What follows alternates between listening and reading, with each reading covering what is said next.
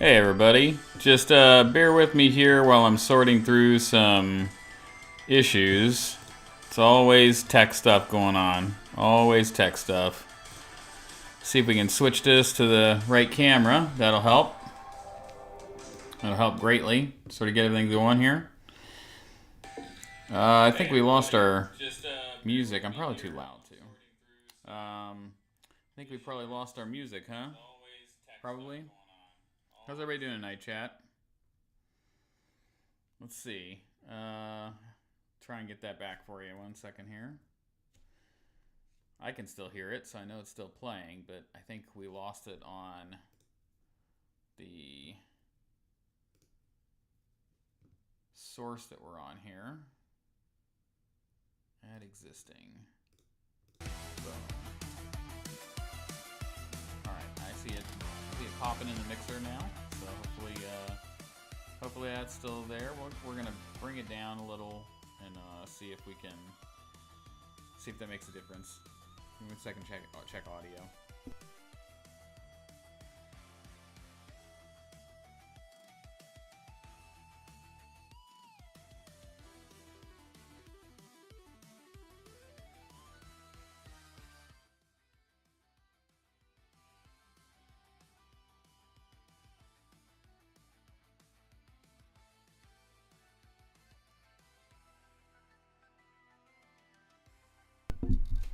Alright, I might have brought it down too much, but tell you what, chat, if you think it's too loud, you let me know.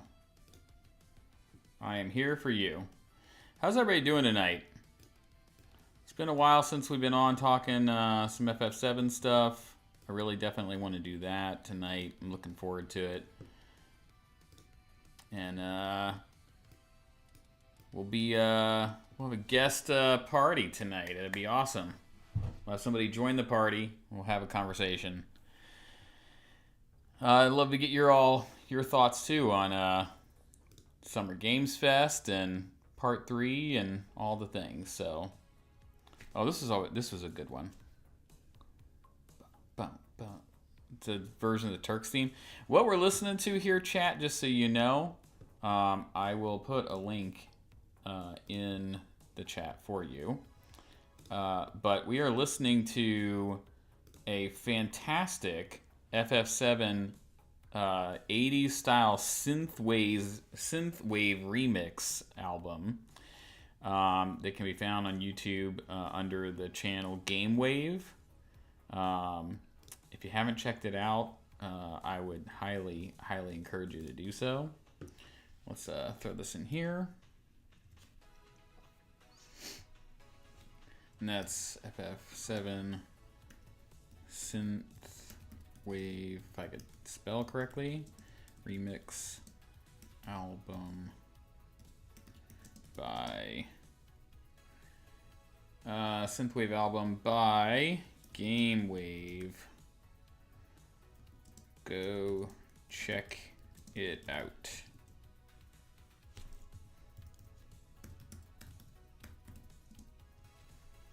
There you go. Excellent. Perfect.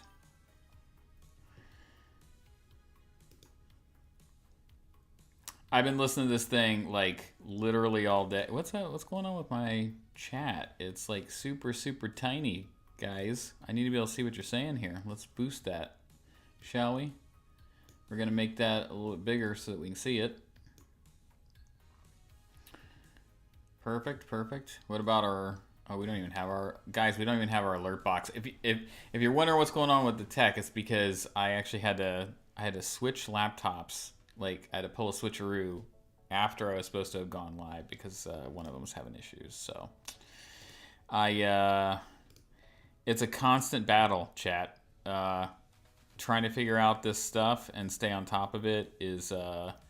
it's pretty difficult to learn. May seem like it's super easy. People can just like go live and do stuff, but trust me, it is not.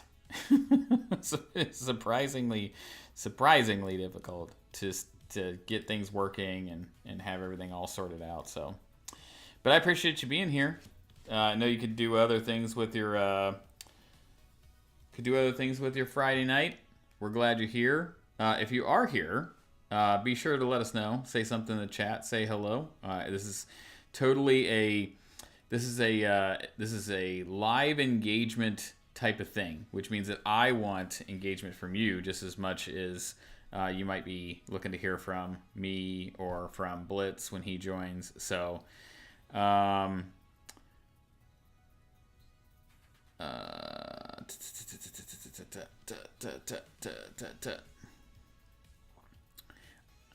when I say I've been listening to this synthwave thing all day, like it's living rent free in my head. I have had it on repeat while I worked all day today.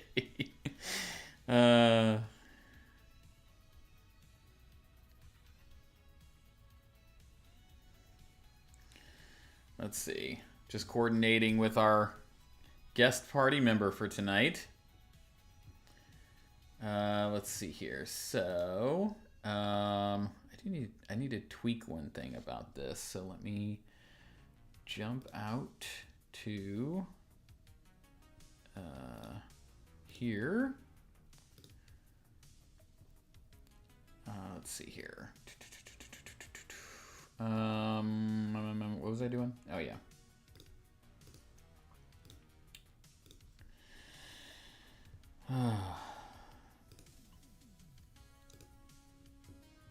I have some questions for you tonight too, chat. Some thoughts I want to get your perspective on. So just hang in there, because you're going to be part of the discussion tonight. I have questions for you. I am, however, going to change the thumbnail for tonight's conversation to the image that was playing pre-chat or pre-stream. Just throw that up there real quick. Wait for it to load up. There it is.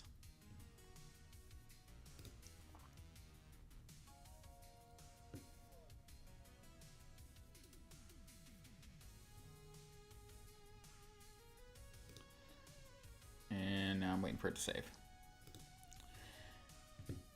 Let's see. There we go. Oh look, hey, it's my shirt. It's the same thing. Okay, did that save? Changes saved. Perfect. So if I go back out to here. Yep, there we go. Sweet. All right, chat. So here's the first question I have for you of the night. I hope you're ready. When we're thinking about part 3, and we're thinking about some of the things that play out over the course of the rest of the story, why don't you feed me a couple of things that you're really looking forward to? I have my own. I'm sure we'll share them. There's some classic moments, obviously. But I'm just curious to get your all's thoughts on what you're looking forward to.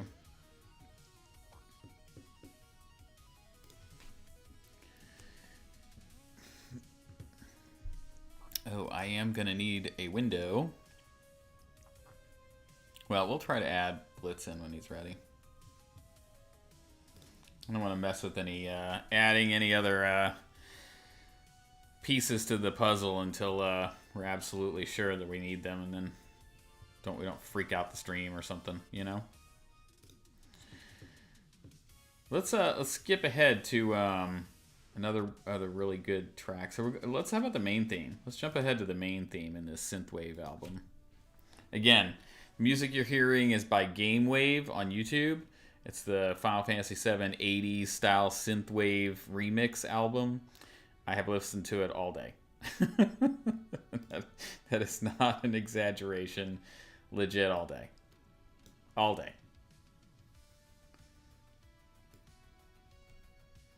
Yeah. Listen to that.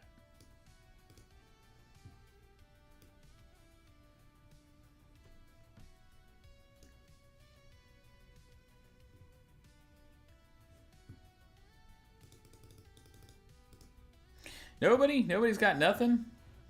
Nobody's looking forward to anything in part 3.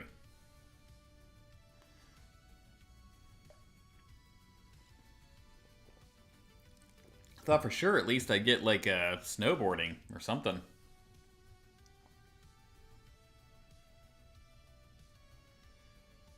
I might back the brightness of my mural down a little bit. It's looks like it's a little overexposed. It's a little hard to make out what's on it. That's too far. There we go. Might still be a little too much. There we go. All right. Well, I think certainly one of the things that I'm definitely looking forward to with part 3, it absolutely has to do with what they're doing with these changes and these pieces, right?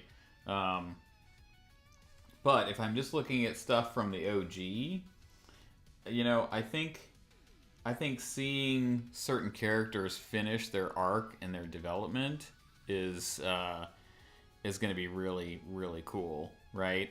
Like, just getting a chance to see Tifa come into her own, see Yuffie like continue to develop. There was a conversation the cast, voice cast had recently at Phoenix Gamescom, and that's what Susie Young said, was like she wants to look, or she's looking forward to seeing the development of Yuffie's character arc and how she's growing as a person. So that will be really cool. But what are you looking forward to in part 3? What are you looking forward to in part 3? Just toss that in the chat while we're waiting on our guest party member. I didn't turn on my Buster Sword. I gotta turn this light on, chat. Hold on.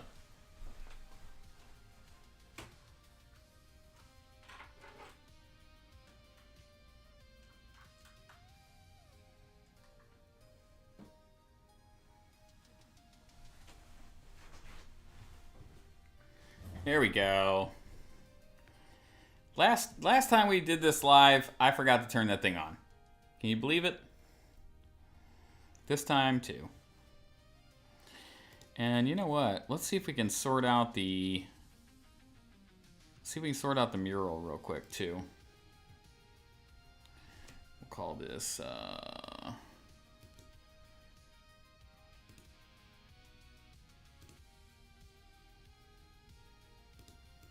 the mural cam.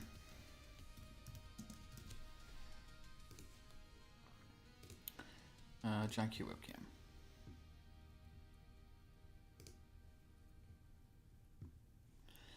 No, nothing. Hey, what's up, Tyler? I probably just disappeared on you, right? Yeah, it's because I'm playing with a camera issue. We're waiting on Bltzz to join, and we're gonna chat some FF7. Thanks for hanging out with us. I think if this mural digital canvas was in vertical, like portrait orientation, Tyler, you'd see some of your stuff rotate in and out of there with a bunch of other artists that I've like gathered over time. But I don't know that I have. I don't know if I have any stuff on there. Do you have any horizontal artwork I could use for this? Because it turns, it rotates on a swivel, so it'll automatically update. Summer Games Fest, yes, dude. We are all looking forward to that. I guess I'm not gonna get this other cam fixed and sorted out. Let me well, I wonder if it's actually not on. Maybe it's not on. Or is it on here? Yeah, dude. If you have artwork that you want to have me show on there, like, please. People see it during my work calls. Even like today, I had a work call, and like just people called out. They're just like, I love this like video game artwork, or this because I have a whole different set that I use for work that's just like video game posters, or like, you know, you know, not like just this has like 700-800 images it's going to cycle through tonight, right? But I got it collapsed down to a smaller set of photos or images that it'll rotate through. And if I turn it vertical, that's where I've got like a lot of like game posters and stuff. So I kind of switch it up, but somebody was commenting on it today. They were like, "That's really cool. I really like that." They also asked what the Buster Sword was because they recognized it. You can format some to fit horizontal, dude. Hook me up. I will put them on there, and they will definitely be featured on there for sure. Let me check in on our guest party member. Looks like he's prepping, which is good. Oh, he says, on my way. He just said in chat, guys. I wasn't lying to you. I promise you, he will be here. Okay, so did anybody else watch the Gamescom panel with the VA cast that I was talking about a minute ago, like with all the voice actors? I think everybody was there. Who was not in that panel? They had the voice actor for Sid, Yuffie, Barrett. I'm going down the line. Tifa, Aerith, and Cloud. So they were missing Nanaki. They were missing Vincent. Obviously, Matt Mercer wasn't there. Imagine you don't show up just to troll. Dude, I know where you live. I would drive straight over there this evening and be like, what the heck, man? I need to see if I can tell it I want to take over this camera. You know what? Maybe if I do this. What if I shut down? If this Mac is not available, I wonder if the other one would. You watch half of it so far. Yeah, I love watching that kind of stuff and just seeing what it is that they're saying, what kind of insights they have, and I like learning about the actual voice actors and like their lives and like what they're into and what they think, just as much as, you know, everything they're giving us performance-wise in the games. So just getting to hear some of their takes on some things or their approach to things. Like the voice actor for Sid had this like this really good outlook on how to handle fear in your life as you're approaching projects or other things. I think if you watch the first half, I'm sure you already heard him say it, but it was really good. Really good. Like that's advice like anybody could adopt, right? It could be advice on getting started with something like this and just like struggling your way through it, which has certainly been my experience. My daughters, who are young adults, could stand to benefit from some of that. So I thought it was really, really good. Let me check on this camera and see if it's on. 1 second.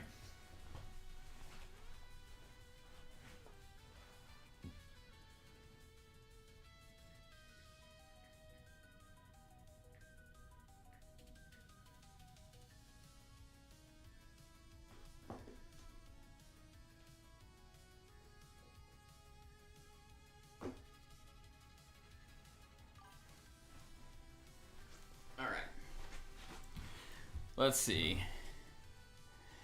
Yeah, you love them. You get to talk to them a lot since you've been getting to draw for them. He is. He's magnificent. Him and the guy who does the voice for Reno too. Just really really solid. I've seen him do a couple of interviews.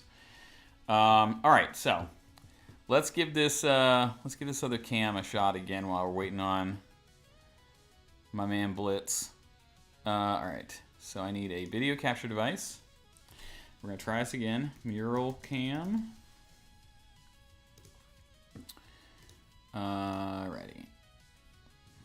Are we gonna get it to show up?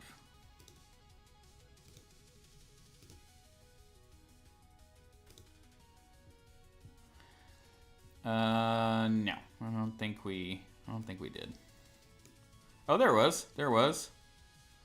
All right. I'm going to monkey with this real quick, chat, so give me 1 second here.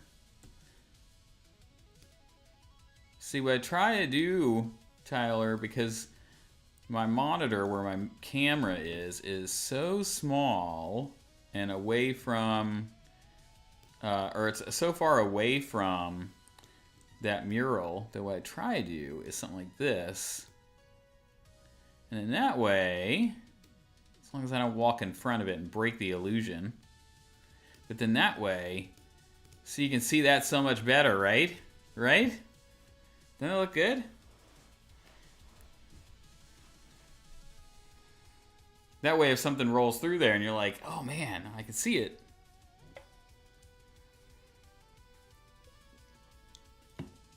My poor dinner. It's just sitting here. I was fighting with technology for like an hour pre-stream, and then, you know, after now that I've gone live, like, I'll reheat it later. I'm not gonna get there right now. Oh, you know what else I could show you? I don't know if any of you, if you follow Bltzz, you might have seen this. Uh-oh, what's this? Uh-oh, I think he's showing up. Video call. There we go. Hey, what's up, bro?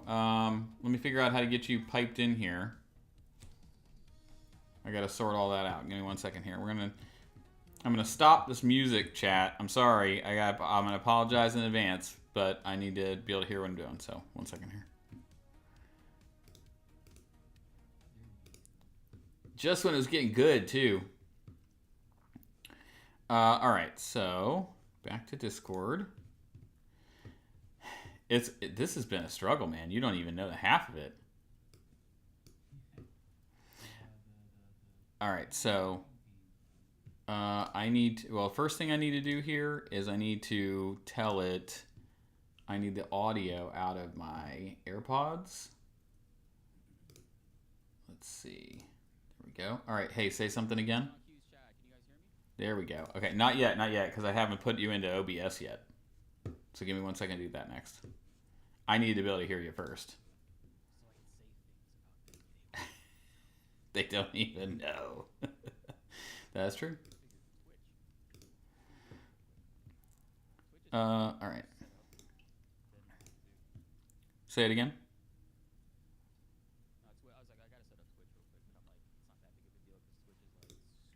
Fast to like set up compared to YouTube. Yeah. Oh, you know what? I lied. They can hear you because I'm pulling in full Mac audio. But what they They heard every. what they didn't hear, or what they didn't see, they're not seeing you. That's what I need to fix. All right. So. Window. Discord. Nope. That's the wrong one. This one. There we go. There we go, chat. We're getting it figured out, guys. All right. I got you on screen now. Now I just gotta trim it down so that we can fit you on here. Oh yeah, I see a little bit of it. Let me make sure it's good on OBS and. Let's see. Where can we put you? Unless I make a side by side, but that would mess up my whole system here. So I think what I'll do, I'll put you down here at the bottom. Does that sound good? Yeah, that's good. And my chat, are you able to hear Bltzz just fine?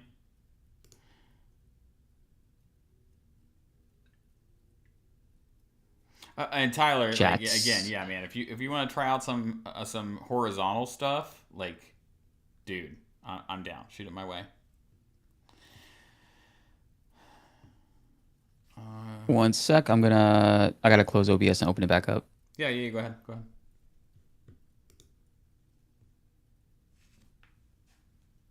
I feel like that mural is still just a little too bright. Oh, look at that shot of Barrett and Marlene. Isn't that great? So sweet. I liked how John Eric Bentley called that out in that panel that they did, Hmm. where he was like, he loves the stuff with Marlene. Yeah, John's the goat. He is, man. He's such a super good dude.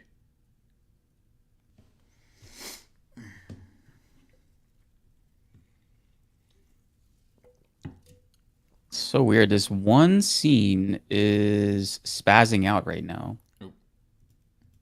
Oh wait, there we go. I think I fixed it.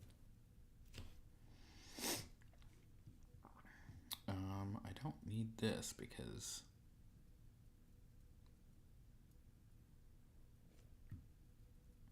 I'm gonna turn the music back on for 1 second. I just need to test like audio in the mix. There we go. All right. Actually, it was pretty good volume. Like it wasn't like overpowering your voice or anything. The music wasn't? Yeah, the music was like faint, but in a good way.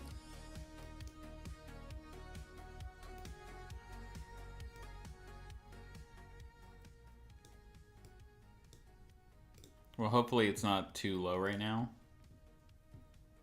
I'll check real quick.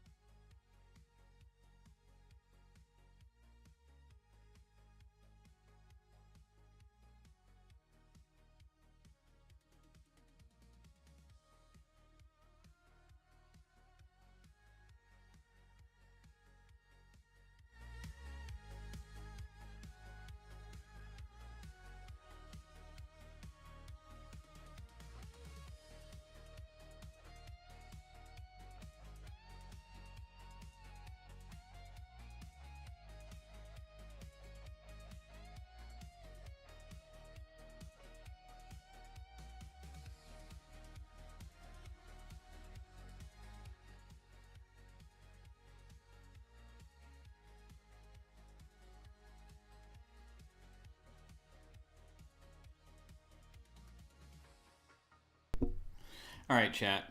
I'm back. I know, riveting stuff, right? We're just playing with technology while you're all waiting for us to actually talk to you.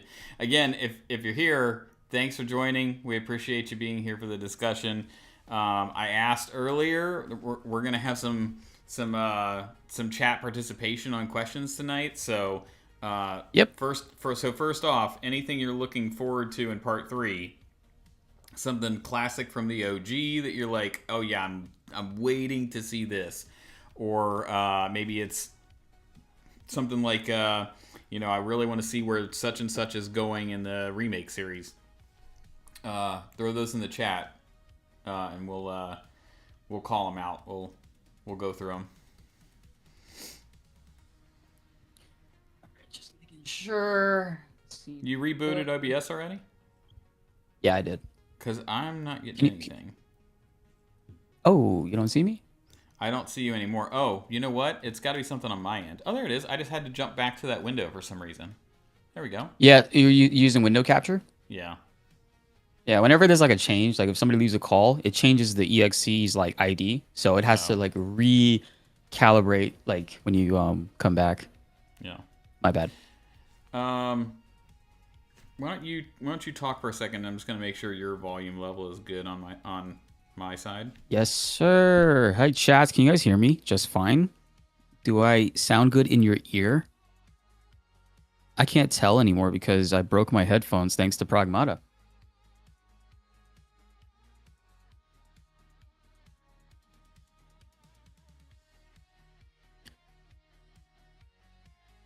Sweet.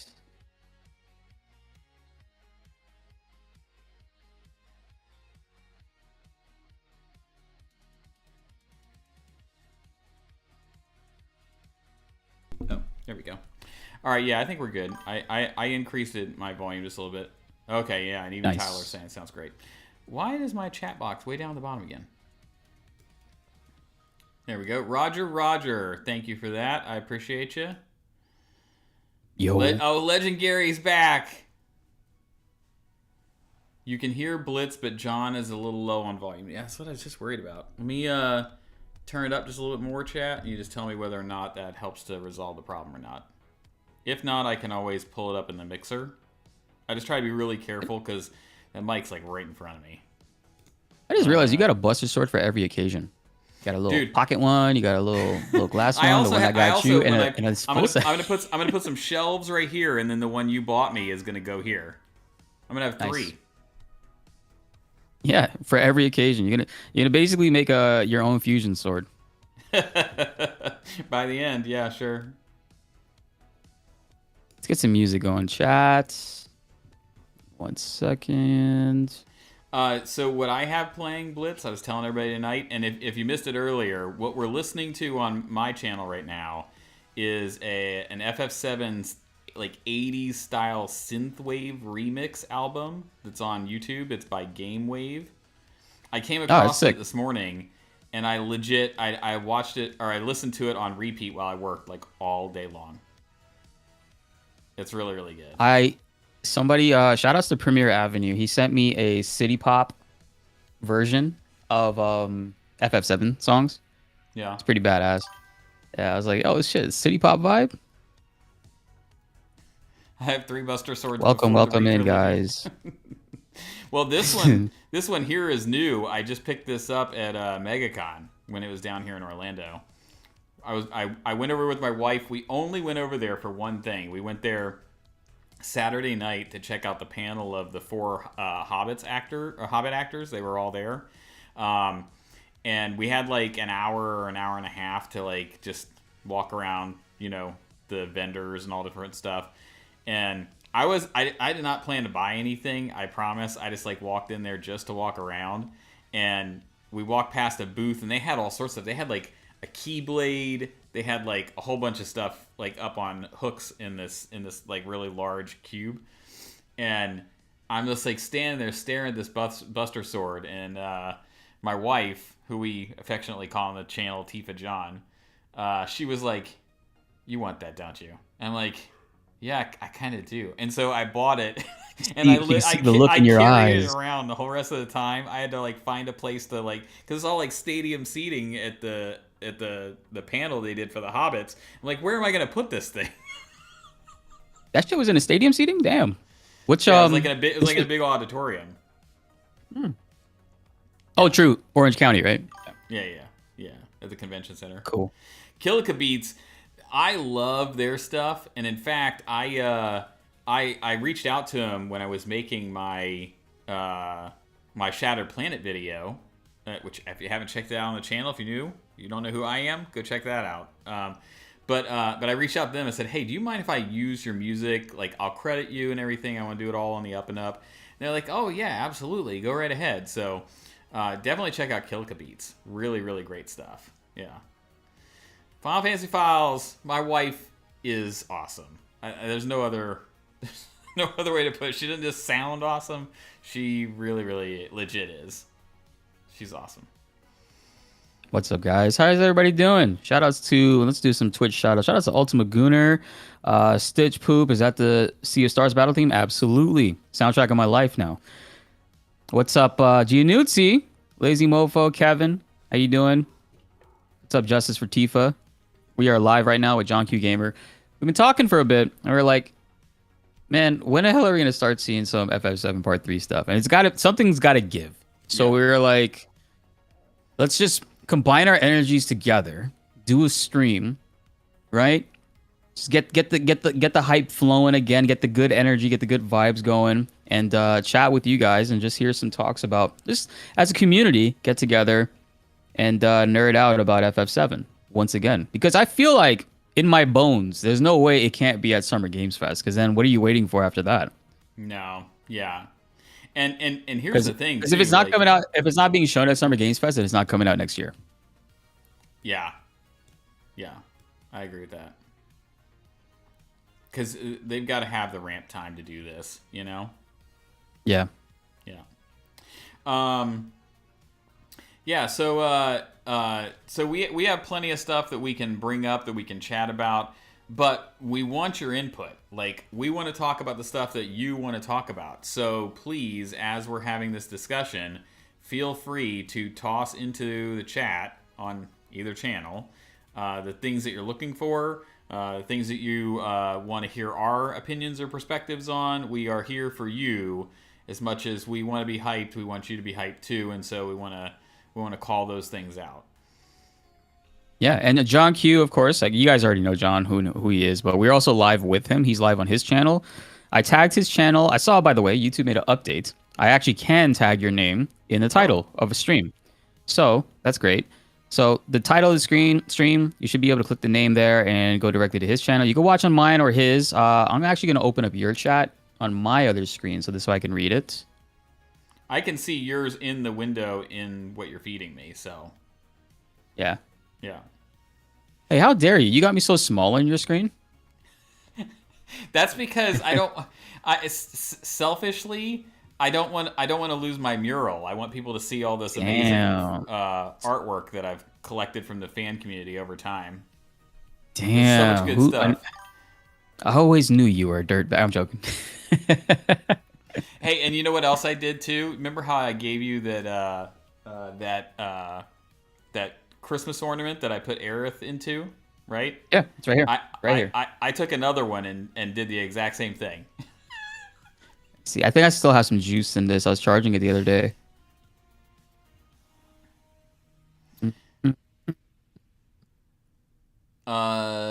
Mob is saying you're in your in window chat display. It looks backwards. Oh yeah, that's because when you what do you call it? When you're doing virtual cam, it mirrors your screen. So yeah, my chat. I'm actually gonna. So I'll just shut that off for now. Let me do that real quick. I've been jamming to this synthwave album all day. It's like can't stop. I hear it and it's like duh, duh, duh. Thank you, Ma. Appreciate that. Hey, McShelly with the gift sub. Thank you for that. Appreciate that. Shout outs to Helio Kami. All right, let's see what we got coming in from the chat here. Feedback on my side. KJP McDonald, sorry. You touched on this in a video, but wondering exactly what is going on with Zack and how much Crisis Core are they going to incorporate. Also, the Ever Crisis First Solar stuff is intriguing, so we'll chat about that. The young Sephiroth thing has got to be purposeful. I agree with that. Final Fantasy Files, I think Part 3 is coming. Hey, is this Spencer? Is that who's on? Just curious.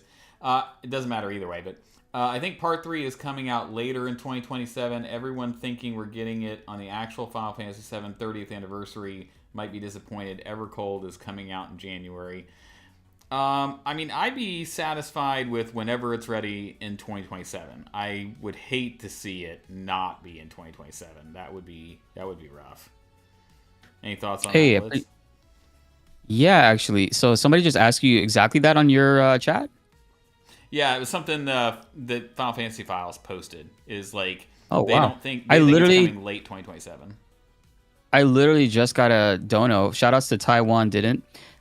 They just asked the same exact question. They were like, keep it up, guys. I got to ask, what do you think? What do you see? When do you see this coming out? I was hoping early 2027, but today's news would Evercold threw cold water on that. That could still be just fine. When is Evercold coming out? Do they have a hard dated month, chat? I think Final Fantasy Files just said Evercold's coming out January. Okay, so then maybe, right? They'll do Part 3 in April, because that's a decent amount. That's 3 months is a decent amount of time, and it would be kind of like linking back up with what they did with Remake. When Remake was originally releasing, it was supposed to come out March 3rd, and then it got delayed a month, and then it came out April 10th in 2020. So January release for Evercold, and then 3 months later, I could see FF7 still coming out there in like Q1 that Q1 period. By the way, thank you for the $10. I appreciate that. I also want to shout this out, chat. Um, Me and johnq are trying to make our way to Summer Games Fest. We both got invited, which is awesome. But we do have a trip fund set up. I have it linked and pinned on the top of the Twitch chat, and I have it pinned on top of the YouTube chat just to draw awareness to it. But yeah, if you guys want, you can contribute to that. You don't feel like you have to, but that is where that link leads to, and I really do appreciate that. Thank you so much. Yeah, I appreciate the call out on that. I don't have anything like that set up, so you know, however you all want to support us, that'd be great. But yeah, I'm super excited because I do agree with you. I think we're finally gonna get some kind of first look at this there, and getting to be a part of that would be incredible. Especially considering, you know, I don't know, just everybody's journey is different, but my journey has been like this crazy wild thing. If anybody doesn't know, if you haven't joined a live stream or whatever, where you're not as familiar with me and my background, but I was just like, I played Remake in 2020 when it came out, when it got delayed to April, and then obviously COVID hit, and I was just mesmerized by this game and what they had done with the first part. And I had so many thoughts, and I had so many questions, and I had no outlet for it because no one, my family doesn't play except for one of my brothers. My older brother is still holding out, chat. It's been 6 years since Remake came out, and he is still waiting because he wants all three parts to be available before he dives in. And I'm like, bro, you are killing me, right? Can't even talk to him about it. So I keep pushing him, and he just won't do it. So, but my point is like, I was like, I don't know what to do with all these thoughts, all these questions, and so I started just consuming everybody who was talking about it on YouTube, on Twitch, etc. So that's how I actually found Bltzz. That's how I found, a bunch of other content creators. And I just like watched all their stuff and everything all the way through when Rebirth came out and more creators were coming along. And then after Rebirth, it just built on that significantly. And finally, I was just like, I just have to join the conversation. I just have to start doing something and just start getting some of these ideas out there and actually having conversations with people. And that's what drove me to do this. So that's kind of, the short version. But to think about like, from that arc to like last fall when my channel really kind of like took off a little bit to where I am now and potentially fly to LA, it's just like I'm blown away. Yeah. So one of the first things I've always wanted to do content creation since the, I guess you could say, early Call of Duty days, where like White Boy 7th Street was a channel and like all these other like COD creators. I thought that was really fascinating, and I really wanted to do that. Tried it, obviously oversaturated, never really worked out for me. Dove into fighting games, and that seemed to work for a little bit, but it really started to take off with FF7. And with my journey in FF7 Remake and content in 2020, I realized that a lot of the misconceptions I had with content creation, YouTube, and how this whole thing works, and our reach as a channel, no matter what your size is massive. And part of my journey is in this whole entire sphere is trying to help other people that are viewers that want to do something similar, that want to share their voice, that have great opinions, realize that they can, and there's so many people that I've gone out of my way to like listen to, chat with, and talk with about this stuff, because my success and my path through this isn't something that's like luck, really. It's just like something that once you realize and people realize you have a passion for this and you put that out there, it sort of brings the rewards with it, So like any creator I've ever had the opportunity to chat with, I always do, because I like to see people that have dreams of doing this stuff eventually end up doing it, like yourself. Like me and johnq met at a movie theater. This was such a wild and serendipitous story. It was so crazy. Like, it was Advent Children, right? it was the Advent Children when they re-released it in 2024, early in February, It right? was like it was Was it? like literally like not even a month before Rebirth came out. Yeah. So it was a few weeks before Rebirth came out, and I was late. Like, I was like, I was kind of mad because I left the house too late, and we live far from this theater, but it's a nice like theater I wanted to go specifically because I like the area, and we ended up showing up late, and our reserved seats were taken. So I leaned over and I asked John Q. I was like, "Hey, are you guys like sitting there?" And he was like, "No, I'm here by myself. I don't know who they are, but you can have these seats here," which ended up being better seats, honestly. Like me and my wife ended up sitting in the middle, and this dude had to listen to me explain to her what was happening in every scene because we showed up like 15 minutes late, 10 minutes late. But and obviously, Advent Children is not the most narratively accessible watch for Yeah, anybody that's never really. it's a little difficult to follow a little bit. Yeah. Yeah. So at the end, me and her are laughing because she's just like, that was such a weird movie. And the lights turn on, and John Q sitting to my left, and he was like, "Hey, are you? Don't what did you say?" He's like, "Don't mind me if I asking, are you Well, Blitz?" And I'm like, "Oh yeah, yeah, bro." so from my perspective, guys, like he's explaining during the credits as I'm just like taking in the movie that I just watched over again and reliving some of like the hilarious scenes with Reno and Rude. I think they steal every scene of that movie they're in. And I hear him explain to her like some of the stuff that was going on. And chat, in my brain, I'm like, this guy's voice sounds familiar. Why do I know this guy's voice? And I'm like side eyeing him, and I'm like, oh my gosh, I think that's Blitz. And so then I asked him, I was like, hey, you make content for like YouTube and Twitch? And he's like, yeah. And I was like, are you Blitz? And he's like, yeah. And I'm like, oh my gosh, like I follow you. And look at that. If I was late, if I was early and probably sat in the seats like two seats over, we probably would have never met. Yeah, yeah. But then It's we hung crazy how that out for works out. like what 3 or 4 hours. We closed down the bowling alley across from the movie theater. Oh yeah, We were just like chatting all night, yeah. and it got to That be was so freezing. funny. Yeah, it was cold. We remember we were sitting next to those heaters they had, and we were like trying to get closer to them to like stay warm. Yeah, Yeah, we ended up shutting down that bar right outside. yeah, Yeah, that was a fun night.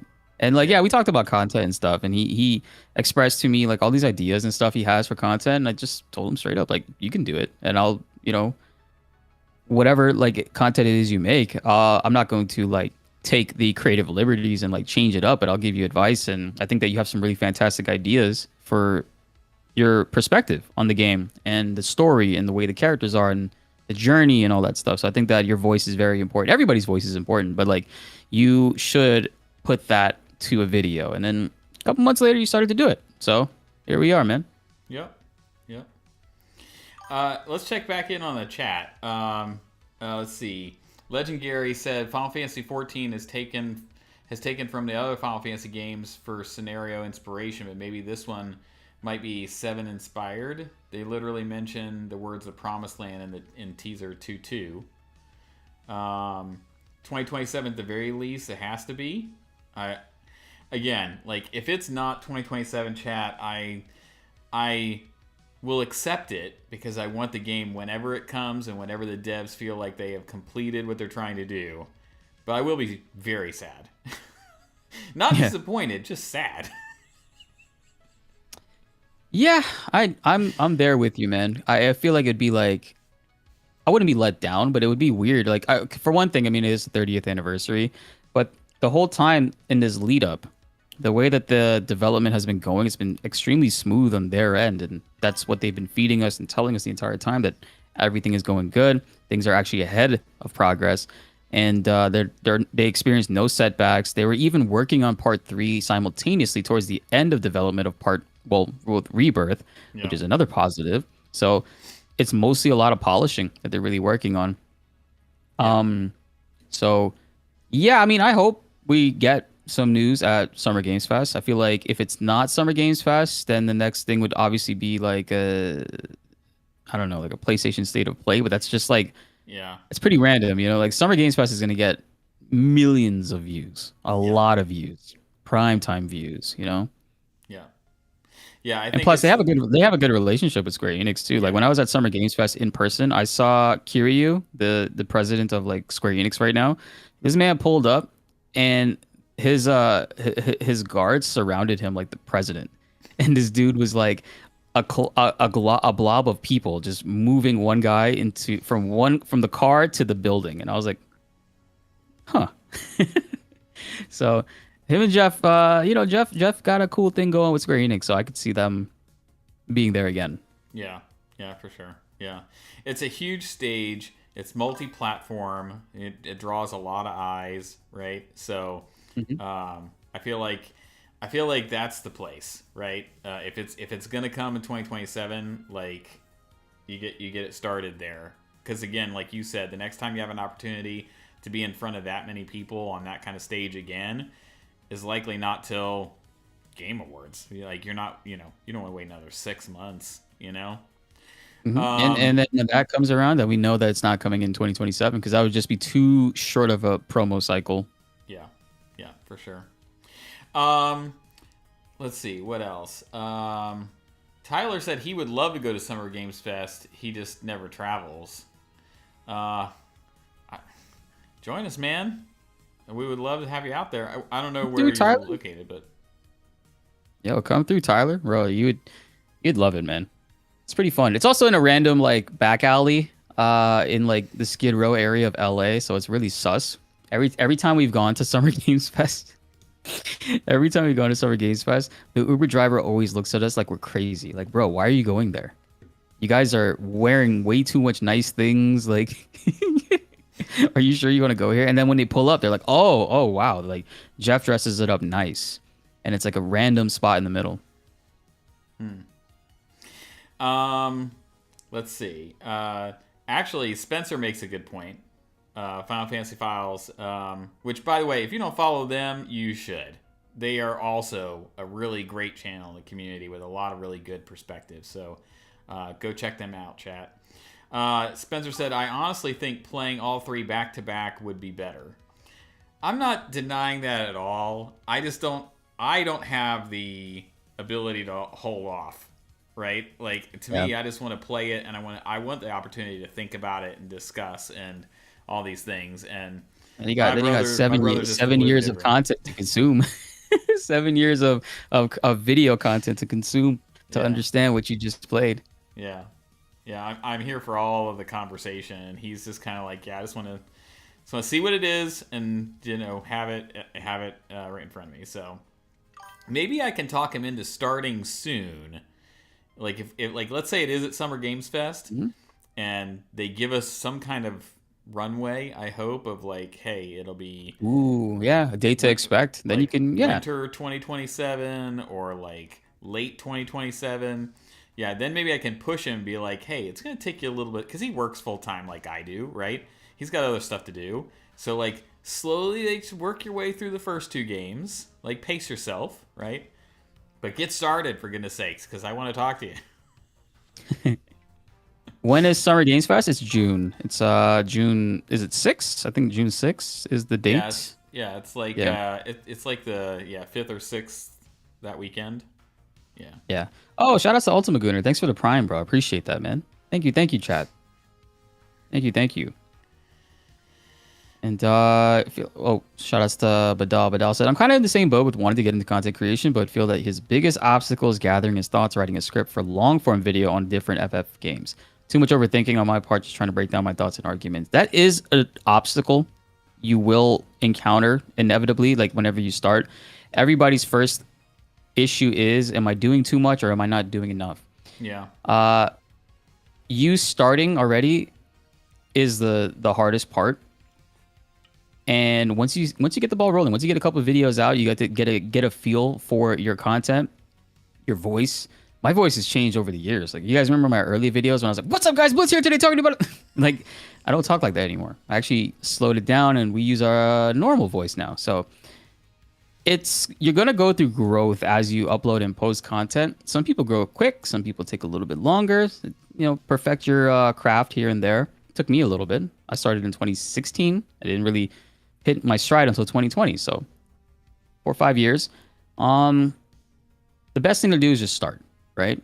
And yes, scripting can be daunting at first, but it really does go a long way when you script and you have your thoughts together and be able to like articulate them in a really well-paced manner, you know?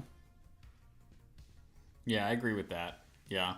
And I think part of it too is like, because I've had a couple of people approach me and be like, "Hey, can you like give me some pointers, give me some advice? I know you deal with this a lot. I use you as a sounding board, like you said earlier, right? And I'm happy to serve in that capacity, for others as well.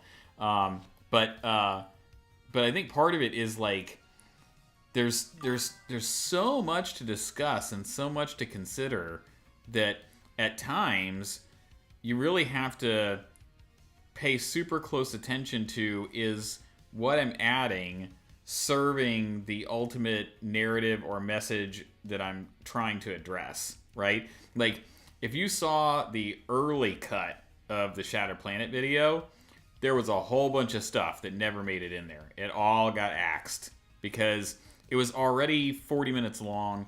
It was already jumping all over the place to try to piece all these like different puzzle pieces together, put them side by side, and see what the games are telling us. And I really had to figure out how to tell that in a tighter way. And so I was like, okay, this maybe also helps, but it's got to go, right? So I think part of it is just like making sure that whatever you're doing is serving that particular message, and don't get rid of the other stuff. Just shelve it, and it might work elsewhere for you later, right? Yep. You could always repurpose content. Always repurpose content, things you cut from things. There's a lot of moments that, like, I don't know if you guys have seen it recently because YouTube's weird. It'll only recommend you things that you guys are interested in. And you guys know I do a lot of different, like, content. So I've been doing platinum journeys at least once a month. I'm trying to do one for different games. Most recently, we did Pragmata. And which was Pragmata, great. That video was really, really good. Thank you. I fought myself so hard with that video because I'm like, I'm not making this over 40 minutes long. I need to get this video under 40 minutes. And I was able to get to 38 minutes, and probably now I could cut a little bit more. But the video is out, and the algorithm seemed to like that one more than the previous ones I did. So I think that's the direction I'm going to be going with in the future. But I did have to cut a lot of pieces that I felt were great, and I'm like, man, I don't want to lose this, but I'm going to repurpose them as shorts. Them as shorts or other forms or aspects of content and B-roll and stuff. So you could always do that with every piece of content that you're cutting out of like your videos. And I recommend you do that. Don't necessarily delete it from the timeline, but group it, move it to the side. That's how I work in Vegas, and I'd never really delete things from the timeline. I'll split it, move it to the end of the timeline, and mark it or like name it something like for use later, or if I have an idea. And that's why 2 months ago we had so many shorts. There's just so much like shit happening in my head when I was editing, and I was like, you know what, just pump these out. So yeah, that's always the great aspect of it. Yeah, I work in Premiere Pro, and I open a separate project and just dump stuff into that empty project of like clips and stuff that I've cut out that I'm not using, right? Yeah. And the same thing too goes for, surprisingly, if you're live streaming. Like, let's say you're live streaming a game, right? We'll use your recent experience with FF8 as an example, because it was absolutely hilarious, chat. So he had this experience where he was playing Triple Triad, and he had the computer dead to rights, and it flipped the entire board on him, and he just got up out of his chair and walked out of his room, and he didn't come back for a while. But like, you can totally use that as content, right? Like, even if it's like, oh man, I messed up this level, or oh man, I keep dying, or whatever. Like, another good example of that is watching Mac's compilation recording that they cut down of him playing Super Mario World for the first time they did recently, right? Like, he was dying right and left, but like, chat, that's all still just engaging content, right? So yeah, you get the essence in the sense of playing Mario, watching this happen, right? So yeah, you just like he said, the biggest thing is like just if you're not doing it, starting, right? Like you could Yeah. just kill yourself to death over just like trying to get ready, trying to get ready, trying to get ready, and at some point you just gotta go, right? Yeah, I think somebody. I'm trying to find the message. Somebody said that they're worried that they're just not entertaining. Um, you grow into that. You grow into that because when I look back at my older videos, I wasn't really entertaining. I was trying to mimic too many things instead of being myself, and I realized that a little bit later in content creation. And ultimately, where I'm at now, I'm glad that we kind of like we have the community that we have, and we're doing the content that we're doing now, especially in those moments like he was saying where we fail. That's where your entertainment comes in your fails. Like people always will appreciate you and appreciate the content when you kind of showcase yourself in like a vulnerable way like that. Like I was gloating like crazy in that clip. Like I was talking mad shit, He and then was. it happened, and I'm just like, you know what? I'm done. I actually somebody gave me a really good idea. So for that short, I did edit it. Uh, but I'm thinking of like doing a really funny bit where I set up a tripod and I walk outside my house. And then I set up the tripod, I'm walking down the street. And then I go to like my downtown area where there's a train track and I go and I lay my head down there. That's what I'm so I'm like, I'm gonna go ahead and try that. I'm gonna go ahead and film that. I think that'd be really good for that video. Yeah. But Yeah. your failures can always be repurposed into content. Your audio flubs, your stutters, all that stuff. Well, and I think that there's so many content creators out there who could just focus on perfection. And you tell us, chat. You tell us, the two of us in our respective chats, if you agree or disagree with the statement. But I think what I really appreciate a lot about content creators in today's space, as opposed to like the news or like other production style things, is that it's not perfect. Like you're seeing real people in a real scenario, really engaging, and it's not curated and manicured and like totally perfect, right? Um, I think that brings something to it that I get out of it. I don't know if you all feel the same way or not, but um, that's how I feel. Yeah, I think so. I think that what's been really cool about this whole FF7R experience is the community's growth in a lot of ways where every year there's like somebody that I recognize in my chat that's coming out and like making their own content, you know? Like my moderator, Anthony Gianuzzi, he's in our chat right now. Gianuzzi was, well, he's always been a mod. He's like one of my first mods on the channel. But one of the things that gravitated him towards my channel was doing combat stuff and like remake. And he's not necessarily trying to do like speed runs, but really ridiculous challenges, like solo run Tifa versus like the hardest bosses in like Training Simulator, and posting videos about that and tips and guides and all that stuff. And so it's like it was really cool to see him like do that because his video started to do really well. He started to make a name for himself in like that community and being basically a monster in the game and combat and stuff. So it's like there's so many different people I've seen. Like Subtext was a regular viewer, and Subtext is a content creator that everybody's like very familiar with now, you know? Like I Yeah. remember when I used to see his names in my chat all the time, and like that big video he put out and his live streams he's been doing recently, he's really hit some solid footing. And obviously johnq Gamer, who I'm chatting with right now, you know? So you guys have the opportunity. I think there's plenty of opportunities for everybody. You just have to see like what your passion is behind this stuff, right? Like for me, it was like combat stuff. I like the combat. I like talking about the game, its mechanics, its guide stuff. So that obviously grew into what it was. Found a crowd for that, and here we are now. So everybody has something a little bit different that they can bring to the table.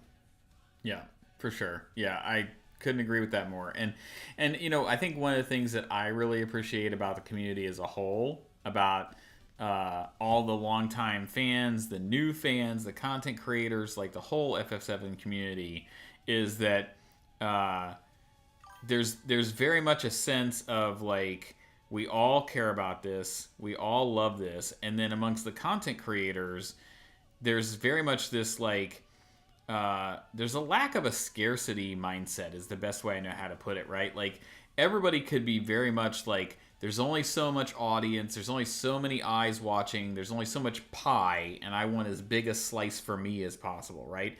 But that has not been my experience with anybody I've engaged with at all, right? It's been, no, how can we just, there's more than enough to go around if we just bake more pies. If we all make content, then we're like, the community is better off, all of us content creators are better off, everybody has a better experience, and like, we can all share in the success, right? So I love that about the community for sure. Oh, we went all the way through the album chat. I got to restart it. Yeah. Yep, man. Oh, yo, shout out to Mr. Bigglesworth in your chat. He said he nuked everything with Holy and Final Fantasy Tactics. GG's, let's go.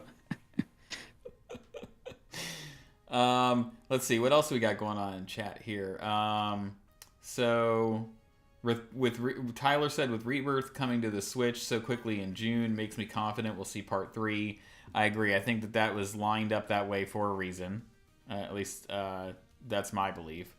Damn, I gotta do the platinum. I gotta do the platinum soon. Then. Oh shit. yeah, June's coming around. Yeah, you do. Yeah, that's been on the back burner for a while now. But hey, it totally fits in with like promo all cycle the timeline. Yeah, the platinum. Well, all the platinum stuff you've been doing, right? Just it's another game that you can go platinum. Let's see here. Final Fantasy Files said, also lean into what makes you special. Don't try to be Max, Subtext, NSP, Bltzz, johnq, etc. Do what makes you happy, and people will come if they resonate with you. Authenticity is very noticeable. Couldn't agree more. I find it honestly just personally weird to see my name in that list. I appreciate that, but I do agree, absolutely. Everybody has stuff to contribute, like Bltzz said earlier, right? Yep. Everybody has something that they can do, contribute, and bring to the table. You know, and like one of the biggest things I will say that I've noticed a lot of people are very worried about, even other creators mentioned this to me too. If somebody's made a video already, they're worried that if they make something on the same subject, nobody will watch theirs. That's not true. That's not true at all. We are so starved for content in this community. Yeah, we are. That people are like, they'll watch one thing and then jump to get recommended something, watch that. Get recommended something, watch that. They'll probably watch like 5 videos in a row about the same thing with different thoughts, different perspectives, and take either something away from that or come up with their own thing from that and then create their own thing from that. You know what I mean? Like I don't think that there's one video that's the end all be all. And even if you feel like you made a mistake in like this video, then you could have did something better with this. You could do that in your follow-up video, you know? Yeah, for sure. Well, hey, what's up, Chris? How you doing, man? So speaking of Final Fantasy VII and being starved, do you want to dive into a little conversation about actually the game? Yeah, after I talk about Gianuzzi mentioning Tifa and Street Fighter, holy crap! Yo, I hope so. I really hope so. Yeah. Did you hear about that? I did, and I also hope so because I think she's a perfect fit to put into fighting games.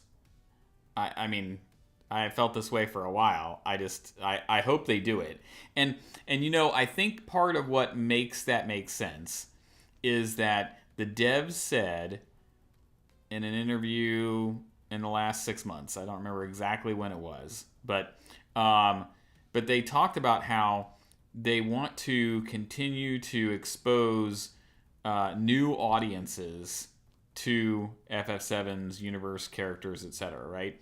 And I don't think I think it was like right around when the Magic the Gathering collab happened, pretty sure. Yeah.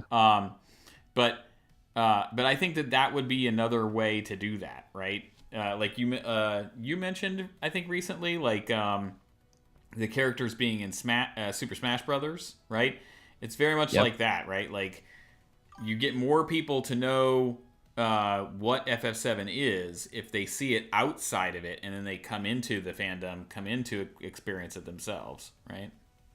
yeah, like I will I'll be the first person to admit and say like I've said this from the beginning. I think that the way Square Enix handled marketing for Rebirth was bad. Like they Yeah. didn't do a great job at all with it. They had a cookie company, a Porsche car that I'm pretty sure 99% of the people that are playing that game are not going to be driving. And also the game is about saving the planet, and you're driving around it just doesn't make sense to me. Yeah. Uh, they And had the mental a health awareness billboards. the mental health awareness billboards are cool, but the problem with that is doesn't say Final Fantasy on it. That's what I'm saying, right? Is like, Yeah. yeah, it's out there, but Yep. there's no direct link that would help anybody to understand what they're looking at other than, these people saying, "Oh, are you okay?" Yeah, it's random. It doesn't really fit within. They had a cookie company, right? No, I talked about the cookie company, and they had Apex Legends. They had Apex Legends with that game had a really cool collab where they had unique character skins. They had Tifa skin, Aerith skin, Cloud skin, etc. in Apex.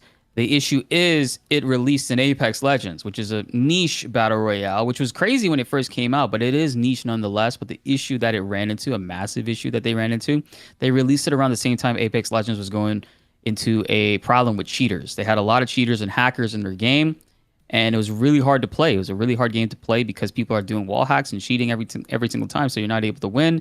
And it was also the content was done through loot boxes, which is not great, and you don't want to spend that much money to unlock all of it, right? So the best option there would have been to go with Fortnite, which if they'd missed that train, like if going forward they do Street Fighter and Fortnite, I think this will probably be the best marketing cycle they've ever done because ultimately that is where the wider market is. That's the mainstream market, and it's proven time and time again. Fortnite is an actual great funnel to get younger audiences into your game, into your community. You know what I mean? Yeah. Yeah, I agree with that. If you want to shoot for newer audiences, or especially all these articles are like, oh, I mean, I'm gonna put myself into this category, chat, but like, the FF7 audience is old, right? Like that's basically what we've been hearing out of some of the articles that were shared a couple months ago. Yeah. That's one way to help address that, right? Is be like, well, if you think we're old, if we're skewing, we need to skew younger, or we need the next generation to have exposure. Well, then you go to where they are. Yeah. And people will say like the turn. It's I don't think Claire Obscure Expedition 33 was as successful as it is because it's a turn-based game. I think it's as successful because it's a great game that is turn-based as well, but like it introduces very fresh and unique elements within that game that are addicting, and its aesthetic and its music and its characters and its story as well. But it's also very engaging. And that game today it has its 1 year anniversary and has sold 8 million copies and is catering to the older fan base. So I think that Square Enix is they hit the right game, I would say, with Rebirth. Rebirth is an infinitely better game in my opinion, the way it plays and the way you actually control and like move around characters compared to Remake. But when it comes down to it, at the end of the day, they are taking wild swings into new directions that I don't think are landing very well, and their marketing is very, very subpar. So they need to really like lock in on that, and then people will come. People will be there, man. Like 8 million copies for Expedition 33, and that game was also on Game Pass. The game released on Game Pass. It's a free game if you have Game Pass, but it still sold 8 million copies. You know how crazy that is 1 year later? Nuts. Yeah, that's a lot, right? And I think, like you said, like it's Expedition 33's success was for a great many reasons, right? Everybody likes to just point at turn-based combat and then criticize Square Enix, right? But it had fantastic music, it had a compelling story, it had really good characters, it was paced pretty well. I'm only through like midway act 2, so like I haven't even finished it yet because it's been too much in my life to be able to go back and finish it. But yeah, there's a great amount of reasons, right? Yeah. It launched, like you said, like to various audiences. It wasn't just like locked into some exclusivity, right? So I think that helps. Mhm. So Yeah. That'll help tremendously. Like, if part three launches on every platform, I'm all for it, man. Like these console exclusivity wars and all that stuff, that's not the type of thing that's gonna help benefit Square Enix in any way. That's something that'll help benefit Sony because at the end of the day, they want to sell more platforms, they want to sell more consoles, But yeah, being available on everything, especially PC day one, PC's become a massive market over the last like 5 years for like single player games, and people really need to recognize Square Enix. I think recognizes that now, and going yeah, forward, they make that decision. It'll be more beneficial for them, not just for like FF7, but in the future for other games. Somebody asked, did Square really say they have a problem with age range, or is that some random article? No, they've been saying that for a while. With 16, when FF16 was coming out in its promo cycles, Yoshi P many times was saying that they're trying to find a way to branch out into younger audiences, get more of people that play more widely played games like God of War and stuff. They want to appeal to more of that younger demographic and also open up and get a newer audience in. And they were hoping that with 16 they could do that, but my opinion, I think 16 was just not the direction they should have taken it. But it is what it is. It didn't really work out that well for them. But yeah, they do have an age problem, but it's not. I don't think it's a problem. They should just lean into it. yeah, Lean into what your audience likes, what it's been built off of. yeah, for sure. Yeah, Mr. Bigglesworth in my chat said that he cited part of that. 42 years old on average was the age of a Final Fantasy VII fan. Yeah, and I'm not even in that. I'm 33. Well, I skew a little older than that, chat. So, uh, like, I graduated high school around the time FF7 came out. So, that gives you an idea how old I am. Back in the day when you guys used to play outside, did you play outside with that stick and the hoop? Just roll it up and down the street. I refuse to answer that question on the grounds that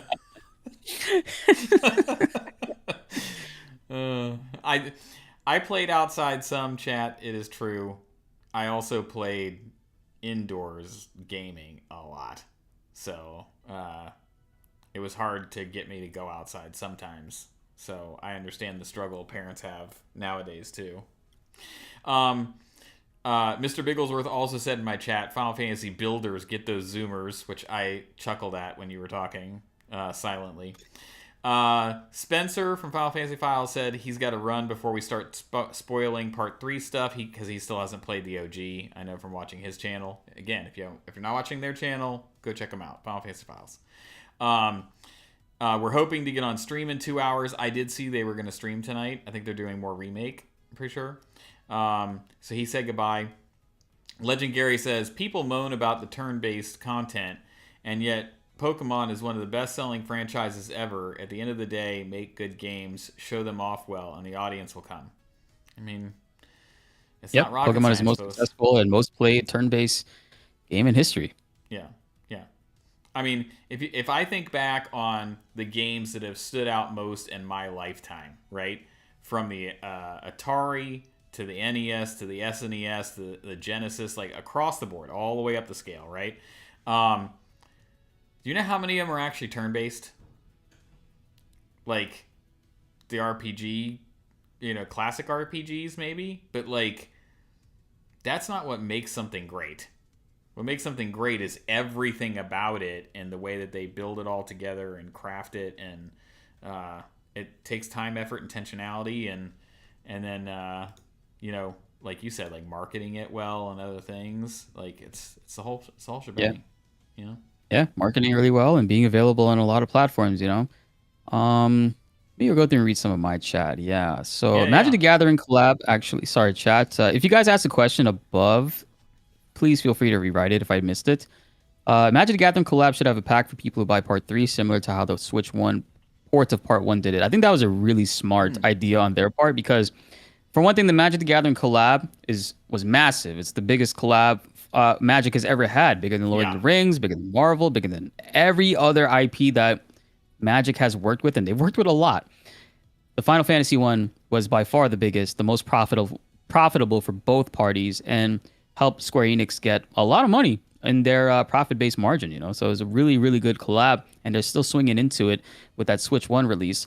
Releasing an exclusive card is going to do wonders for many reasons, because collectors are going to go crazy and want to buy out like physical copies and get that stuff. Yeah. But it also will drive out that hype. It's beneficial for both parties, I think. So that's a great idea. I definitely hope they swing into that for part 3. Yeah, I'll toss out there too. If you think about some of the collabs that Magic has had afterwards, they're not small IPs, right? Ninja Turtles, Spider-Man have come Avatar. out since then, and they haven't compared, right? Like, Yeah. that was Sonic. a really strong, solid one to do. Yeah, this was insane, man. It was crazy. Yeah. Yes. Let's see. Yeah, Yoshi beat the dad with 16. We were there. Yeah, Gianuzzi, we were in the crowd. He said it right then and there, live in front of everybody, that it was they're trying to get the franchise to appeal to a wider demographic, which I can't knock them, because that's a great thing to strive towards. I just think the execution wasn't there, and it's unfortunate, but it is what it is. You roll with the punches, you take your L's, and you move on. Yeah. How about Barrett in Call of Duty, or Vincent in Resident Evil? The Vincent Resident Evil one could be interesting. I see. There's more questions. You know what? Here's what's interesting.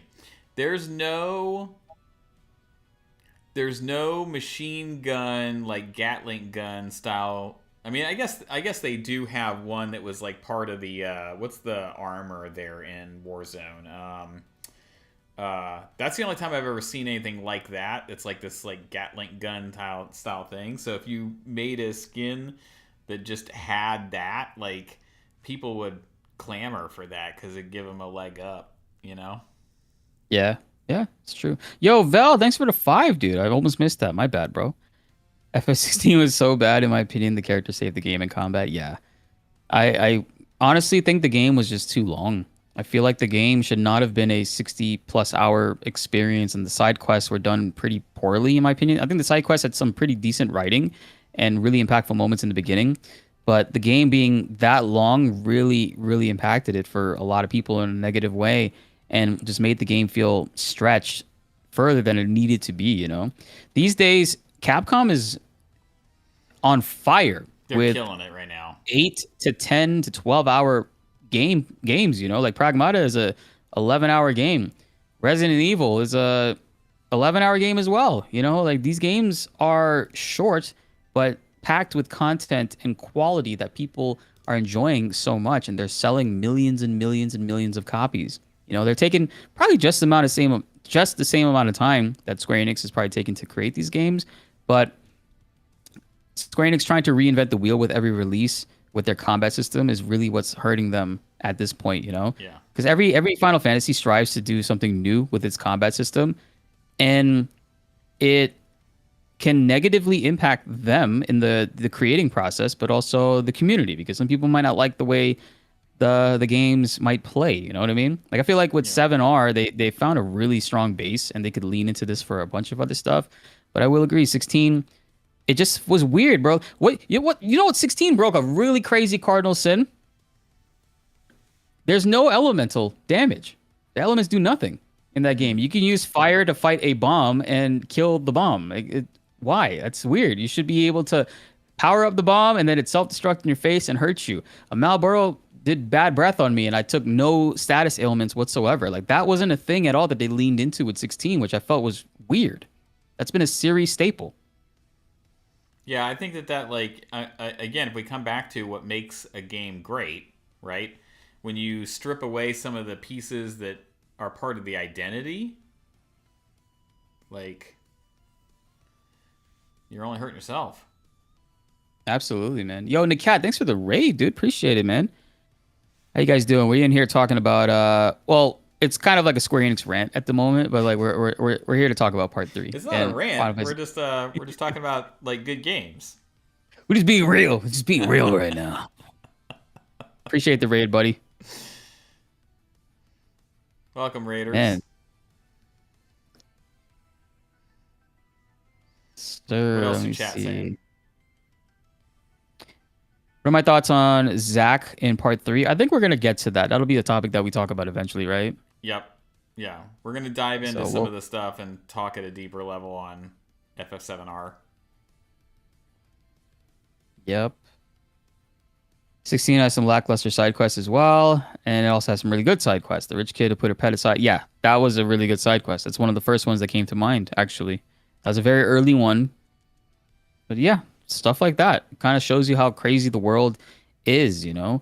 That's what I look forward to in a side quest. Is like, is it me putting plates on a table and collecting things and returning back to a store or something like that, or am I going through this like world and experiencing a really tragic event from a NPC's eyes and kind of getting a different perspective, right?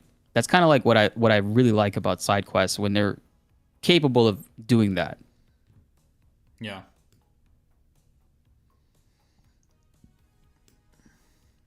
Yeah. All right, cool, cool. I think we're ready to jump into the main course now that we warmed everybody up. Yeah, shout out to everybody hanging out with us, by the way. Yeah. Thanks Appreciate you everybody for guys. tuning in. I'm sure you got plenty of things you could do on a Friday night, but we appreciate that you spend some time with us.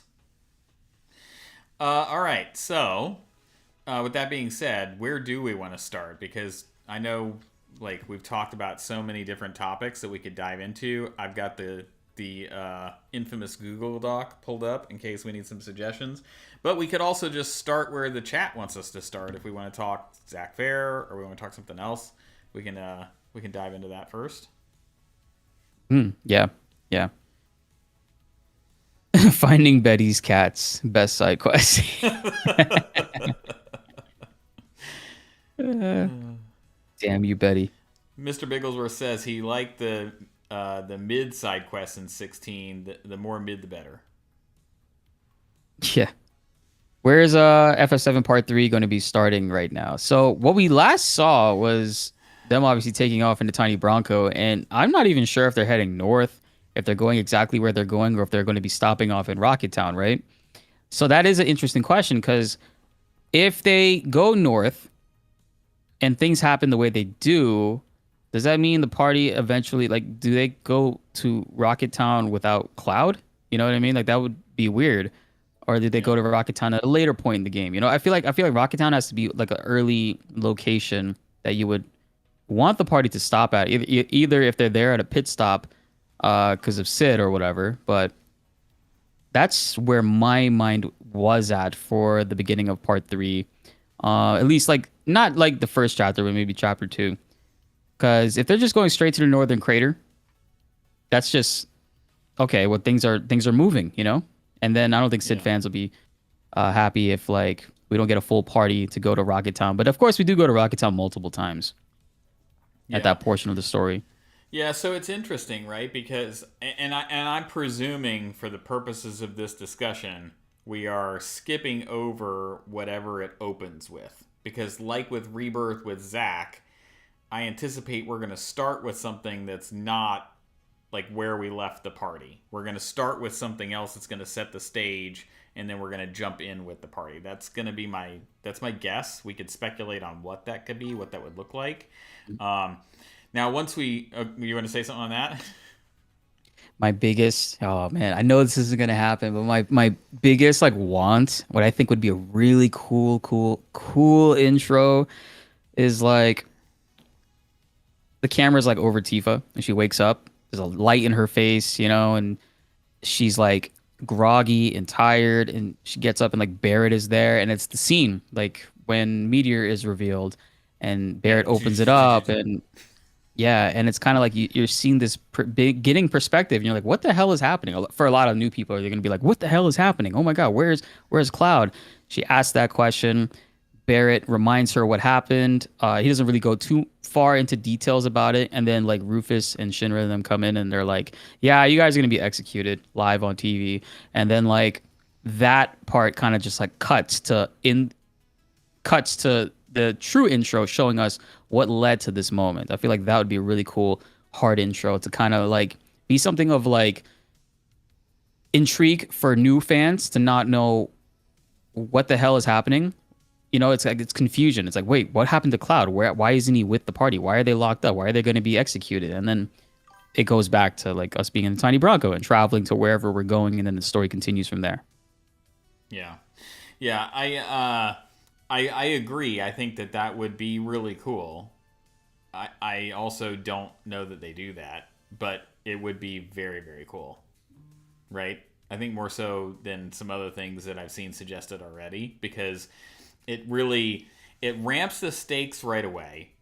It hooks you because you're like, okay, we skipped some stuff, guys. If you know the story, if you don't know the story, you're like, okay. If you don't know the OG, but you played remake and rebirth, now you're really like, what happened? Like, this is not where we left off. What happened? Right? So it's very compelling, right? And then if you don't know it at all, because you got to keep in mind, they talked about with rebirth that they had to build rebirth so that if you didn't play remake, you could dive in with rebirth and then you could go back to remake afterwards if you wanted to. They had to build the game that way. They will have to do the same thing with part 3, right? The beginning of the game in some capacity, like they did with the Nibelheim flashback, there will have to be some kind of combat tutorial to lead you into FF7R combat, right? Same thing with the story and what's going on, that type of thing. So if we set aside whatever they start and open with, and we go with what's the continuation out of Rebirth, right? Yeah, it's problematic if you go straight to the Northern Crater. You skip some stuff from the OG that people anticipate or really want to get to and are waiting to get to. You don't really set the stage too much with Sid to be able to pay that off later when you can maneuver the world more freely. Like you need to establish some foundation for him as a character that you can build on. Right now we don't have that, right? Yeah. So I think you do have to get to Rocket Town first. And even Yuffie with Wutai, I'm very intrigued because of all the things that they've been changing, the first thing people are going to point out is the whispers and what's going on with like Aerith and stuff, right? Or with Zack, right? Those are the big things people point to. But they have made some significant changes to the storyline with Wutai. When you really look at what they're doing, right? That is way more important than it ever was. With Yuffie and the OG even being an optional character, right? You could completely miss a lot of this. So in what way are they going to continue that next? And I think that one of the lines we got in Rebirth is important to that effect, which was right before the tiny Bronco went down in the water. Kate Sith said, borders are going to start closing soon. And if we want to get somewhere, we need to get where we need to get to before we can't, right? So I think with that in mind, I think we find out that the tiny Bronco took off at the end of Rebirth, but we can't exactly get to the Icicle Inn or the Northern Continent where we need to using it. And so in what capacity does that drive us to Rocket Town, project us off further to how we get there, right? I think that there's going to be sort of a forcing us into going to a couple of locations first, but quickly. I don't think that they can put off getting to where the story is headed for too long. Like you said, maybe like a couple of chapters before they really kind of like try to drive us forward. Yeah, it's a lot. It's a lot they got to cover in this game. I don't know if it'll be a 14 chapter game like it was in this one, which I thought was pretty bold for Rebirth to kind of like label it as 14 chapters when Remake was 18 chapters. Yeah, Remake was 18, I think. Yeah. Oh wait, I missed a donation. Sorry, Rix252 with the $5 dono. What do you guys say to people that still hate the Remake series, bad arguments, and wish for Part 3's downfall? Love your videos. Appreciate it, man. Honestly, I'm of the idea that like this series is not for everybody, right? If you like it, you like it. If people don't like it, they don't like it, and it is what it is. It's not perfect, I don't think, but I do like it personally, and I like to highlight the positives within that. Whether or not there's some things that I don't like that they do, but it's okay. I mean, nothing, like we said, nothing is perfect. And I think that everybody's allowed to feel however they want to feel and make whatever content it is that they want. And there aren't like entirely bad ideas that people bring up as well. Like my biggest issue is like emotional pacing. They ruined that a Yeah. lot in Rebirth, in my opinion. Me and johnq talk about this all the time, like just letting a moment fade to black, which is the most classic way film and media do things to showcase a passage of time, and also reframes your mind to know that time has passed, we can move on to this next thing. They don't really do that in Rebirth, and that's a problem, especially for like Dines scenes and Red 13's scenes, and yeah, so that's my biggest gripe with it. So I appreciate the five, man, and really great question. Yeah, I would agree with that. I think that you can't please everybody ever, Mhm. right? Yeah. I think that what they have built uh,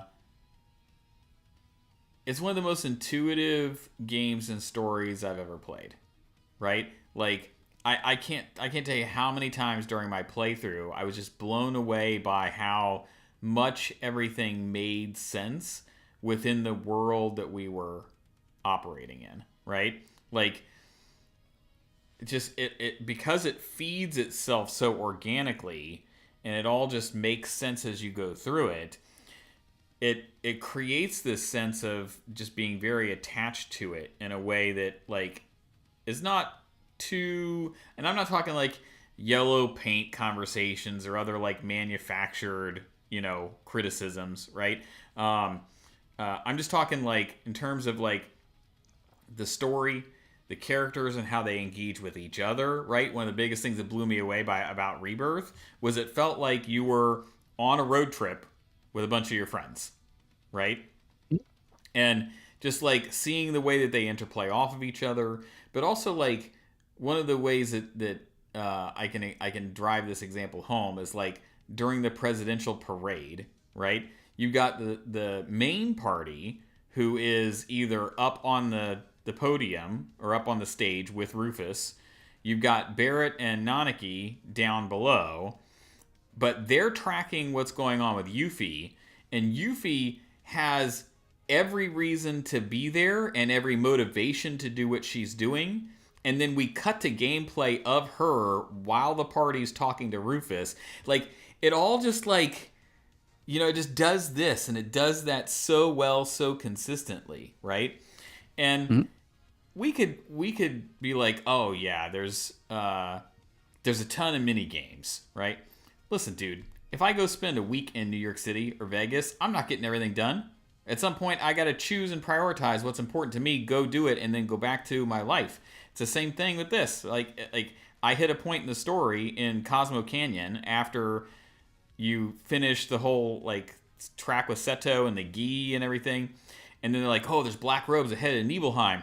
And I was like, "Guys, peace. I'm not doing any side quests in Cosmo Canyon or Nibelheim. I did a little, but like I came back and did all that before you couldn't like point and overturn at the end of the game, right? I just went story, story, story, story because that's when I hit my wall with it, right?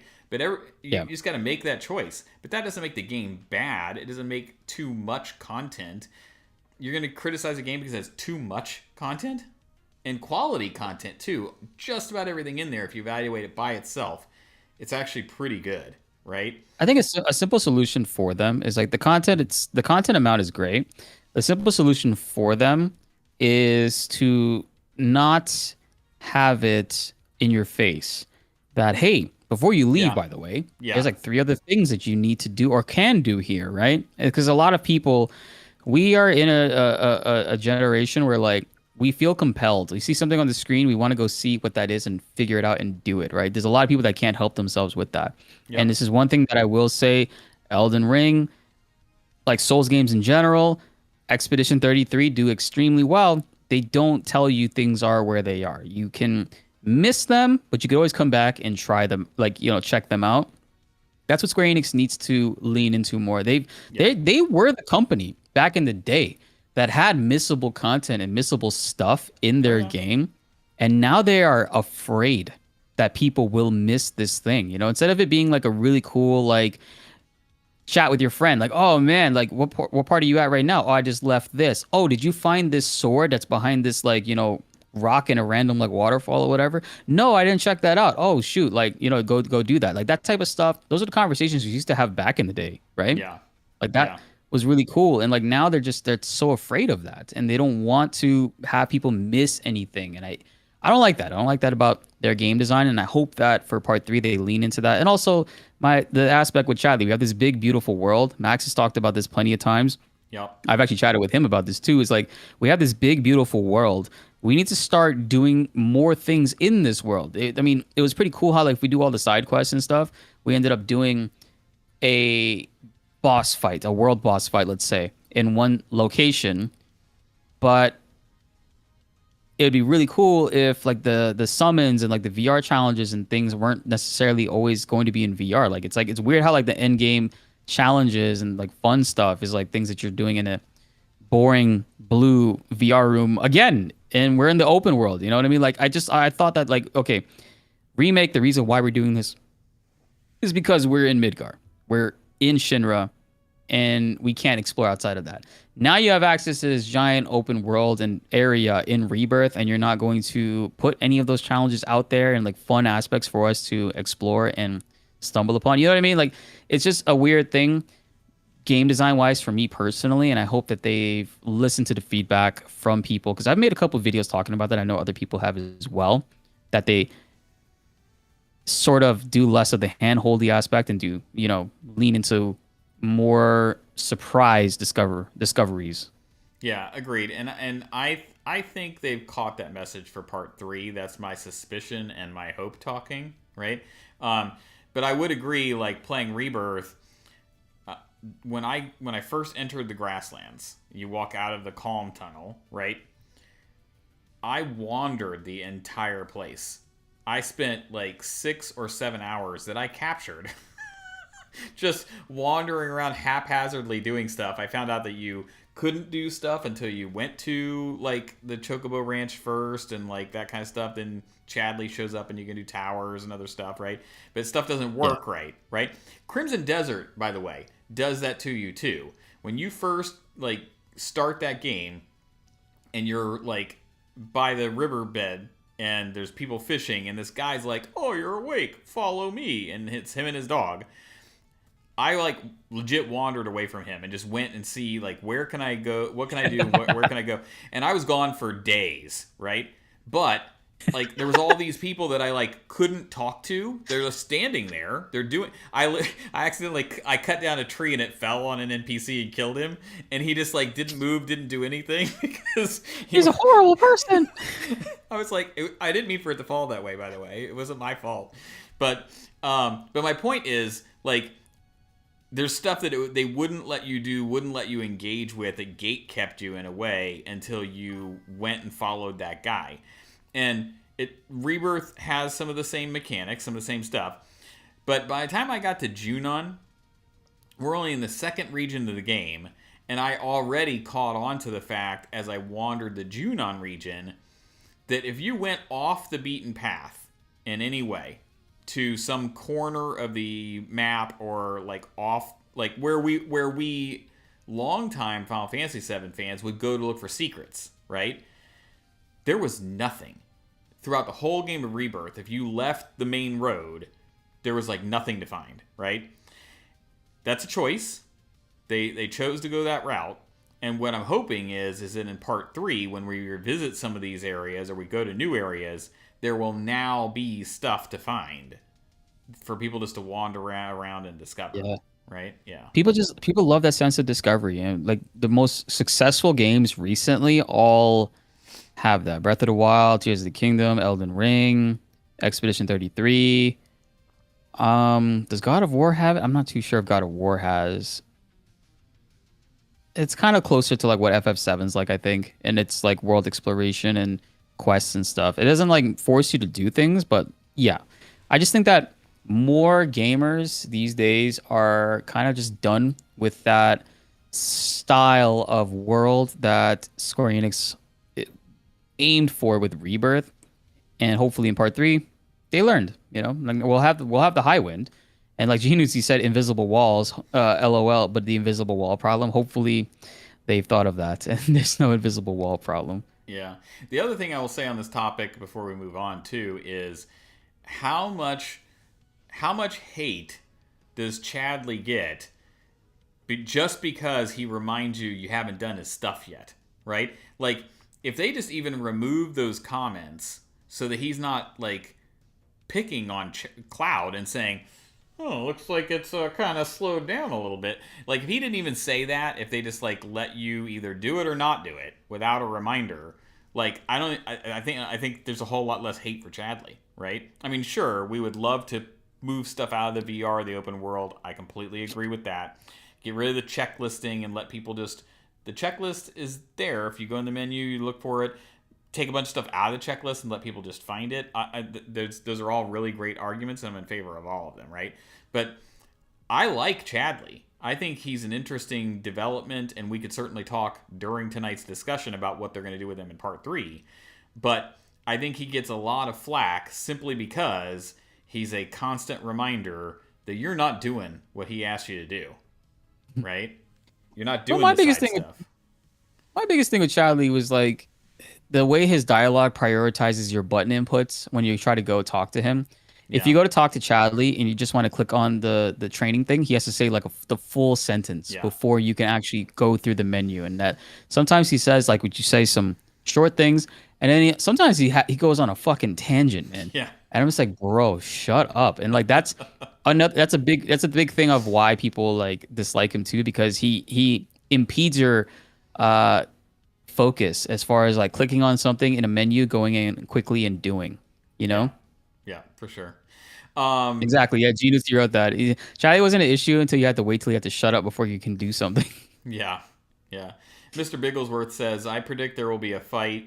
You start out playing as Cloud, then mid-combat cutscene, suddenly you're fighting against Cloud as the rest of the party. Afterwards, Cloud is gone from the story. I think he's talking about like when we were talking about how does the game start, or at some point during the game, like how do they...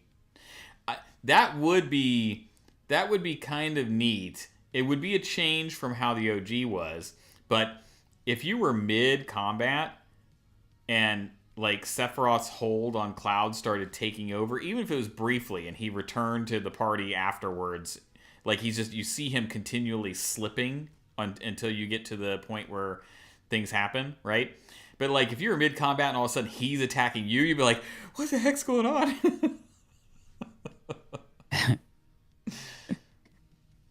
YOLO Boy says, Chat, I'm a casual. Is there an OG FF7 that the game will follow Part 3, or is Part 3 going to be more original? So the original game of Final Fantasy VII will cover majority of all the things that Part 3 will experience. However, there are things in the compilation that they've already introduced in Remake and Rebirth from spin-off games, I would say. Like, you know, Crisis Core is one major one. Dirge of Cerberus with the Vice people and Underground and stuff, Deep Ground, and Advent Children as well. So, like, those elements will be in Part 3 that were not mentioned or present in the original game. But if you want, YOLO Boy, I would say, like, if you haven't, play the original. Right now is a really good time to play the original. Go through it. It'd be really unique to see somebody have, like, that perspective that you'd be able to have, and see the game from a different lens, you know, before Part 3 releases. Yeah, I'm kind of torn because, like, part of me is like the OG is classic and timeless, and it's a great story. And if you've never experienced it, I would always encourage somebody to play it, right? But if you're one of the newcomers with the Remake series, Spencer, who was here from Final Fantasy Files, is one of them, right? You almost have a unique opportunity no one else does to play the Remake series fully first, to not know what's going on, right? Whereas none of us can experience that. We can experience it from the lens of being an OG player and then seeing how they adapt it, right? But if you're somebody who doesn't know, you could go play the OG, and multiple people who started with Remake and Rebirth have gone and played the OG. D Patriot's one of them. I follow him, and some others. But I told Spencer this. I am a little jealous of the people who don't know and could go blind into Part 3. That would be a unique way to go through this, and I'm curious what his experience is like.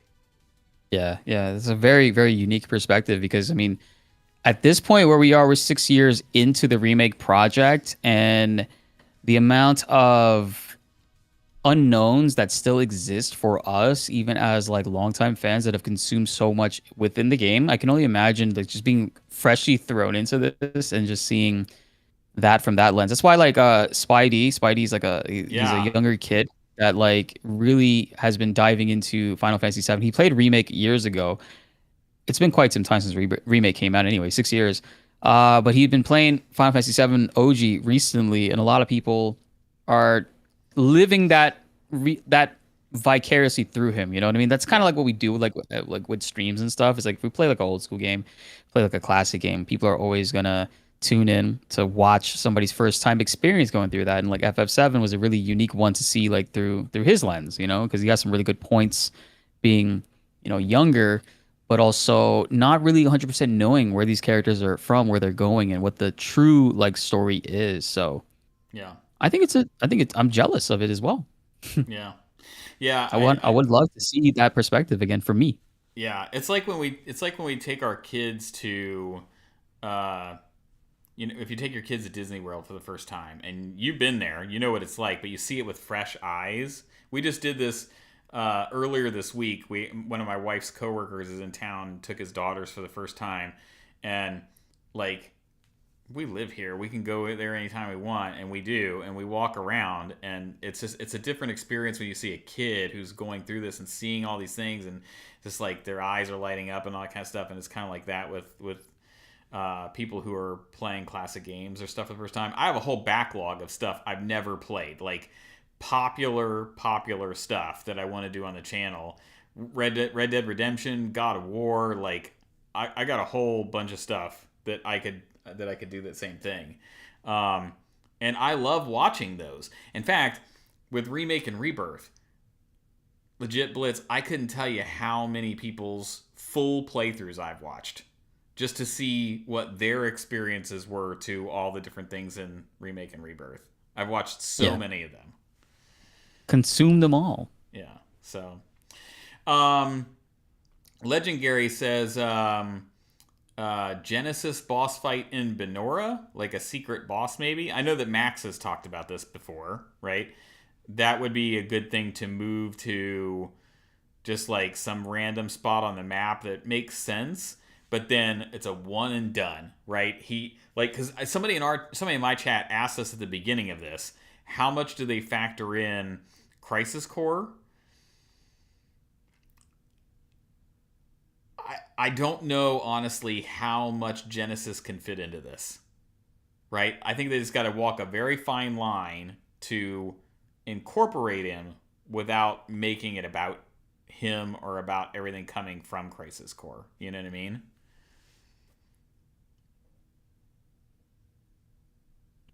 Sorry about that. I just realized I never tweeted out our our. I'm such a good streamer, chat. I never tweeted out our conversation. Do you have thoughts on Genesis? Me personally, where they go with Genesis would be really interesting to see because they took a really light approach with Vice and Nero and made them more easier to digest. Yeah. I don't like I'm not a Genesis fan. I'm not like Sleep Easy who's like loves Genesis and like the lore and stuff that's he finds like fascinating behind them. I think it's interesting, but there are some things I feel like Genesis and like the popular stuff everybody obviously agrees with, like Genesis being involved in like the Nibelheim flashback and being shoehorned into that Yeah. aspect. Yeah. I'm not a fan of that. I kind of hope they don't do that. I hope that when they reveal the real like true Nibelheim stuff, it's not going to be like, yeah, Genesis was there as well. That'll actually piss me The off, bro. whole Like I time. I crash out and I break my headphone again. So here's um, something interesting. I'll pull something current that has nothing to do with gaming into this. So I don't know if you saw this news, but they just showed off the very first trailer like to certain invited people for Avengers Doomsday, right? And the Russo brothers said that later this year, before Doomsday comes out in December, they're going to re-release Endgame in theaters so that people can watch it again, and it will have new footage that wasn't in the original Endgame movie to add context for Doomsday, right? So Yeah. it's a little bit of what you're talking about, right? It's like, because I too, when I played Crisis Core, I was like, really? Like Genesis just like shows up out of the blue to have a conversation in the reactor in Nibelheim, Yeah. I right? just I really, So I really wanted to root for Crisis Core when it first came out and I was playing it because I really did enjoy like the beginning parts with like Zack and like going through that. I'm like, okay, where are they going with this? You know, like obviously this whole thing exists so we can see the true events of the Nibelheim flashback and what really went down, and then they turned Nibelheim into a slideshow. That should piss me off. You don't even get yeah, to walk up the mountain. It's just a slideshow of like seeing the characters do things and their voiceovers, and then we're just at the reactor. So like that, yeah, Crisis Core unfortunately left a bad taste in my mouth when I was younger. I still enjoyed the game and liked the game for what it was, but that just felt like sacrilegious to me. That like you would do a game that's tag, by the way. I think the original tag for FF7 Crisis Core was like learn the true story or the real events of Final Fantasy VII, right? yep. I think that was one of the taglines for the original Crisis Core, and then you kind of just gloss over some of it, and you don't get to really experience Nibelheim, but you get to experience all 170 pages of Loveless with fucking Genesis, though. Yeah, so like I said, I think you make a good point. Like with Deep Ground, they did a really great job of tying Deep Ground and Yuffie together, right? Yuffie now has a vested interest in seeing them take down Deep Ground, which is tied to Scarlet, which Yuffie also has a problem with, and Barrett has a problem with, right? So this comes back to like some of the stuff that I know I've talked about before in other places, but if we're talking part 3 and we're talking like what's going to happen, where it's going to go, I know we're kind of jumping around a little bit, but I think as it pertains to that stuff, I do think we end up in a situation where when the party gets to Midgar, we're going to divide up the executives, and there's going to be a party of 3 for each one of them, right? Yeah. And I think it's going to be Barrett, Yuffie, and somebody else who's going to be tasked with going after Deep Ground, going after Scarlet, taking them down, right? So you think they would combine Scarlet and Prod Cloud, that Scarlet, Prod Cloud, and Heidegger with the Deep Ground elements, and wrap that up in one bit? I mean, what do you do with Heidegger? Yeah, they could add him into that mix, or they could add him in like some other avenue, right? I almost feel like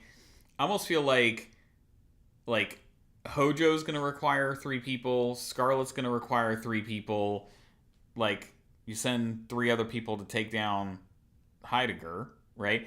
Almost Yeah. like you're trying to weaken Shinra by taking out the top, and you weaken Rufus if he has nobody under him, right? So all the executives have got to go. Yeah.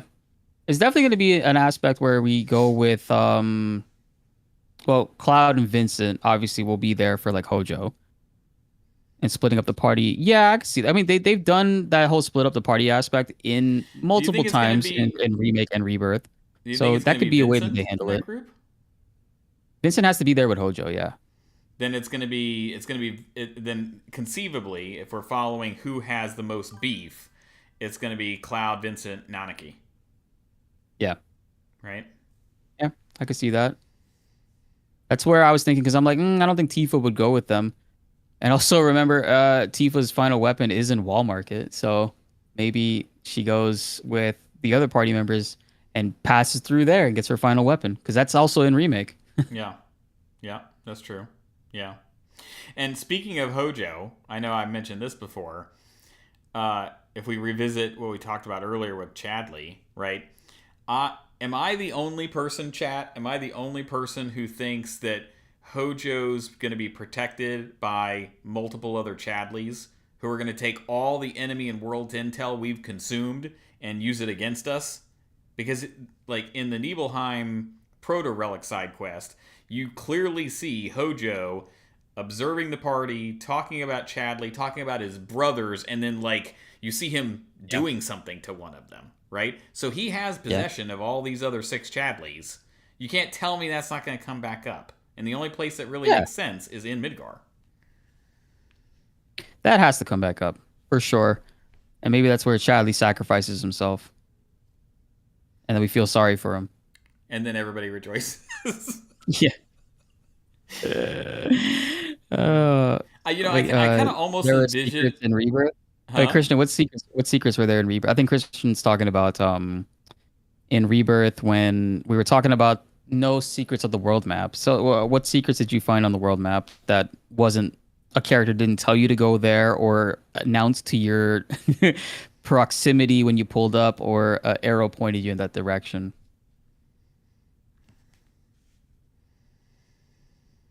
Even those hidden chests, when you pull up to that area and there's like a treasure cache, they tell you there's like 3 here, by the way. Yeah. There's 3 treasure boxes here. Find Right. them all. Yeah. And it's like materials that we probably never will use. Yeah. Well, and that's that. So there's a couple of things around Rebirth that I think have to be retooled or retweaked for Part 3. Okay, because as implemented, they were there, but they weren't really honestly compelling. And I think the biggest 2 that I can think of off the top of my head, one of them is crafting, right? Which I just don't know, like, my concern going into Rebirth was, are we going to collect all this stuff and we're not really going to need to craft anything? And you could do or did do some, but it wasn't integral. It was just like a side thing, which is fine, I guess, if you want to give people another mechanic if they want to use one. It's a side skippable thing, but its biggest impact is in the end game because that's when you get like the Genji equipment. But then it's Yeah. like, yeah, It could be improved, is what I'm saying, right? yeah, The other one is summons. Like, dude, in Remake, summons were very helpful, very cool. They only popped out for basically boss fights, right? Like, you could only proc them once, right? Rebirth, it makes sense to not do it that way because it's an open world. There's going to be so many battles. There's going to be so many opportunities to use summons. But looking back on Rebirth, I almost never used a summon. My party was too good the way I was using them and the way that all their skills and abilities worked. And I almost feel like there's a better way to implement those so that they can be much more useful or powerful or helpful. They can be impactful. They were not impactful in Rebirth.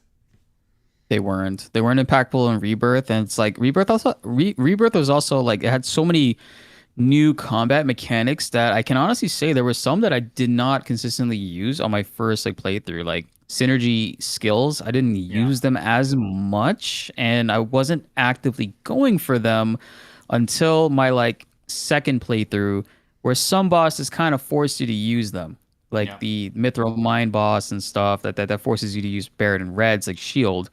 Um, Other than that, I feel like like you hit it right on the head. Like summons, they kind of ran into an issue with that in Rebirth, and I don't think I've ever seen all of the summon animations in Rebirth. And there's a lot of them that are there, but I just don't recall ever like watching them or seeing them pop up or having the opportunity to use them.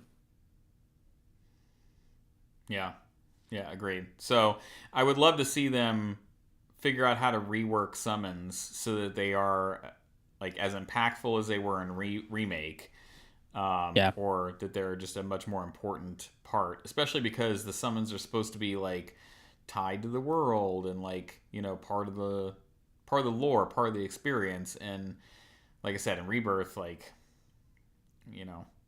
I had them, but Yeah, we had them. We spent all this time in like lore, unlocking summons that are unique to different regions, which I thought was awesome. Like them implementing that lore and the way that you can like get their crystals and stuff. I thought that was really cool. Yeah. Chat's saying that we could probably use them for kaiju fights, like the weapons and stuff. But that's also like that's great, and we probably will be using that. But we really aren't gonna use summons at all in regular combat. You know, like in the original game, you can run up against a rat and summon knights it around if you wanted to, and it was cool. And in this game, in these games, you kind of just don't see any real. There's not no necessity for them. You know, like I remember in Remake, there was like strategies where like if you drew out a summon and then your character would sorry, you can summons were only possible in Remake if your character was in detrimental health or the boss fight went on long enough. Yeah. So there was a build that we used to be able to manipulate where we would self-destruct with our character to bring their HP down to 1 and use HP absorb to heal them back, and it lets you immediately call in a summon, and then you do it again because when you hit like that low health, you immediately use the summon.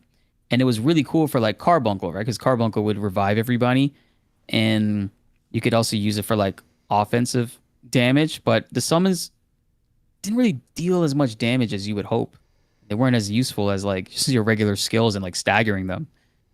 So yeah, they run into kind of an issue with summons in general, where they're just like there, and Yeah. don't really use them. Yeah. And plus, you also have to factor in new elements that are going to be already added to combat in part 3, right? We're going to have 2 new playable characters with however they're going to play. I'm still of the opinion that Vincent's needs to be unique to him, right? It can't just be Barrett but different, right? There's got to be something unique to the way that he plays. I'm interested to see what the devs have come up with. But you're already going to have that. I think we're all largely expecting, and I truly hope we get triple techs, triple synergy abilities, because Yeah. that will open the gate even further for how crazy and dynamic combat can become. Plus all the additional materia that we still have yet to get in the game. So there's already all of this other stuff they're going to add into combat to mix it up in part 3. So like, how do you make summons special and unique in the way that they should be, you know? Yeah, it's like maybe the best way that they can do it is when you summon the summon, it goes into like the old school way of the cutscene. Instead of them lingering in the battlefield and like punching the monster here and there, then you got to use ATB abilities with them, and then they peace out, and then they do their big attack. Maybe you take away the fact that they're controllable and have like moves, because people aren't using that. You know, like they barely do any damage, and like people were saying in the comments too, like some of their abilities cost 2 ATBs, and it's like you don't really want to use that many resources on a summon attack that's going to deal 400 damage and miss probably. Yeah. Think about this for a So second. How would chat, you tell me, everybody on both chats, tell us. Do you think it would be cool if they intentionally built Remake and Rebirth to be the way that they did, with the way the summons are used, proc, etc., only to know in part 3 that they're going to treat summons like the OG? That they are just going to be one and done, little cutscene things that are like, give the payoff for OG fans who remember summons being that way by giving them exactly what they anticipated from the beginning, right? Like, I love the way the summons worked in Remake. I was a big fan of it. Rebirth had it, just again, underutilized. But in part 3, if they just changed it up completely to like, this is just one powerful move you can use and you're right back to normal combat, it would almost make sense to make the summons that way, because of how crazy and built out part 3's combat is going to be. yeah, You know? yeah, That because would be it's very like neat. nobody, unless like the next thing that we do is like we summon a summon and we control them, like the party disappears and we're them and we get to whoop the other enemy's ass. But then that would just be like 16. But then you lose access to controlling the party too, right? Like, Yeah. Mr. Bigglesworth is tossing a ton of stuff in the chat, and direct control of summons like Final Fantasy 13. He listed that. He said I bet Vincent has a readily available summon, which would be one of his different forms. That's another interesting thing, because like, I think part of what would make Vincent's combat unique, let's say we don't have direct controllable Oh, summons. hold on. I gotta answer a Yeah, question. yeah, Christian, I think Christian, I think you misunderstood what I was saying. I wasn't saying like there weren't secrets as far as like story related elements or side mission story related elements. What I meant was there were no secrets as in you can walk around this pathway that is there's no arrow pointing you in this direction and you can find a really unique and cool item or a secret boss fight or a crazy new enemy there. That's what I meant by there was no secrets in Rebirth. Not that uh other people experiencing Mako poisoning wasn't a secret. No, yeah, I wasn't talking about that. I was talking about gameplay specific, not story related or side quest related. It was more so like they are constantly showing us where an item is and enemies are. There's no secrets in that regard, is what I meant. Of like what Souls games and Expedition 33 and stuff does. I hope that answers your question. My bad. Sorry, I missed that. yeah. So I think that Mr. Bigglesworth has a good comment that leads me to the thought, which is if we don't have controllable summons, if they don't tweak summons so that we like don't control the party, we control them for a temporary time and then they're gone, almost like Final Fantasy X, a little bit, right? Where Yuna takes a step back and you're the summon until it goes away, right? But that's part of what could make Vincent's combat unique is if his limit turns him into, or changes his combat playstyle, or if he has skills or abilities that allows him to, use different forms or whatever, that would give us something different, playable, unique, specific to Vincent. And if you turn the summons into that too, you water that down, right? The other option is it's like the OG. Yeah, the other option is you leave it like the OG, where you basically just don't control Vincent until he's done, right? Yeah.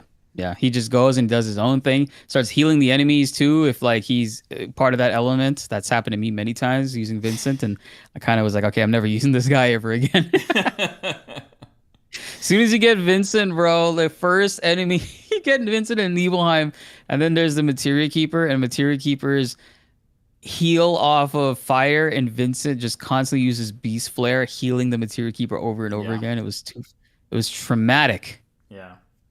I gotta make a YouTube short about that.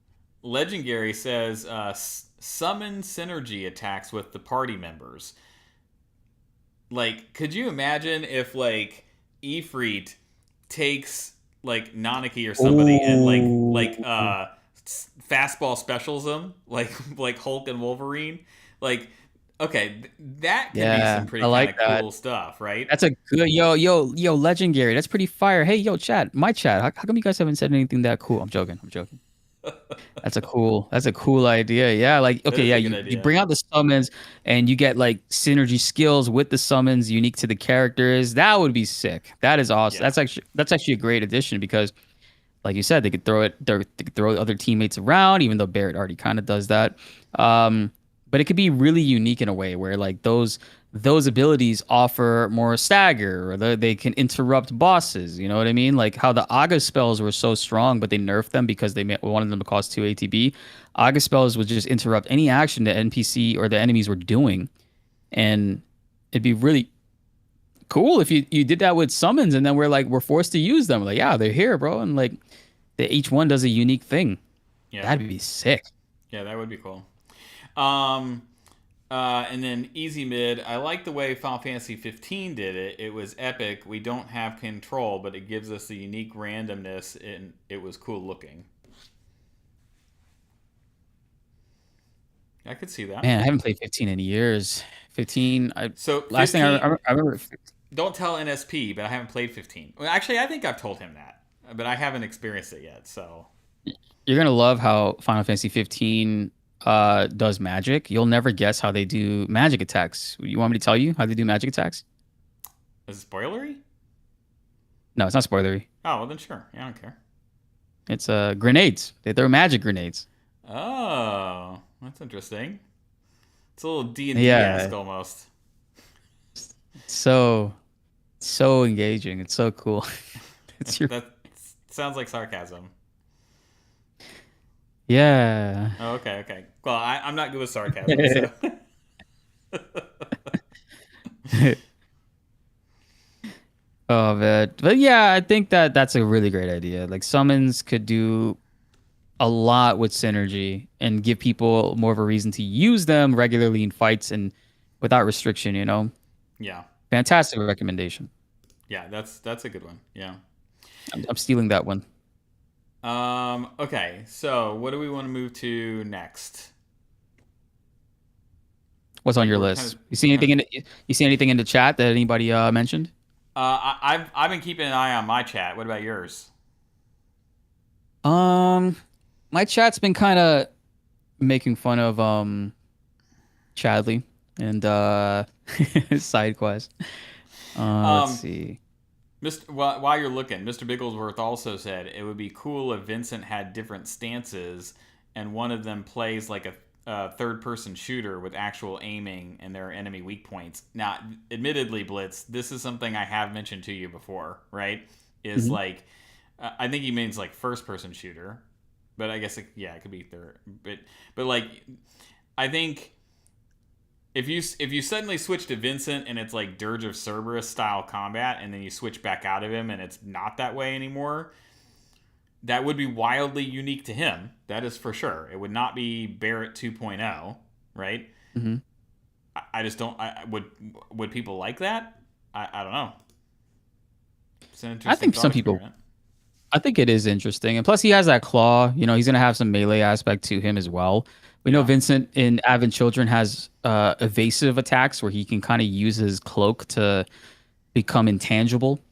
So If he could we probably don't have get some the brutal form type of thing like Yuffie. Yeah, if we don't get the ability to use his cloak to like bop around, I'm gonna be sad because I think everybody has wanted to do that since Advent Children.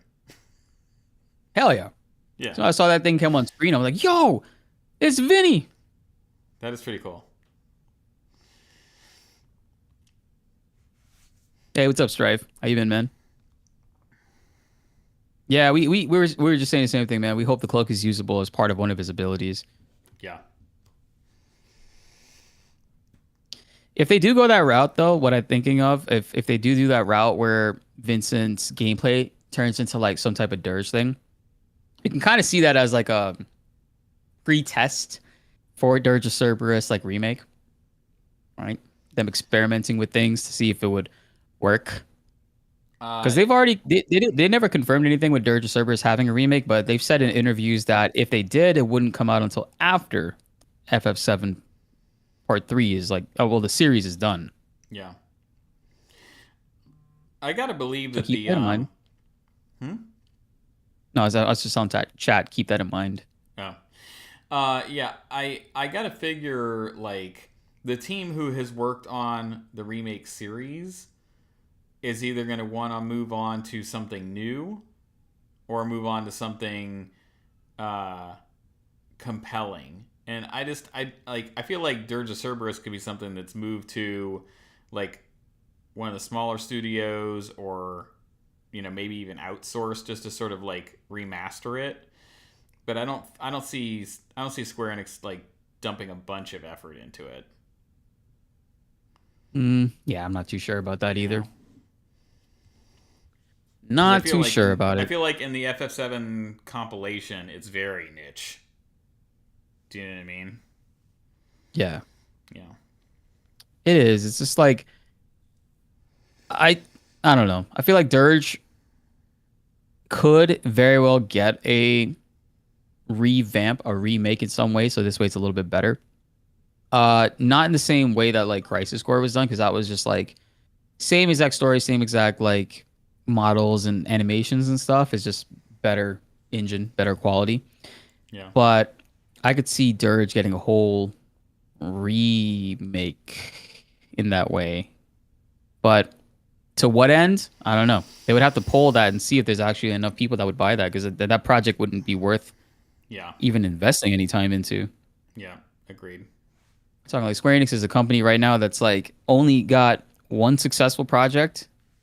If Final Fantasy 14 was carrying them for a while, but then it hit a really big issue with Dawn Trail, and the only successful thing they really had after that was, well, like not successful monetarily, but like praised, was Rebirth and then Magic the Gathering. Yeah. You know, that collab that they had with Magic. So they definitely need some W's here, and I don't think that they can risk a Dirge of Cerberus remake. Yeah. Yeah. Yeah, I mean I think they have the opportunity for remake part three to be huge if they do it right and they stick the landing, and then that builds them a lot of credibility with the fans to whatever it is that they're going to do next. If it's a 17 or if it's something else. Um, Hmm. uh, do you want to jump over because some people were asking earlier about Zach? Do you want to jump into some discussion about Zach? Yeah, yeah. I'll let you start that one off. Okay. Um, so yeah, I if you haven't seen it on the channel, I have done a video on Zach and where I think that he fits into part three, uh, and mostly it was built off of my questions or my thoughts around based on where they how they used him at the end of remake and throughout rebirth very sparingly, almost Leon esque in Requiem. It was like he was here and he's gone. He was here and he's gone. I want more of him, right? I want to know what's going on. Zach, like you're sleeping. That's funny, Bigglesworth. um, uh, how is he going to be? How is he going to be impactful to the narrative they're telling? Right? Like they can't possibly keep doing these little like different world side things with him in part three. So Yeah. I think where I land is one of two main camps, right?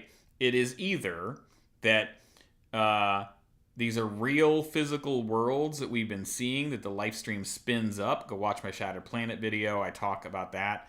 And that he ends rebirth in the church of the actual like Beagle world where our party is, and we will follow him either bouncing off of the Turks and out of Midgar to where like to chase the party down or go home to Gungaga to see his family, whatever. Um, and that the party, this if you haven't seen the Zach video, go check out the full version of this. But the party goes off to do what they're going to do. We lose our main protagonist, and then he's mostly iconically identified by what? This thing right here, right? And it's a couple of times where in Rebirth they set the fandom up, they set players up with a misrecognition, an incorrect recognition of Zack based on the Buster Sword.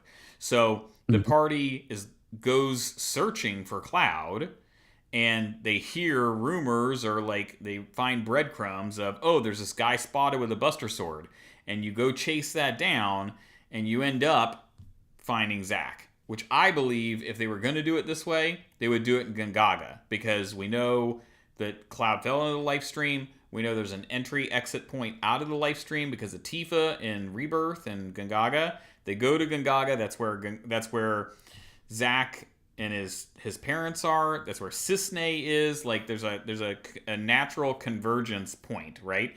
Um, Yep. if I was going to do it that way personally, because of his relationship with the Turks, I would make the Turks be part of Zack's journey to get there, right? My one big ask of Square Enix that I don't believe they're going to do, but I would love to see it in Rebirth, or I mean in part 3, is the playable Turks. They have their own synergy abilities. They have their own combat, mechanics are already built into Rebirth. You just make them Hmm. controllable in part 3. Dude, that would be insane. How much would that be crazy to get that? Whether we get it or not would be fantastic, right? But he has a Yeah. relationship with him. Go ahead. No, I was just saying. Um, Sorry, I was watching you on your stream and you're still talking, so I'm like, wait, what? Because my monitor is up here with our chat. Yeah. So yeah, I think that it would be really unique and interesting to have like the Turks being like playable. And you hit it right on the head. Like Cisne is back in like mentions directly. She's like the head of like Gungaga. He's going to like party up with her in some way, but the rest of the Turks, I don't know if they would team up with him. If it would just be like him and Cisne, or if it would be like him, Cisne, Reno, and Rude. Because we do know that we run into them in Wutai. or like we should run into them in Wutai because Yep. they have a big arc there as well. But I'm trying to think of they do have unique mechanics for them as characters embedded in the game. I wonder if like modders are capable to see like if they're actually functionable, if they can make like Turks playable from like Rebirth as far as like Yeah. what their gameplay consists of, because that could actually explain a lot. And they I don't. wouldn't really have to do too much. They wouldn't really have to do too much like guesswork off of that, right? Because like, I mean, they did the Yeah. same thing with Red 13 and Remake. Yep.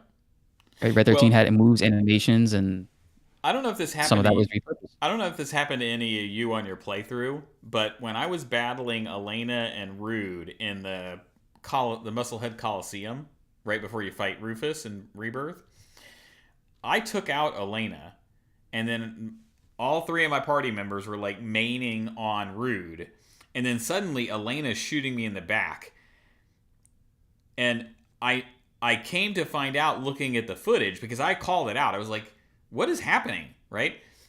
He used a Phoenix down on her. He brought her back into the fight. You see it pop up above his head where it says Phoenix down. So they can That's even cool. res each other. That's cool. Oh man, I thought you were gonna say the thing where she fell off the cliff. Oh, no, no, no. Yeah, she has that. She has that animation. Uh, I never knew that. Yeah. That's fascinating. Yeah, Yeah. that's a whole. Hmm. It was pretty neat. Yeah. In Yeah. hindsight, it's pretty neat how throughout Rebirth, you see the Turks play in a way where it's like it's as close as I think we're gonna get in the remake project of playing against other real people, right? Like when I was fighting Rude and Reno, or I was fighting Elena and Sung, or I was fighting Elena and Rude, or whatever, in the Mithril Mines, and the Musclehead Coliseum, and the Temple of the Ancients, it felt like one party was fighting another party. Do you know what I mean?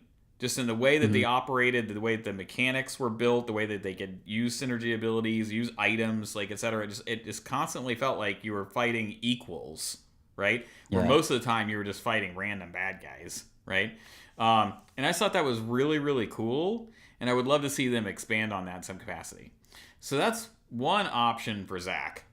The other option for Zach is that the worlds we saw throughout Rebirth were not, in fact, real physical worlds, that they are operational within the life stream.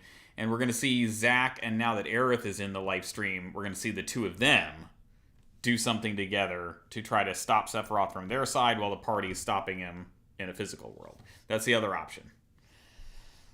Ooh, that would. I'm not like. That'd be kind of disappointing.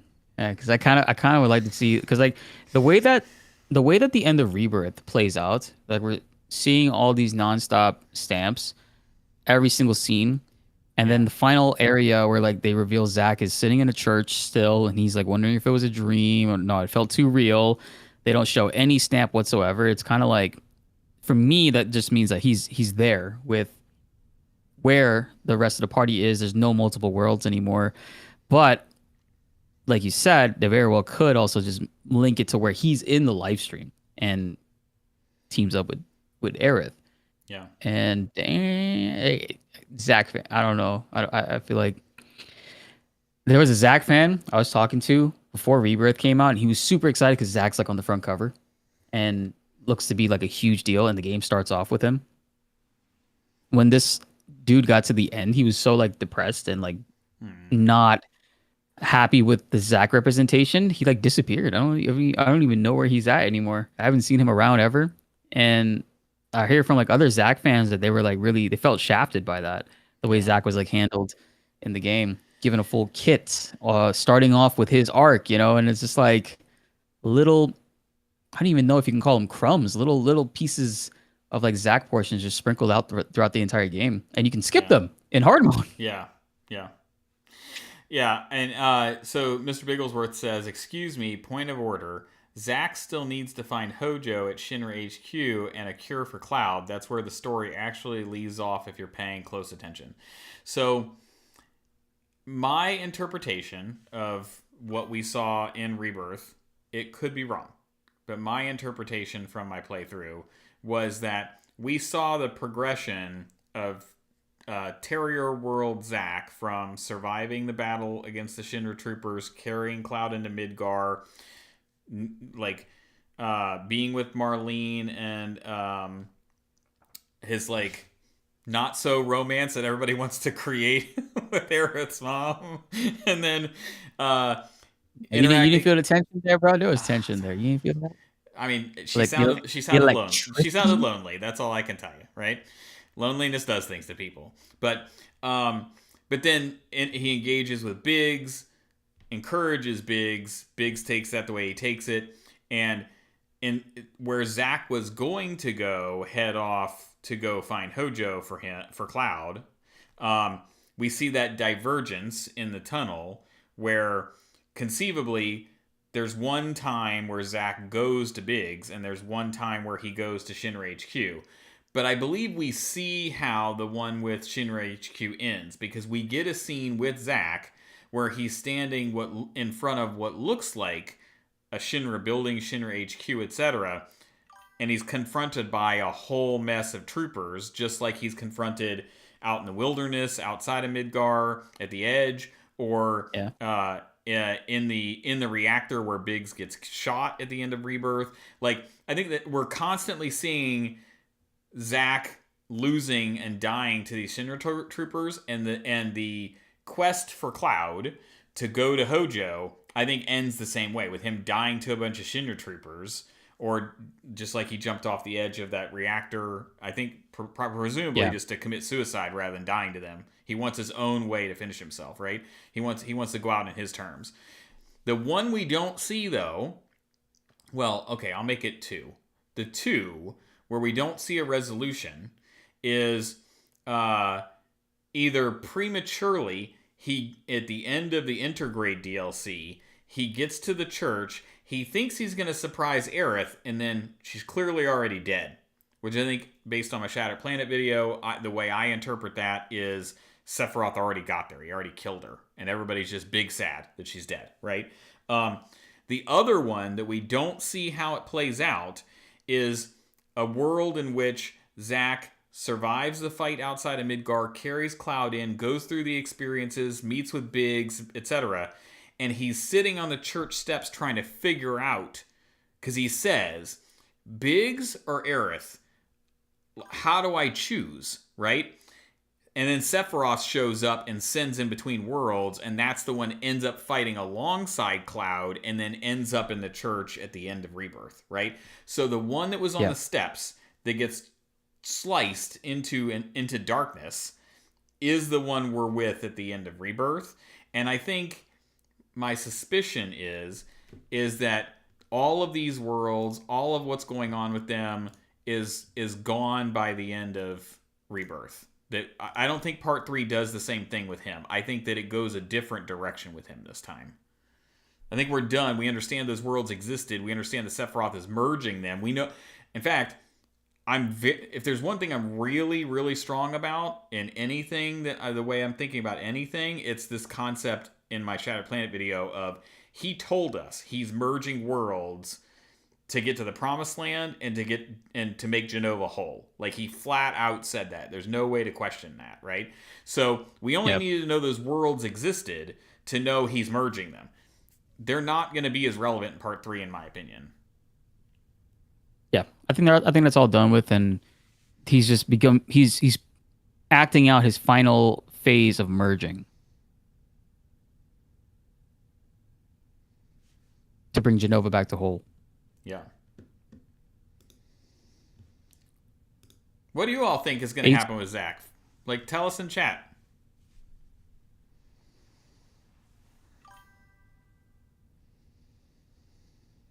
What do you think's going to happen?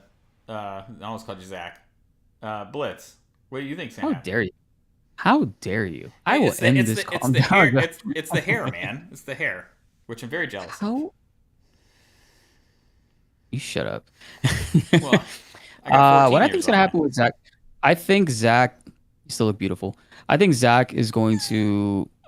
I'm more leaning towards the first pathway we talked about, with him leading into meeting up with Cisne, and sort of like being able to I don't know if he gets to go back. I don't know if he makes it to Gongaga. I feel like Zach is kind of like an unfortunate, like tragic character that things Yeah. like happen to him for the sake of like elevating other people. And he's one of those characters. I think he'll get to like Gongaga, and then he can't, something happens, and he can't go into Gongaga, so he never talks to his parents again. He never sees all the people that he I was could see friends with that. again. And Yeah. yeah, he comes off as that character for me, and that's just kind of like the way that Square Enix likes to write him. So I think that it sort of follows that path, but then he either groups up with or meets with Cisne, and then they go and they deal with some other bigger threat, and he can't go to Gongaga, and they eventually cross paths with the party, whether that is after Mideel and the route to finding Cloud back. I don't know yet, but it would make sense because of, like you said, the comparisons of the Buster Sword. The fact that people recognize the Buster Sword, it's a unique way to describe someone, and that would be something that Tifa hears or like the party hears, and then they go and they investigate, and then they run into Zack, Cisne, and like whoever else. And they don't necessarily join our party, but we like tag along with them. We interact with them for a little bit. But then where does that lead after? I don't know. There's some theories people were talking about. Do you remember when they're saying the Buster Sword that Cloud has is corrupted now that he put like black materia inside of it or corrupted materia inside of it? Yeah. And that he will have to like take the original Buster Sword from Zack. That's why that one exists. But I don't think that'll be an actual like mechanic or a thing that they explore. It would be interesting because then that would mean like what do you do with Zack after that? He has to die again. Yeah. Does he die again and he hands Cloud the sword in the same exact way? Well, so Could mirror it. that's an interesting point that kind of feeds into something in my chat. Easy Mid said, "Is Zack becoming his own narrative force that could actually control the out or change the outcome of the story? If so, does that risk undermining the original themes like identity and grief?" It's a very valid point. I don't deny that in any way. I think what I'm saying is Zack needs to become an impactful force that still honors all of those original themes. So, like Blitz said, if we're just like hypothetically tossing out a path for how that could look, then yes, wouldn't it be super cool if we see Cloud and like his fall become much more adversarial to the party, much more corrupted, much more unhinged. And I mean, clearly, if there were if Angeal taught anything, it was that rust is bad and that care for the Buster Sword is required. And all we saw that Cloud did in Rebirth is mishandle or misuse or abuse the Buster Sword, right? In multiple different ways. So what if Cloud does something with the Buster Sword that either because of the materia in it is corrupting it? I think it'd be super cool if the materia shows in your loadout in the menu screen and you're unable to remove it. I think that would be very cool. It would tie the gameplay mechanics to what we're seeing on screen in the narrative. But what if Cloud breaks the Buster Sword somehow? Right? If it snaps or it's broken That's what or something. That's what I was. Right. That's what I was thinking of as well, Yeah. because he doesn't just simply slot it into the Buster Sword; it becomes a part of the sword, Yeah. right? Like it completely for a flash second, it integrates itself with the sword and it transforms it slightly, but it looks normal to us in that moment. Like what if Sephiroth is the one that breaks it? He breaks it in order to grab the black materia out of it. Yeah. So then, like you said, is there a way in which Cloud uses his other equipment or whatever, but he ends up in a scenario where Zack, fulfilling his role in the story, needs to hand off that Buster Sword before he goes, Hmm. to ensure that Cloud can get it done. Right? Like I think I think there's ways to do this. They have not painted themselves into a corner where they're stuck. I think it could be more compelling if they do it right. It could be, and it would be a mirror to like Zack's end in Crisis Core, the way that he Yeah. hands it off to Cloud, and kind of like a not full circle moment, but like a callback to it. Yeah, agreed. Yeah. Um Mr. Bigglesworth said, if Zack dies in the Shinra HQ motorcycle scene, then how come they don't show it? Implied off-screen deaths are commonly used as a trope to hide the fact that secretly someone didn't die. The thing that Marlene tells Zack, how to make Cloud better, is more important than we're giving credit, almost like a prophecy. Do you think there's any significance to the fact that there are several different Zacks, but only one of them has the ribbon on his hand, and the camera keeps cutting to it, splicing with Marlene? Um, I guess the answer I would give to that is, like the worlds, the multiple worlds. I think the multiple Zacks are only there to help us understand what's happening with the life stream and Sephiroth's intent. I don't think that they're relevant. I don't think that we play them out. I don't even think we're supposed to think that hard about them, honestly, right? I think that we will have part 3. It will follow what else remains or is going on with Zack. How he's going to tie into the greater narrative, like we're talking about, is yet unknown. But I think following the different multiple versions of him at Shinra HQ, in the reactor, the one with a ribbon on his hand, not on his hand, I don't know that. It's just my personal opinion. I, again, could be flat wrong, right? But I just don't think we're supposed to think that hard about it. Now, one thing that I did have a question about, almost like a rumor, again, if I come back to Marvel and I come back to Endgame and what's been going on in this phase of Marvel, right? I saw an interesting theory recently that was like, after Spider-Man No Way Home, if you didn't see the movie, I hate to spoil it, but you should go watch it because it's fantastic. It honors the old Spider-Man actors and everything, but it ties into the MCU. But there's a Doctor Strange casts a spell, and no one remembers that Peter Parker is Spider-Man, right? Everyone forgets, okay? But the theory is, well, Captain America, at the end of Endgame, took the stones back and then stayed in the past. He's not even in the same space, dimensionally, to where that spell would affect him, and maybe in what's going on with Doomsday or whatever, that potentially in the next Avengers movies, he would know who Peter Parker is, right? And I almost wonder that's applicable here in some capacity as well with Marlene, right? Because where we still don't yet understand fully what happened at the end of Rebirth, why the characters who had foreknowledge, like Aerith or like Nanaki, didn't have it in Rebirth. I know that they had the scene in the hotel room or Johnny's Seaside Inn, Sea Smell Inn, between Nanaki and Aerith, where they postulated, they understood, they lost those, and that the Whispers took them from them. That may be the character's perception, but may not be the reality. But regardless of whether that is or is not correct, it does not account for, nothing accounts for, why Marlene gained foresight, foreknowledge from Aerith in Seventh Heaven at the end of Remake, before the plate fell, and yet she retained those where Zack was. Mm-hmm. How? Why?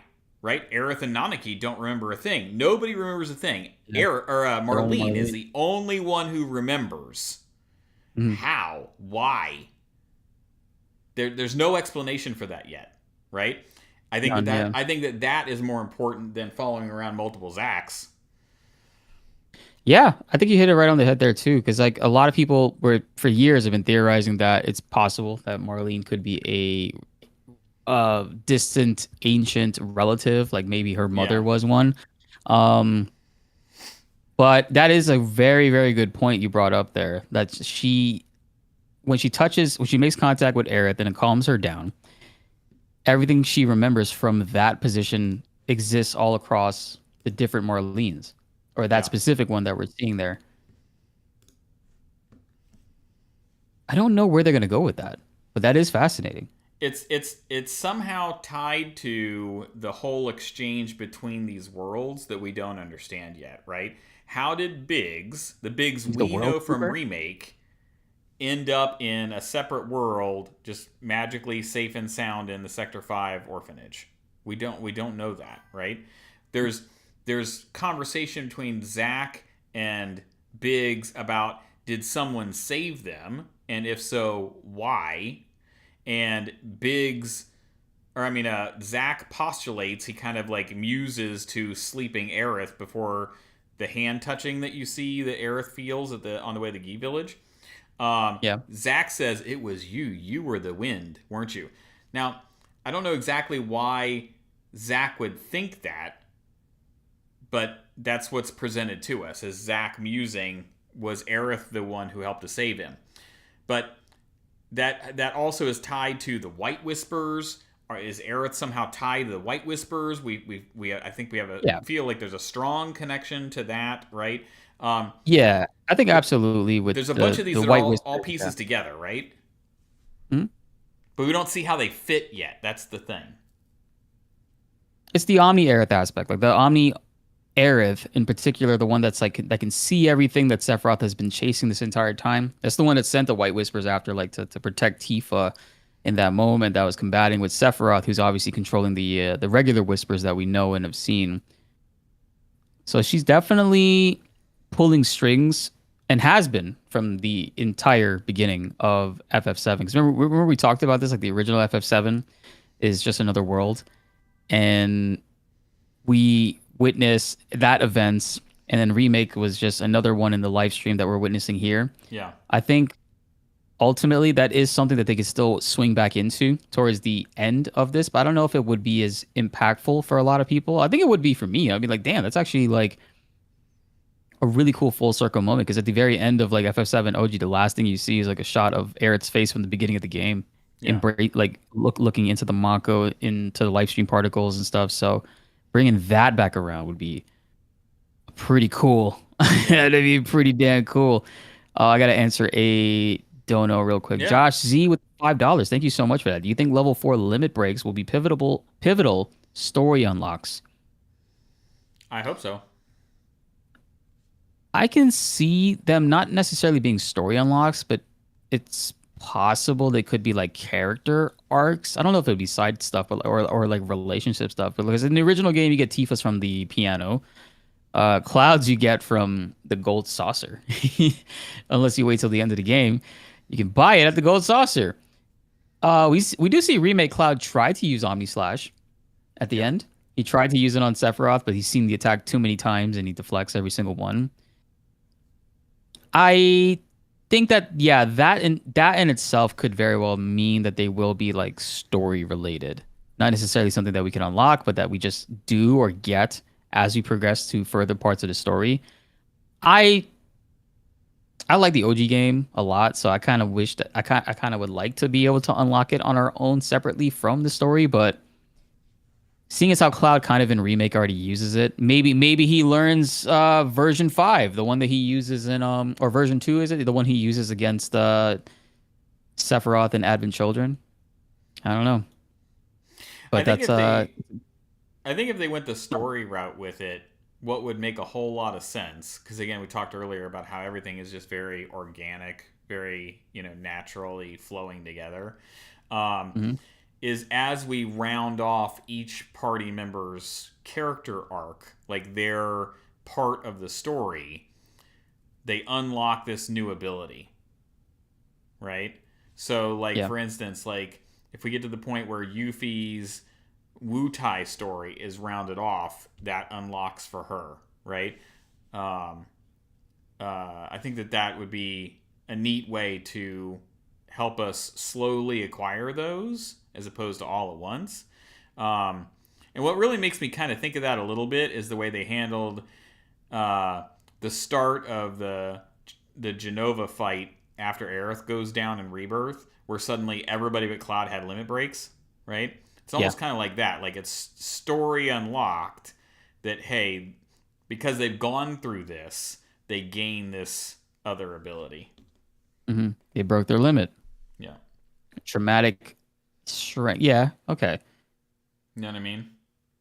Yeah. The final one specifically, yeah. Because, I mean, the other ones we unlocked them through the grid, if I'm not mistaken, right? Like, you have to get Tifa's meteor strikes from the grid, progressing through, getting different level stats and stuff. So this one could very well be a story related moment, at least when it comes to Cloud. I don't know if Tifa's would be. story related. I mean, she suplexes a giant robot. I don't know, but I think because Hamaguchi was asked about the suplex, like directly asked in one of the panels he did, right? And he said, "Yeah, we're aware of it. We know that people want it. Like, wait to see what we got coming, or something to that effect. Look forward to blah blah." He kind of No, they deflected better it. do it. I don't care how ridiculous it is or how ridiculous it looks. She needs to do it. Well, I, I'm hoping at the very least we see her suplex Scarlet on the cannon, on the Junon cannon, like as part of the Hmm. like, because I'm expecting not just a slap fight. I'm expecting a full on fight between the two of them, right? Yeah, Um, it's got to be bare knuckle brawl. yeah. And I think somebody on one of Max's streams suggested like you get like a 2D fighting game experience there. Oh, I don't think they'll do that, but or that would be kind of uh, interesting, you they know? go like the Metal Gear Solid 4 route. Yeah, yeah. So that would be kind of cool. But I am like that's kind of why like I was in favor of using the thumbnail we used for tonight's live stream with like the fantastic art by who did I say it was by? I messaged you earlier. It's with Wasabi. Hold on, I'll tell you. If you're wondering where we got the image for tonight's thumbnail, let's see. I wrote it down so I wouldn't forget. Wabi Sabi. It's Wabi Sabi It's Wabi and Sabi. and Yeah. Jammy Bear. Yeah. Johnny Bear was the suplex one that we didn't use. Mm. Yeah, But yeah. The suplex one is nice. It's just too vertical. yeah, yeah. It's So it's a hard image to kind of like put in a thumbnail. yeah, I'm gonna put in my chat, guys, because there's some underscores in it. But definitely go check out his stuff like on X, Twitter, etc. There you go. That's the artist for the thumbnail image that we used tonight. Um, but yeah, I definitely want to see how that whole thing is gonna play out, and then the high wind appearing. You know, that whole section from what you suggested, maybe starting with, like that whole like Barrett and Tifa, the meteors coming, and we're stuck in this room, to the we're gonna execute you to the weapon, to the getting away on the high wind. Like, tell me any OG fan that isn't like immensely excited to see how that translates to part three, right? Like, I think Yeah. everybody's like just dying to see it. That's why it's something that kind of like a lot of storytelling games do that, where they show like a later part of the story and then it's like a flashback, right? A flash forward Yeah, to a flashback to show you like what led to this moment. And I think that works really strong with it because it introduces so many questions for newcomers, and also OG fans won't have too many questions, but they'll be excited at the fact that yeah, how does this get realized? How do we get to this point? You know, yeah, agreed. maybe Zach breaks them out. I don't know, but I there's a part of me that hopes that while Tifa and Barrett are stuck in there, because if there's one thing we've learned from Remake and Rebirth, the devs are not afraid of splitting the party up to make you spend time with certain characters or Hmm. different configurations, right? So I could foresee a scenario where the way the way that part three plays out is Tifa and Barrett are stuck in that room. Kate Sith or Yuffie or somebody sneak off to be in disguise to go be wherever they need to be to assist with the breakout, kind of like Return of the Jedi style, right? Yeah. And then the remainder of whatever party you have recruits the Midgar 7th Infantry, steals the High Wind. Like, do we get to see that this time or no? That would be kind of cool. Yeah, we definitely have to see that. You know, like I feel like in the original game, Yuffie was just like a reporter on the outside in a disguise. And Yeah. she's talking about how this is just her side job hustle. And obviously, Yuffie's not like that in Remake. She's more developed and she's more like involved with the characters and cares about them and stuff. I mean, we see that at the very end of Rebirth where she's crying about Aerith. And that also leads me into like thinking, how does her Wutai arc as well like transition into her, you know, if she steals our materia and runs away? Is it because I'm she's hoping like she fed up? does. Is she fed up with losing people because of the weight of like Sonon's situation, and then she loses Aerith, and she's like, man, this sucks. I don't like the way this feels. I don't ever want to like deal with this again. And she tries to like just cut all ties off with the party and like steals our materia, runs away, and then we got to go like catch her and also recruit her back to the party. It's a much deeper, I guess you could say, character.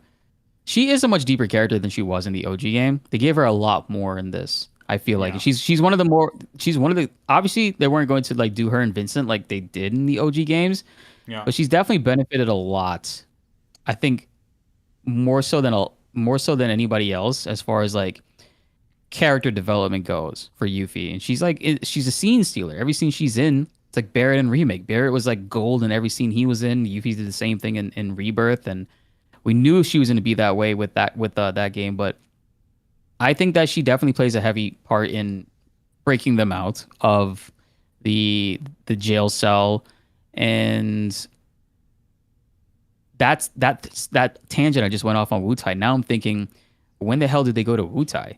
Does she like after Cloud disappears? Does she get mad and is like, you know what, f this, I'm done with all you guys, I'm gone, and then steals the materia and dips, and then Cloud doesn't go to Wutai? Like I feel like Cloud, because like in the OG game you could go to Wutai without Cloud. It's possible, Yeah. right? Like after Cloud disappears, you can take Tifa as the party lead and go to Wutai and do that whole segment without him.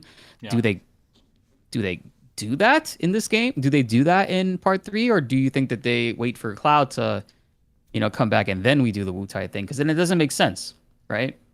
I I mean, think it can make sense, but it's like it's weird that she would. Yeah, we just got Cloud back. Oh, I'm going to steal your materia and then like dip. Yeah, I think it depends on A, how they handle the lead up to the Northern Crater, right? Like, do we go to Rocket Town and Wutai before that or not, right? I think that's part of it. But if I'm thinking about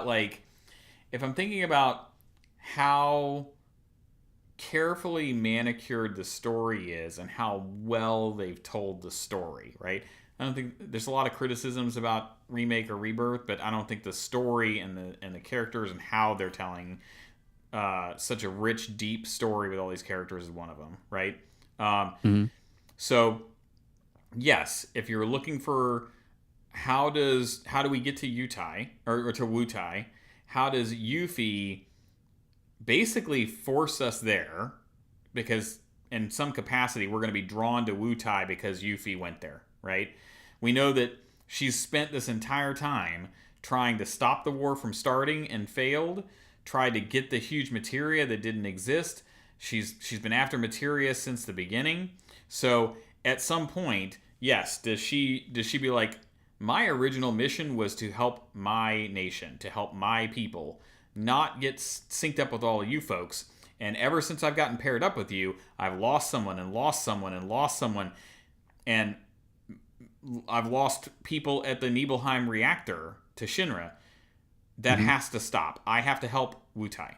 And so she just takes the materia and goes.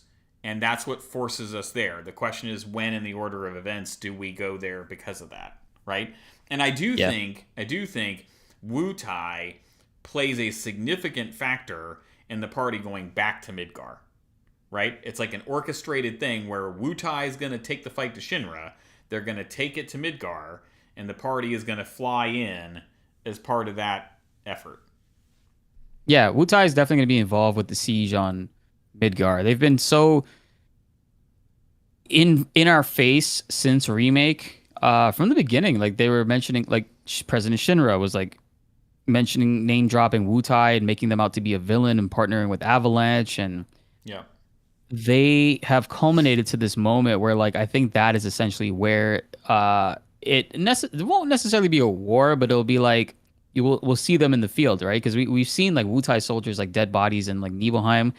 I think at this point it's like they're making their move, and that's where like Glenoroth has been like or Glenova has been doing this entire time, is setting up that well for them to be able to infiltrate during that siege Yeah.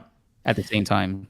Yeah, and I think that I think bringing back into the conversation for a second, I think what makes him interesting if he's with the party. It's not an interesting thing if he's off with Aerith in a live stream somewhere. But if he's with the party in the actual Beagle world and he's a part of all of these events, I also mentioned this in the Zach video I did.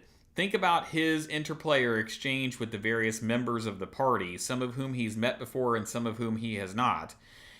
But he also had this unique exchange with Yuffie. They made it a point for Yuffie to call it out in the date scene in Rebirth at the Gold Saucer with Cloud. She talks at length about Zack.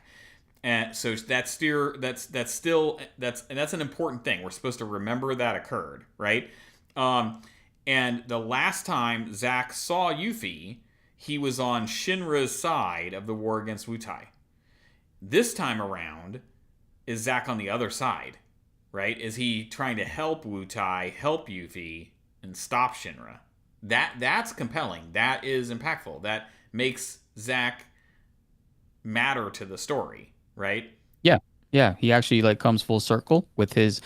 Obviously, I know Zack doesn't have any allegiance anymore to Shinra, and because that'd be weird if he still did. Yeah, but like seeing him actually stuff, and he's still like, yeah, guys, I'm a soldier. Yeah. How could you turn your back on soul? I'm joking. But yeah, him partnering up with Wutai is definitely significant character growth for Zack that I would like to see, because he definitely he needs some for me personally, because like Zack's not my favorite character or necessarily my like ideal character in the story. I know there's a lot of people that really like Zack, and that's awesome. Like, you know, there's so many characters in this game. There's a lot of people to like.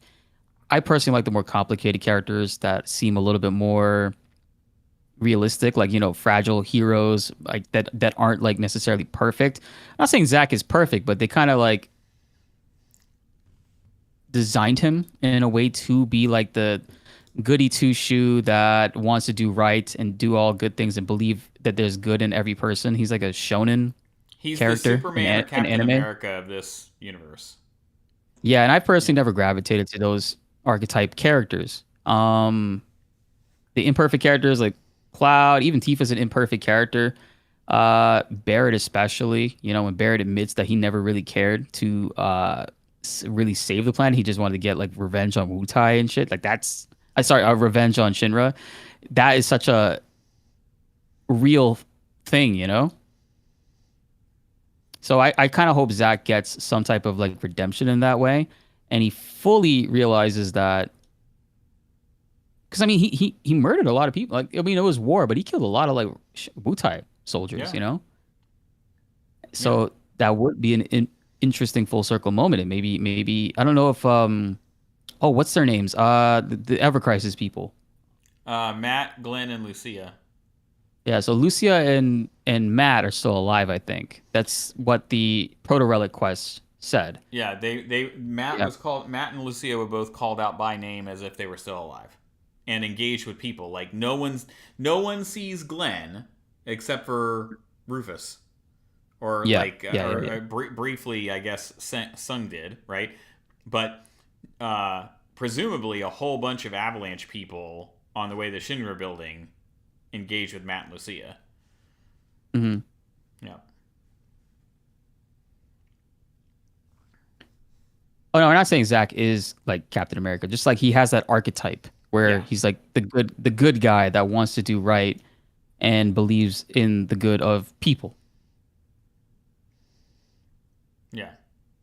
The sort of goody two shoes that like it's hard to get them down, right? Like even with everything going on in Rebirth, Zack was like, of course I believe you. How could I not? Look at everything going on. Like, you know, like I think again, part of what would make him more compelling or more impactful in part 3 is if they gave him something to actually do with emotional weight to it, right? Like if he joins up with the party or he finds out in part 3 that Aerith was killed by Sephiroth, what does that do to him, right? Like he's been looking forward all this time to getting back to her. He's seen her sleeping, like all this stuff.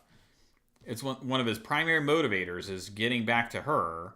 You saw him weep at the beginning of Rebirth because he finally got to her and she's like in this unconscious state and he doesn't understand what's going on. He just cares, right? But like that's really the only like emotion we really see out of him, right? And I would love to see him be as emotionally deep as the rest of the characters. Mm-hmm. Yeah.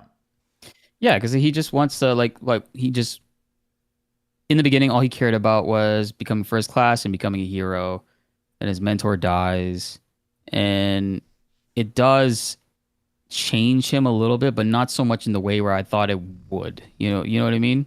Yeah, for sure. But yeah. Yeah. I have another topic I can jump to, but I'm gonna go grab a soda real quick. You Hmm. want to hold down Yeah, the yeah. fort for a second? Yeah, you do your thing. Hey, what's up, Travell? I wrote a whole 40 chapter fanfic for Rebirth DLC. Address all this in the fanfic. Wish Nomura could see it. That would be interesting. 40 chapter. Holy shit. That's pretty cool. Um, I'd be interested in seeing that. Are you in our Discord by any chance? Your name looks a little bit different. I don't know. It could be because I know YouTube did a change. You've been in Black Materia forever. That's crazy. I appreciate that. That's 2 years as being a member. But YouTube did a weird change where everybody's at name is different. So you have to like update your at name to whatever it was previously. So I don't know what your name was before. Travail.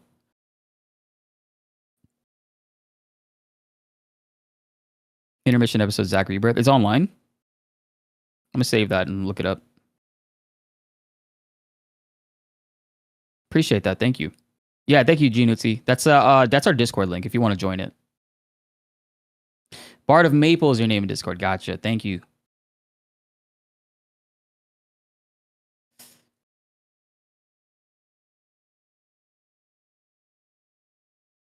Renaissance Elf. Holy shit. Yes, I do remember your name. I think YouTube offers one free name change. It's up to you if you want to do it. You don't have to do it, but I'll remember now that you were Renaissance Elf. It's just YouTube's made streaming for me so hard recently just because of the name changes, man. It's like it sucks because there's some people that like join in here and I recognize the profile pic, but the name is different and yeah. But yeah, we saw a lot of people talking about how it's possible that because in January 2027, FF14 has their new expansion and all that stuff coming, that we won't see part 3 release around them. But I still think that we could still see it in April. 3 months. And it's also going to be in the same fiscal year, which would be huge for Square. No, actually, no. Japanese fiscal year is March. So ending of March, I think it is the new fiscal year. So maybe April, yeah.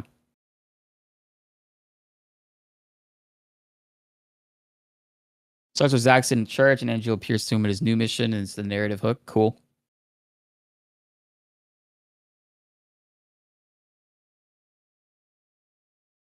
Playable Turks would be interesting as well, chat, because it would, and I don't know if they would go ahead and they would do Before Crisis in a fully realized remake. I feel like Before Crisis would be cool to get a full realized game. What do you think, John? Considering that I never experienced Before Crisis, I would love it. Yeah. Yeah, a lot of people haven't. There's I forget the name, Naoya Shinota. He's a user on Twitter that's been DMing me for years. They were able to get a Japanese phone that has Before Crisis on it, and they were in the process of reverse engineering to pull it off of the phone and be able to make it playable instead of the RPG Maker version, to just have the original game playable. Mm-hmm. It's been a crazy project. They've been working on it for like 4 years now. But yeah, Before Crisis is it's something that not a lot of people got to really experience. If you really want to, you just have to kind of like play RPG Maker, which is still pretty fantastically like well done, but also check out people's like story summaries and stuff because things are obviously like different in there. Gun is actually Elena's older sister. So I have a thought on that. Hey, Roland, welcome in. Uh, I mentioned this I think to you or to somebody recently. I think there's a reason why the commander of the Midgar Seventh Infantry and Elena look so much alike. I think that they're. I wish in part three they would turn out to be related. Those two personalities together. And she would also be like an ex-Turk. Well, I don't know if she'd be an ex-Turk. Like, she went the military route. Elena went the Turk route. And you could just see Elena being like this, like, bratty younger sister to this older commander. Like, tell me that would be great. It would be interesting, but that is a popular thing though, isn't it? Like, isn't it confirmed that Elena's sister is that Turk? Chat gun. I don't remember that. The commander of the Midgar 7th Infantry? No, no, no. Like we don't Oh. know if the commander is Elena's sister. What we're saying in Before Crisis, Elena's sister is Gun, Oh. and which is why like Elena was able to like join the Turks. Like she just got like a nepotism hire. Gotcha. And her real name, Gun's real name is Emma. Yeah, that's pretty close. Both E's. Chat, while we're talking names, do we get Sisei's real name in part three?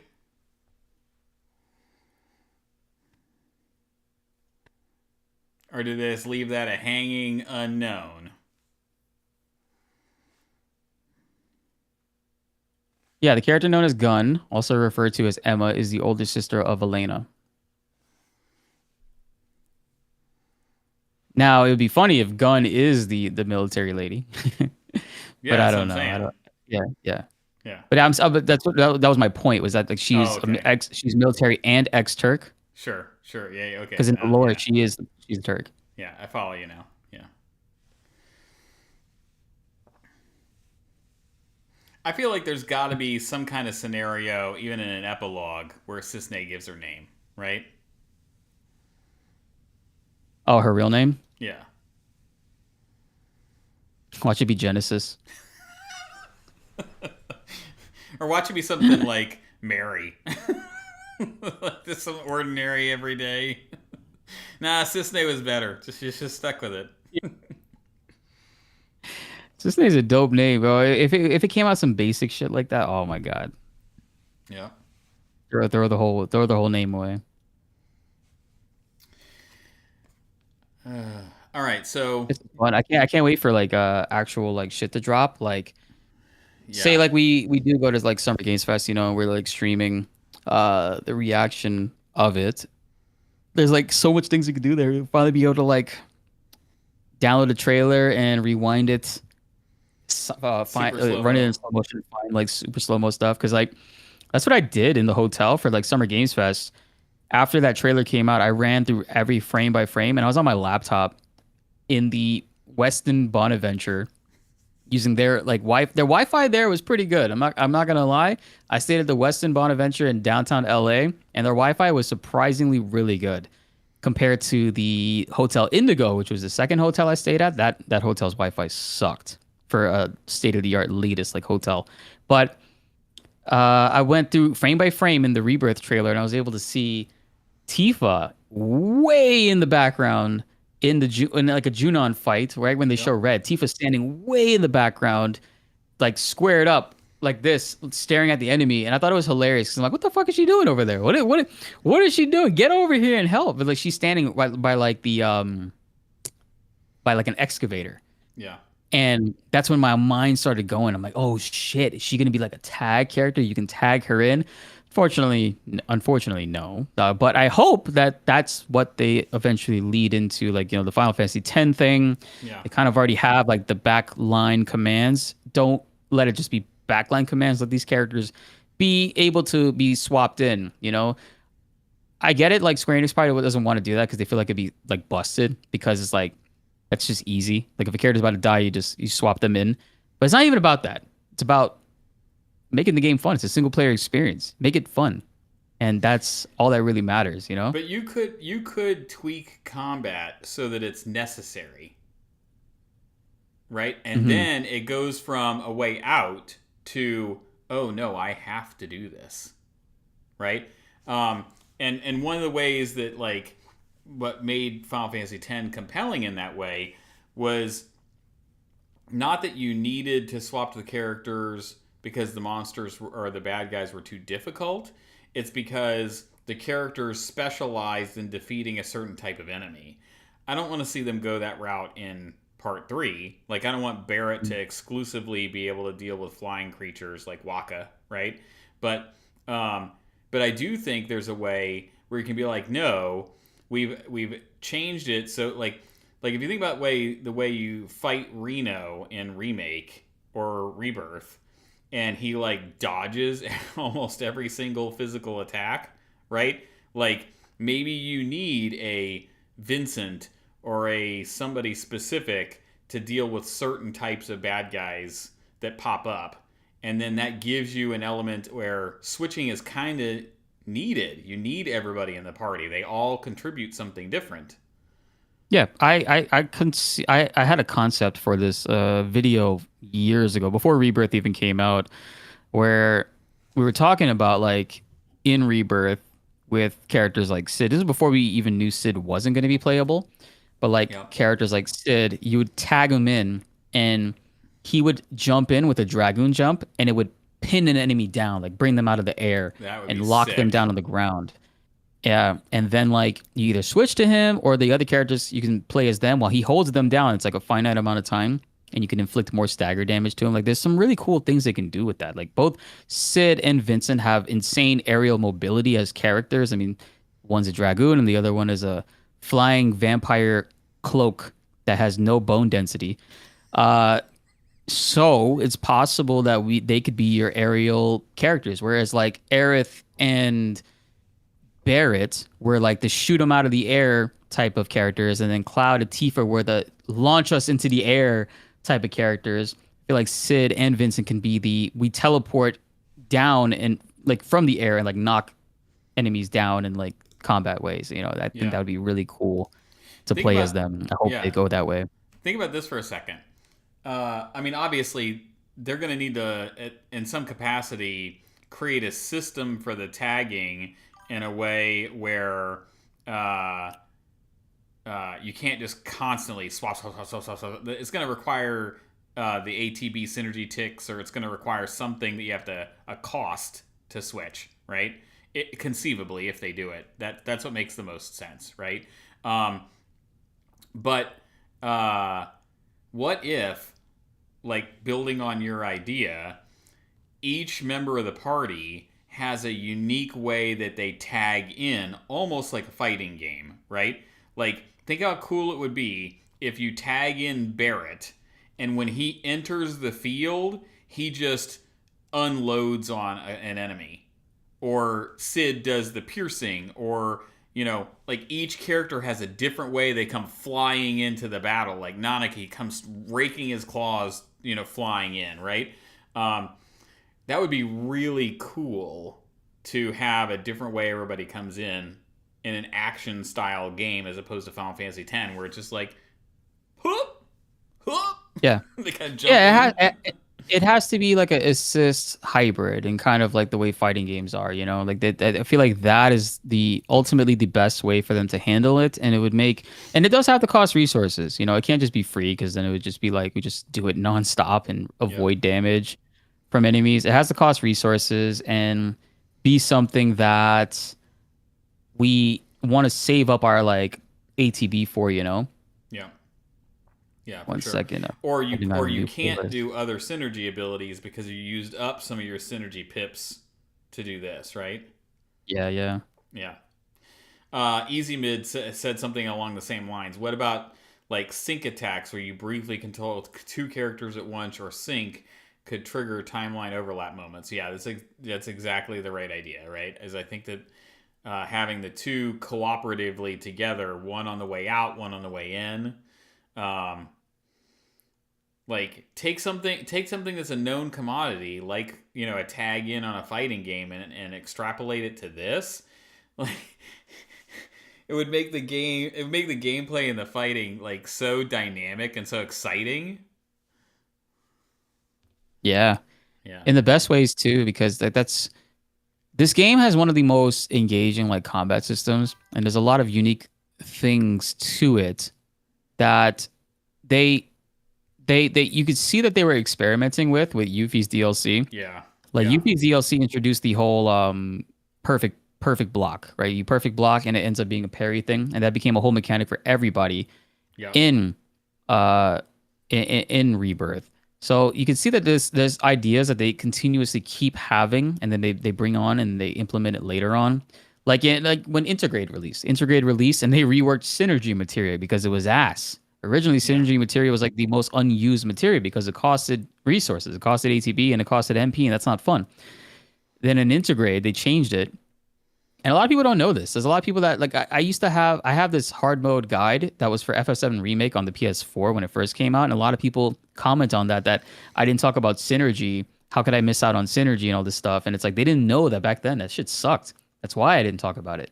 It wasn't Yeah. until Integrate came out that they actually did that. So it's like Square Enix is aware that their system is fun and there's cool things that they have in there that they can tweak and make adjustments to, and ultimately achieve its final form, like they did with synergy material, like they did with the perfect block, like they did with the parry materia no longer needing to be a materia, which I thought was stupid. Why Yeah. make that a materia? Let that be an actual integrated, no pun intended, character passive ability, right? Yeah. For sure. Yeah, I agree with that. All of that. Yeah. Rollin in my chat said a la Yuffie and Sonon. Yeah, exactly. Right. And you Yeah, know what's interesting to me too is yeah. like, Yuffie and Sonon synergy. yeah, That was their mechanic, and then the materia was expanded on. yeah. But you know what? I think that we're seeing the things that you're talking about, those improvements from remake to integrate, from integrate to rebirth, where like you said, they're clearly dabbling with elements that they can expand on or build on. And part three, I believe, is going to do the same thing from everything Hamaguchi has said. Um, Hmm? uh, you can see much in the same way of how Crimson Desert is being, or Pearl Abyss is being really, really praised for how much they're building or adding or sending patches for Crimson Desert, right? Like everybody loves how fast and responsive they're being, right? And Square Enix doesn't really have the exact same ability to do the same thing in that kind of way because Crimson Desert is a completely different type of game. But I think that they still want to improve the experience. They still want to build on the mechanics. I still think they want to do the same types of things. And what you're explaining is like an example of how Square Enix does that, right? Hmm. I'm just interested to see like how much further they take part three, right? Um, somebody in my Well, chat said, chat's recommendation about the yeah, summons having a synergy with characters is such a great idea. I think yeah, that'd be super dope. yeah. And somebody else in my chat earlier said, just open it up for the players to be able to create whatever crazy build they want. And that person specifically said they need to let Bltzz do 8 million damage if he wants to be able to do it. Yeah, man. I mean, Materia was like that, you know. In the OG game, what made Materia fun was the vast amount of combinations you can do, create, and like come up with. Just like some things that some people just didn't even think about, you know. Like this, I can honestly tell people till this day, there's definitely materia combinations out there that I've never tried, thought about, or even like cared to do. You know what I mean? Yeah, And one day I'll probably like do it, and I'm like, oh, this is like the best way to play, and it's like an ever evolving thing. And that's what made like FF7 for a lot of people, including me, such a really fascinating like gameplay wise, because you can yeah, just everything is like super flexible, and like in Remake and Rebirth, we're super limited with materia in the way that it's kind of like a shell of what the original FF7 was. You know, it's like yeah, I get it, they're trying to keep things balanced in a way where there's still some friction, where it's hard to do and execute certain things. But I'm sure Gianuzzi will agree as well. He's one of my mods. He's like the combat specialist that I like go to for all my like concepts and like ideas to like talk it out. But like I feel like there's just way too much restrictions on materia right now, and they need to also like open that up in part three. Yeah. Max talked about like bringing back like birthing materia, like the master materia birth a new one. Yep. That and the birth one comes with like bonus effects, bonus stats, maybe uh a la kind of like master materia in a way where master materia has all kinds of other materias effects on it and bonus stats and stuff. So they Yeah. definitely have to do something along that lines, you know what I mean? Because it's Yeah. just like weird that we have all these really cool materials but limited slots, and then some we can't do without of like ATB assist. We need that. I don't feel like ATB assist and majority of the purple materia that exists right now should be a materia. I feel like it's silly. I feel like some of these things should be passive stats, Well, I was because really glad they turned some of them into earrings in Rebirth. I mean, yeah, you use up your accessory slot, but you open up a materia slot by not having to have assess or not having to have this or that, right? Like, Mhm. if they could find ways to do more of that type of stuff, that would be great. Yeah, yeah, for sure. And it's like I like that when we enter into Rebirth, they took two purple materias that I felt like were essential to remake and moving around and doing combat and stuff. They made them part of the character's kit. Deadly Yep. dodge and parry materia, which wasn't really a parry, it was a slide. But everybody has it automatically in Rebirth and you don't have to equip it. Yep. They need to do that and consider doing that with like ATB assist or auto ability, auto unique ability, and skill master materia. Like those things are great and they're important, but they also limit our creativity and our Yep. flexibility for how far we can take builds because we need those things in order to fund characters more ATB, right? Because ATB is the most valuable resource in Final Fantasy, Yeah. FF7 remake specifically. Yeah, and I think that they also accomplished that a little bit by um, taking like fire and ice and making them one materia instead of separate, or giving the abilities you could build out in the folio where you could do elemental attacks as skills, and then you don't have to have like an ice materia because you can do an ice attack, right? Um, so like they created a little bit of flexibility to allow us to open up a couple materia slots to do other things, but they could do more with that. And it would be great if they did, for sure. Yeah. Yeah, man. It's just either if that's the case and they want to keep these things as materia, at least give us more slots. Give Yeah. us more slots than the original game gave us. Give us like bonus shit that we can equip. You know what I mean? I think that that's the ultimate way to kind of make me in a selfish way happy, but also allow more flexibility because I feel like there's so many other crazy combinations that could exist, but we just physically can't take advantage of because of the way we have to use certain purple materia in order to function normally, Yeah, for sure. Couple of things from my chat. Lumbre says a good suggestion is to have incentives on more synergy pips. Is to have an option for a full party synergy when all of the team has synergy pips. Um, Mhm. I think that falls in line with sort of the triple tech idea, right? The triple synergy ability. Um, I do hope that's coming. I gotta expect that they've heard enough feedback around that and it would just be so dynamic because now that we're gonna have the full party, minus Aerith, but but like think about the sheer number of combinations of all of the different party members, right? How many different triple techs could there be across that many people, right? That would be really cool and really dynamic, especially if some of them, especially if we can hot swap party members in and out, which I think also helps with something else that Legendary said. With all the materia we will likely get, we need to have loadouts. That helps to build, or that helps to make buildcraft so much easier. Quality of life can really make a difference there. I agree. I think everybody has said we need material loadouts, no question, right? I'm sure that there are some design challenges with getting that to work in the game. You're going to have various parties with various levels of materia slots on their equipment.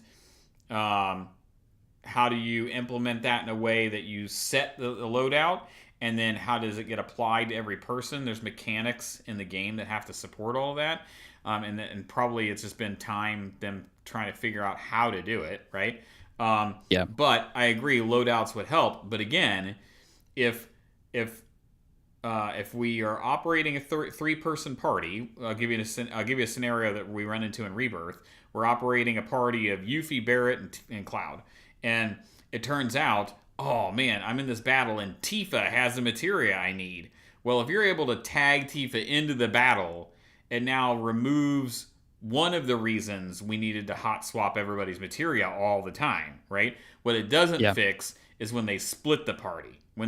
For story purposes, we have different party members, different configurations that we're following.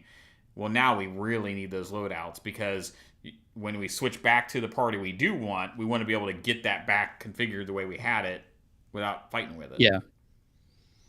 Yeah. And then loadouts might run into an issue too, where it's like, this character has this materia currently equipped. Do you want to like remove it from them? And it's like, Yeah. they, from a design standpoint, I think they could just hard swap that. You just click yes and it just moves it. And that would be great. That would work out perfectly for us. But that's just something that needs to be in this one, man. Because how often we're going to be swapping party and like like going around from like party to party. We can't spend majority of the siege on Midgar in our menus swapping materia every Yeah. 5 steps, No like thanks. that's just ridiculous. If not, give us this. If not, then maybe this is where materia birth comes into play. We Yeah. birth materia. We have so many extra ones. We can just leave things on characters. Yeah. That's the only other way that they could really lean into that. But either way, they got their work cut out for them when it comes to part three. Somebody also mentioned, what about chocobo breeding? Chocobo breeding, they mentioned briefly in an interview. I think I covered it in a video a couple of weeks ago. Hamaguchi specifically said, um, He said, I don't know about chocobo he's aware. breeding, but there will be Yeah, new mechanics for chocobos. It was almost like it will be there, but they won't call it that. yeah. It might be Yeah. called some other shit. Yeah. And speaking of materia birthing and things like that, another person, Melterer in my chat said, uh, I was surprised they didn't take the materia mashups from Crisis Core, right? Like there's sort of like that like creation of materia. I think part of that is like that's Shinra technology that we don't have access to because we're the party off on our own. We don't have the resources Shinra does. Um, but yeah, if they gave us some ability to take some of our spare materia, like you're saying, we have like these excess ones we don't need, and we could use them to birth other materia through like synthesis or creation, that would be kind of cool. Yeah, maybe they shied away from the Crisis Core one because everyone that's ever used that died in combat and it wasn't as effective. Oopsie. Sorry, dig it, Zach. Yeah, yeah. I think they might do it like Final Fantasy 14 for the chocobos. Um, my brother who refuses to play remake until the all three parts are out. You missed the part of that conversation earlier, Rollin. He is huge. He's like a guild leader on Final Fantasy 14. He knows a lot about it. I've never played 14, so I don't know what you're talking about. But uh, I'm interested to hear. You like 14, Blitz? Yeah, I love 14 actually. 14 I've been playing since they did the demo or the beta, sorry, on PlayStation 4.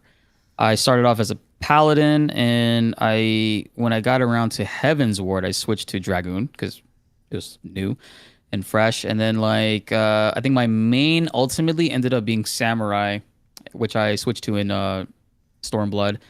And the funny thing is though, my relationship with 14 is hilarious. It's like I've played these games, I've done all like a lot of the raids, a lot of the Savage content and stuff in the extremes, and I haven't done most of the story. Like 5.3, is where which is like the Shadowbringers patch, the really, really good story that everybody loves. That's like been like mind blowing for 14. That's where shit really like takes off for people and people really loved it. I'm literally on that and I haven't progressed. I have a character that's like max level for like Endwalker at the time. I think the latest one I was playing was Endwalker. I didn't play Dawn Trail at all. But like my character's all like maxed out and shit, and I haven't done like any of the story stuff, and it's so funny because a lot of the times I was playing Crystalline Conflict or doing like raids and like my dailies and stuff with people because and it's a bad habit, but when I grew up playing like MMOs, I grew up with like World of Warcraft. A lot of my friends were ahead, and we would always like skip the story stuff. We never paid attention to any of that. So all we cared about was raiding, getting loot, raiding, getting loot. And that's kind of like the same mentality we did in FF14 because A Realm Reborn was kind of a drag, so I didn't really retain a lot of the story from that. But I did eventually go back and played A Realm Reborn and half of Heaven's Ward, but I do have to play and like actually consume all the stories. And maybe that's something that we do leading up to the new expansion, right? Maybe that's a new content journey on the channel. We jump back into 14 and play through the story and understand it together as a group. I'd be down. I haven't done any of it, so that'd be cool. Yeah, it'd be cool. I mean, we could do it together. Uh, yeah, I used to be on. Well, I know it doesn't matter anymore, but I was on Primal Famfrit, which I know now it's just like Primal Crystal, whatever. Like they've merged all that together. Well, I'm talking to chat. But yeah, I've been playing forever. It's just like I stopped playing consistently after the pandemic because my channel started to do really well with Final Fantasy VII Remake, and I was so excited about that. And like, oh my god, there's people actually here. Like, let's play some other games. You know what I mean? And like, just make videos about this and play old school RPGs. And I just kind of like fell off of 14. Played a little bit when Endwalker came back, and yeah, I'm still here.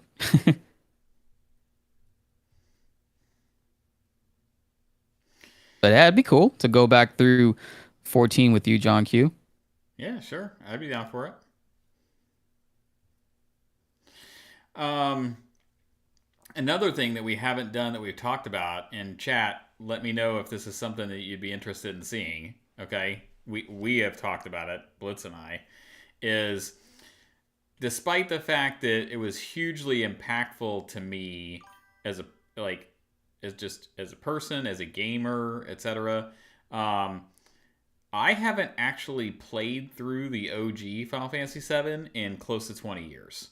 I remember a great extent of what you experience in there, but I haven't personally gone back and played it in a long time. So if you'd be interested at all in following a journey back through it on a lead up to part three, like let me know and we'll tee that up and go back through it. Man, you're gonna go back through Remake, and you're gonna be like, damn, man, those changes they made in Rebirth were needed, bro.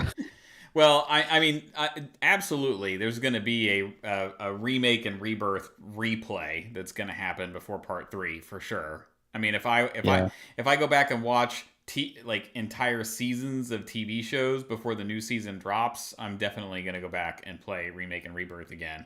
Um, I've already been through it quite a bit creating content because, as you know, Blitz, like you to go get clips you need and stuff, like you go through some of the game over and over and over and over and over. So, Chat, it's so hilarious. Like, well, me and John Q will be at the gym, which by the way, I know we we fell have off got a to little get to the bit. gym, dude.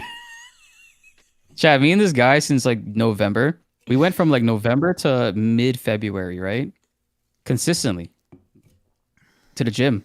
Yep. And like my birthday happened and then he got busy with work and then I got like I went a little bit without him and then we haven't been back since. It's like I don't think I lost my gains. Like I still feel it, Yeah. but man, I got winded the other day. We were at Universal and we were walking around and I got kind of winded. I'm like, oh shit. It's Well, killing. I had like 4 or 5 straight weeks of work travel. I was on the road like every week, and then I went on vacation for a week, and I've been playing catch up for weeks, and we've lost a couple people on my team at work, and so like it's been super busy. But like, yes, I am totally down to get back into the gym. We just gotta just do it. I'm traveling this next Yeah. week, but then Mhm. we got to get after it. Yeah, definitely, man. And I got to do better. Like I have my workout stuff behind me. Like my chair is actually blocking like my weight. My weights and my pull-up bar is there. And I haven't been using it. I look at them and I'm like, maybe later. Just gotta get at it, you know. But our goal was to get into like shape and stuff for like Summer Games Fest. Yeah. But that's coming a month Soon. and a Yeah. month and 10 days from now, chat. Wow. 40 days, You know, chat. Ish. jeez. I don't Yeah. want to, Okay, chat. I don't want to point this out, but Tifa is silently judging you for not working out back there. I can see it. Oh, you guys can't see it, but she's actually got the middle finger up right now. Her her fingers are opposable. My cousin and his wife, they came by a couple weeks ago, and they were messing around with it, and they made her finger like just like flip off like the camera. But it's funny because her hand blends in with her face, so you can't even see from that angle. That's funny. But yeah, um, she's constantly flicking me off because of my lack of gym activities. I think so. Or that's now canon.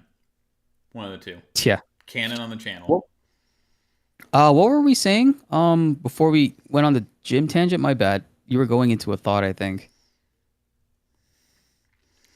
I don't have the attention span to remember. Maybe chat might know. If anybody in the chat remembers, let me know. Yeah. But yeah, I mean, speaking of like Summer Games Fest, we do have a trip fund. Finances have been brutal this year. It's a whole different story in itself. My fault because I've been trying to also do a bunch of different things content wise and build an audience for it, but it still ain't there, you know? Like it's just one of those things where you kind of just keep firing it off into the algorithm and hopefully it lands. My most recent project with Pragmata is doing really, really well. So I appreciate everybody that checked that out. I'm going to be linking it in this chat before we end our stream.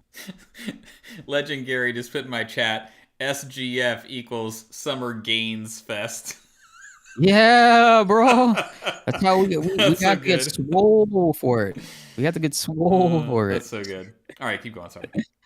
No, you're good. That was worth it actually. um yeah, so the Pragmata Platinum video, I think I found the right balance.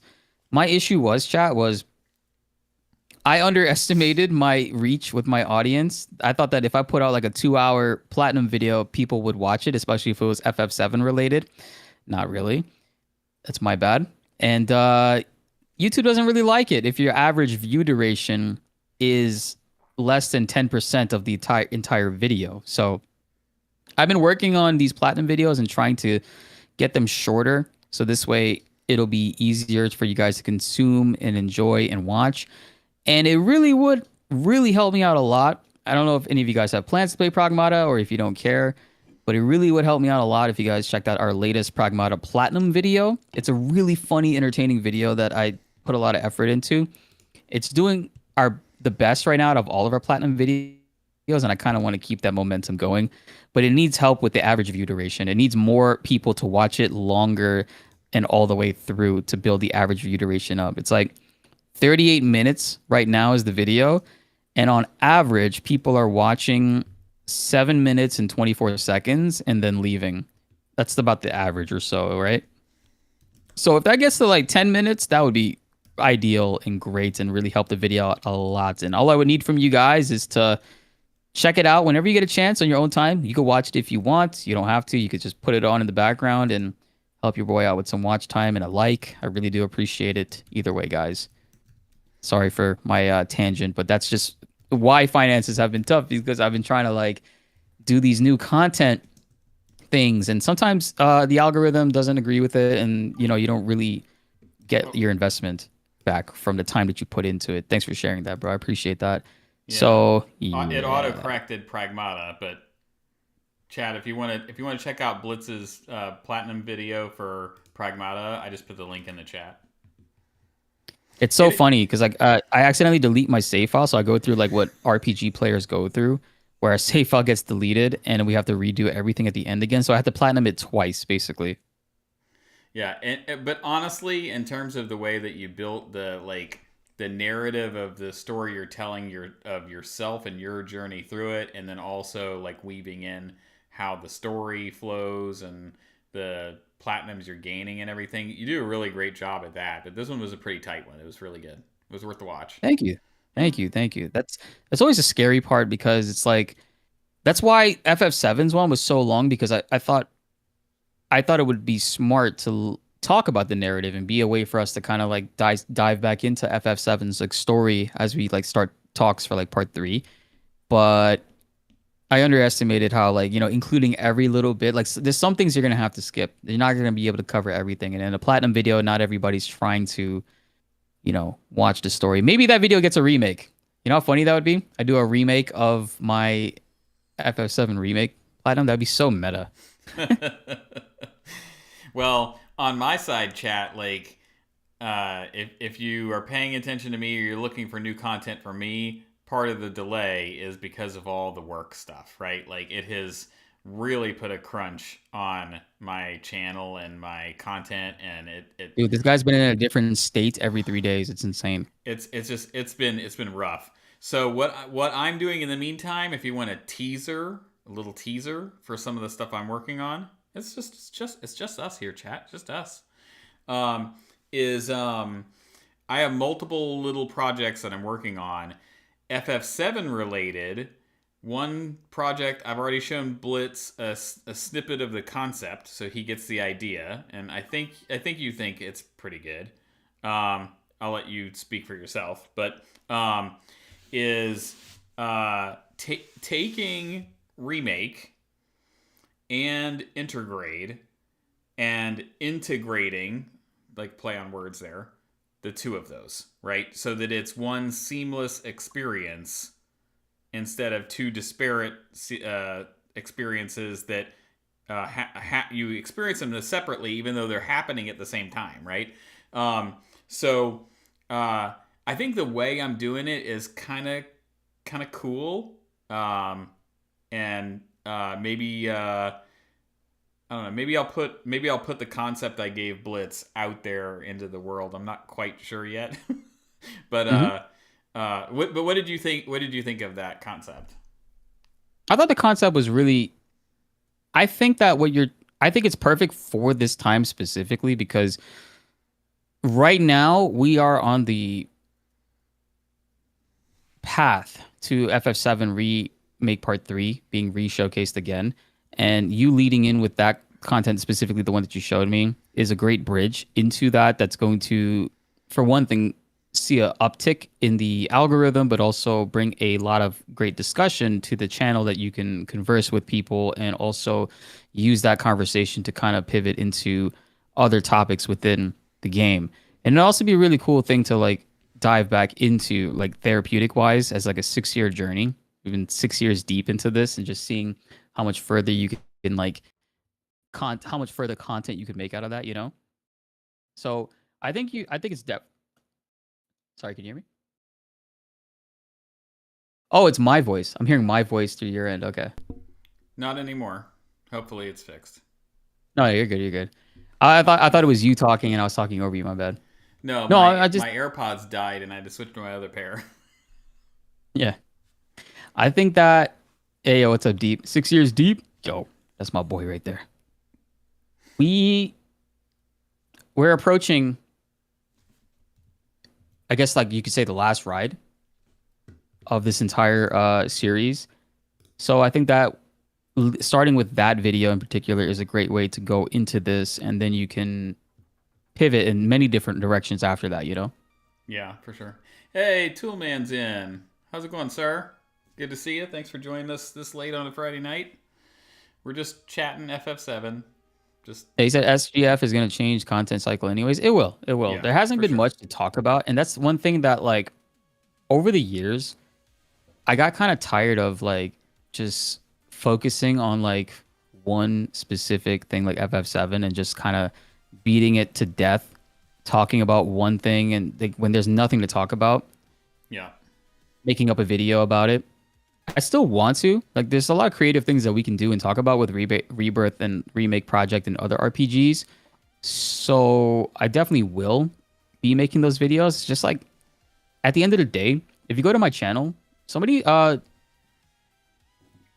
me a question. They were like, "How come you don't like why are you focusing so hard on like other games when you're known for like the FF7 stuff?" And I get that from an outside perspective, but it's like I'm a lot more stuff than Final Fantasy 7 and RPGs, you know? Like if you go to my channel and you sort the videos by popular, my top 5 videos there, only one of them is a FF7 video and it's not even number 1, 2, or 3, right? It's Dragon Ball, multiverses, and what is Expedition 33. You know, it's like FF7 is always going to be a content thing on my channel, but it's just I do a lot more other than that, you know, and it's like it kind of sucks when some people come to the channel and they just like shit on this new thing that I'm doing, and it's like, hey, this is cool, but when are you gonna make a video about this? Or like when are you gonna talk about go back to like FF7? When is FF7 Part 3 news? And it's like I get it. When we first started out, I was kind of the guy that was just making a video just to make a video just to talk about FF7, and I was afraid of branching out, and I kind of wish I did it sooner. But you know, it is what it is, and but that's the thing is like, you know, I kind of want to only talk about like FF7 stuff when there's meaningful things to talk about. So I'm tired of, I was also tired of seeing subreddits say, "Oh, Bltzz is that guy that will say breaking news. Uh, Square Enix said there will be chocobos in part 3," and it's like, what? I never made a video like that. Fuck you. Yeah, I mean, that's the thing, right? Like you're right. There are so many things that we could still discuss or talk about that we have not talked about that we've already gotten from Remake and Rebirth. I'll give you two around Jenova in a second. We'll circle back to this point, right? Mhm. But um, but there's just we're all gamers at heart, right? And even if we love something the most, or it's hugely a part of our experience, there's so many great games to play. And as a content creator, why limit yourself to just one thing when there's so much goodness out there, right? Like, Yeah.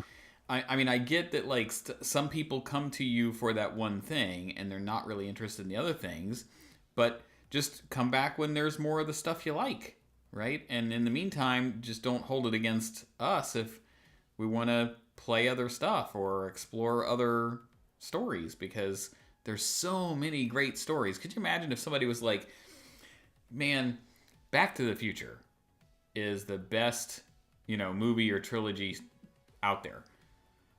It's the only thing I ever watch. Only thing. Mhm. You're right. It's great. It's fantastic.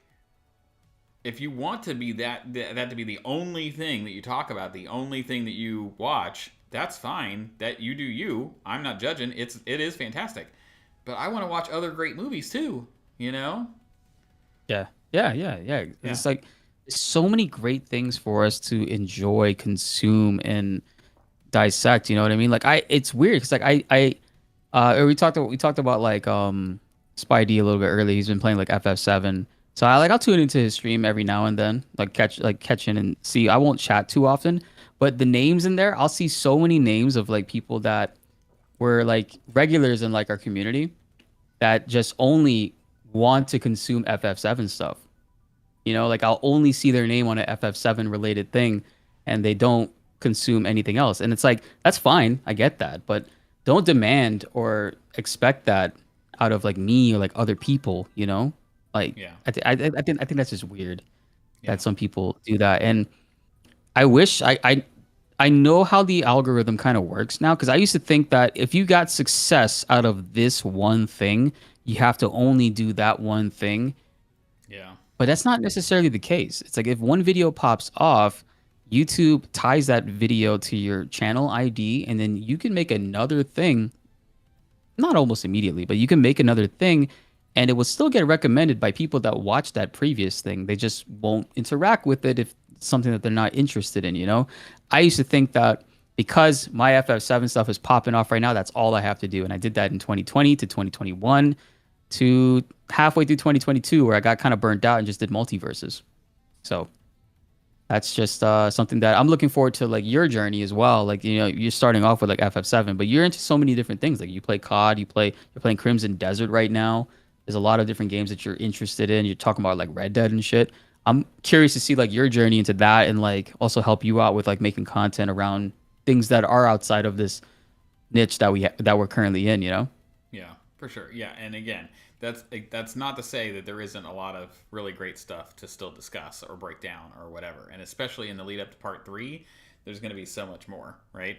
Um, and you know, part of the idea with the whole Project Integrate with Remake and the DLC is to just sort of put that back out there for people who maybe they don't want to replay the game, but they want a refresher going into part 3 on what happened in Remake and Rebirth. Maybe even dovetailing the end of Crisis Core Reunion into it, right? Seeing how the end of Crisis Core Reunion feeds seamlessly into the start of Remake, right? Just like that's very interesting to me. That's interesting content for me to build, right? Mhm. And you know, if people want to sit down and watch Final Fantasy VII Remake the movie, like the whole series by the time it's done, that'll be there for them. If they have no interest in it, they could play the games or they could go do something else, right? Yeah. Legend Gary said, people often associate content creators with one game or another. We all like FF7, but we don't want to be forced to play it to satisfy just one part of the audience. Yeah, exactly. It's almost like the trap that actors and other folks get stuck in too, right? Like everybody Bro, sees this person. somebody told me to make a new channel. They're like, "Yo, if you're going to make other videos not FF7 RPG, like make another channel." I'm like, "Yo, fuck you first of all." Yeah, My name is who wants to go build a new channel, a new audience, a new everything just for every topic? Like, irritating. come on, man. Come on, man. Just let me do my thing, right? Hey, what's up, brother Beige? Uh, He said um, typecasting. Yeah, they're Yeah, typecasting us. that's what I was gonna say. Yeah, it's like if you think about like even the panel. Oh, hey, can you do me a favor? Because I don't want to tax my system on resources. Can you pull up that YouTube video with the panel from Phoenix? I do have Sure. a couple Yeah, yeah, call yeah. outs that I want to go through on there. Yeah, I'll pull it up Do you right know which one I'm here. talking about? The one you sent me today? Yeah, that my ears was maxed out. The expo panel, right? Yeah, yeah. I'm gonna Yeah. chat. I'm gonna mute there or pause the synthwave playlist. Again, if you're wondering what music we're listening to on my channel, there's a fantastic 80s synthwave remix album of Final Fantasy VII music that's done by Game Wave on YouTube. I pinned it, or I had it in chat earlier. I could put it in there again, but go check that out. I literally been listening to it all day nonstop, just like on repeat. Um, One thing I do want to say about your integrate video, yes. I do think I know we talked about it all in the creative process, but I think like you narrating it, like kind of like being a voice guiding the story, and kind of a similar way of like how I kind of like do the platinum videos. And also like putting some humor in there with your like like maybe some funny call outs for like things in the future. Like you can make a joke where like, and that won't be important at all later. Like You know what I was thinking with like, uh, your Pragmata video when you opened it up with what happened with your save game data. I was thinking yeah. to myself, um, you know those TikToks that start out with that audio from whatever it's from, where he's like, um, oh gosh, how does the line go? I was thinking about it the other day when I watched the video, but it was like, um, well, this is me, and it's like there's like this music on it. Like I can't remember what the Yeah, source yeah. is, but you know It's what I'm like talking about, right? it's like upbeat, happy music, and is like I kind of did something like that for my Expedition 33 intro, Yeah. where it was like, "Yep, that's me. If you're wondering how I got here, Yes. don't Yeah. worry." Yeah. Yeah. Yeah. Yeah. Yeah. Have a good night, Legend Gary. I really appreciate you hanging out and chatting with us for a little while. You had some really good insights. I definitely appreciate that. And obviously, the rest of the live stream will be up if you want to catch the rest of it later. But have a good night. Thanks for joining us on a Friday. See you later. Okay, so I got a couple of timestamps for you. Mhm. The first one is 2344. Um,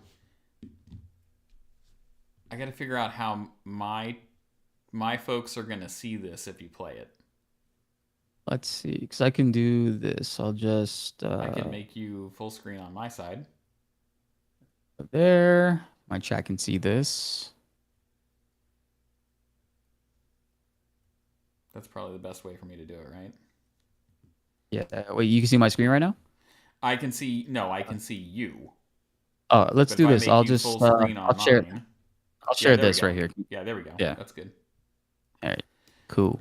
Yeah. So she asks a question, and then Cody answers, and he actually talks about part 3. Oh, wow. Okay. All right, Yeah. chat, let's check this out. I'm not hearing it on my side. You can't hear it? No, I don't. I don't hear it on my side. Are you Let feeding audio? me Oh, it's because we're in Discord. Yeah, but there's a way for me to feed Discord audio through my OBS. 1 second here.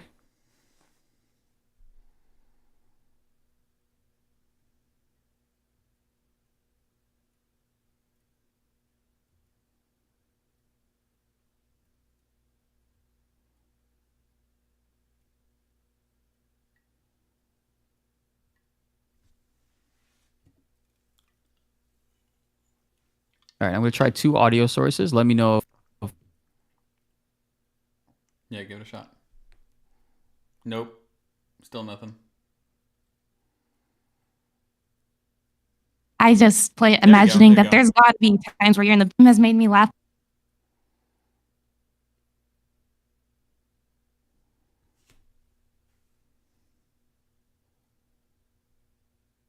a lot, and I just play. Your question, please, right into the mic, straight into the mic. Yeah, there you go. I am Savannah, Hi, and Savannah.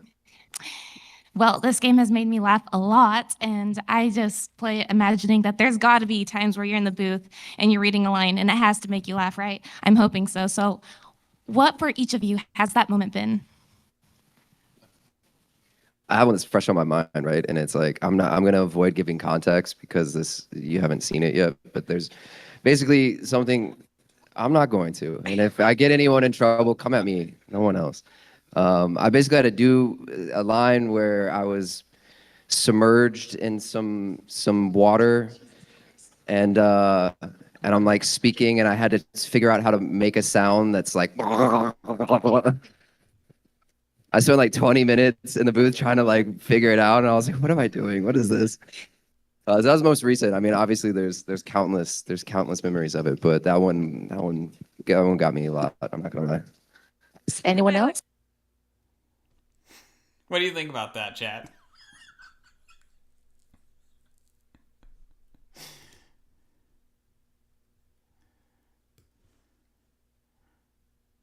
Are you talking, Bltzz? I don't hear you.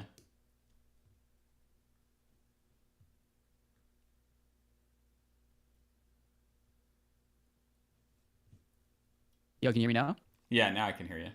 Oh my god, bro, that's insane. I was just saying, like, my mind started racing. I'm like, that could be so many things. It could be him in underwater, like falling in a deal, talking to himself, like, or talking through the live stream, or like him in a tube, like him in the tube, or in the pod with him and like Zach being like in water, submerged, Yeah. It could be Damn. something having to do with the submarine.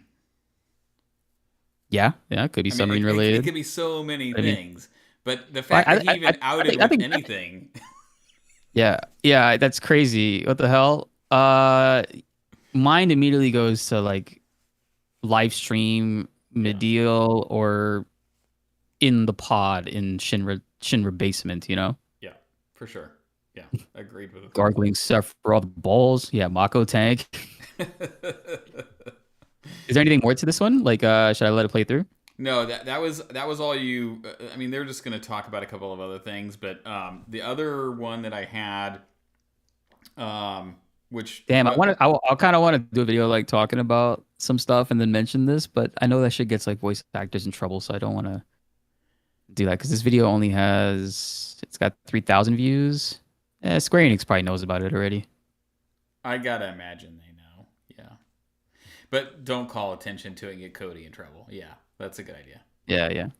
I talked with a few voice actors, and nothing that I've ever directly said, but I've heard like how sometimes content creator videos can actually negatively impact them. You know, that sucks.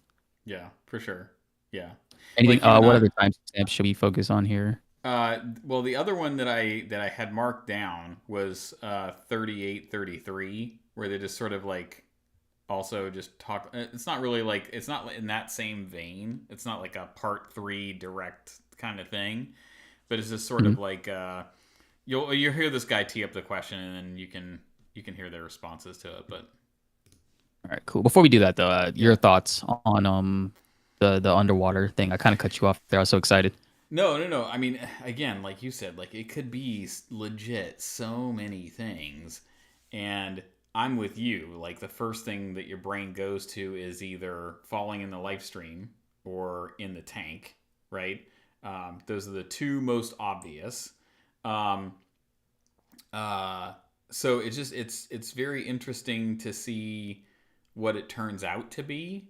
But like, I mean, I've watched a bunch of the voice actors give panel interviews like this. So when you forward this one over to me today, I was like, oh, I'm interested. I want to watch this, but I didn't expect something like that.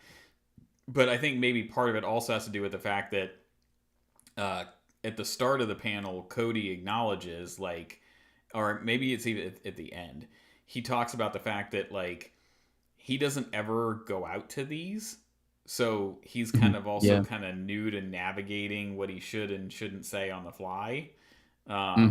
So again, like we don't want him to get in trouble. He's done a fantastic job, right? So Yeah, for sure. I definitely. I mean, they can't cut him. It's like I feel like they would get a lot of backlash.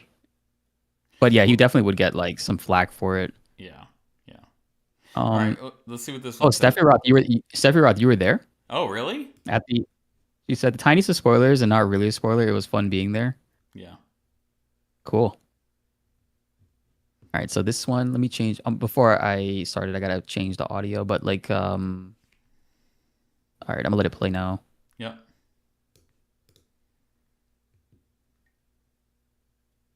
Interesting to say, but as I was playing this game, I kind of truly felt like the characters were like my friends, just because of your all's performances, and they just were a lot deeper. And my question is, like, going from the first one, Remake, to this one, was there anything like you attribute to like any changes you might have made, or anything you really wanted to nail specifically with this second entry, just because you all felt so much more natural as the characters in this one?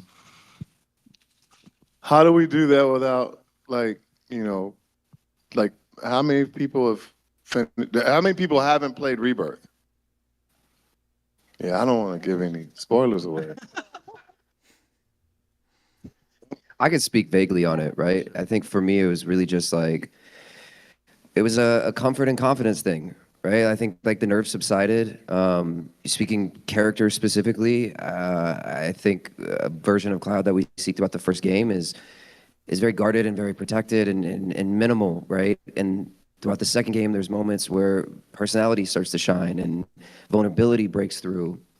So my main objective from day one, and especially in this, like the last installment, is just humanizing it as much as possible, right? We're in this fabricated place, and the reality is so removed at times, but I think the priority being like, how rooted and grounded can we keep this regardless of the scenario, performance-wise? Like that is what drives me. And I think I speak for like everybody. Like, sometimes there's insane things where we turn into frogs, and but when it's serious, it's serious. So I think just the discipline and the decision to like, all right, as human, as real, as authentic as we can make this performance, we look for it, whether that's through the subtleties or the nuance or just whatever plays out in whatever scene. Like that's my priority. So I'm happy to see that it resonated with you.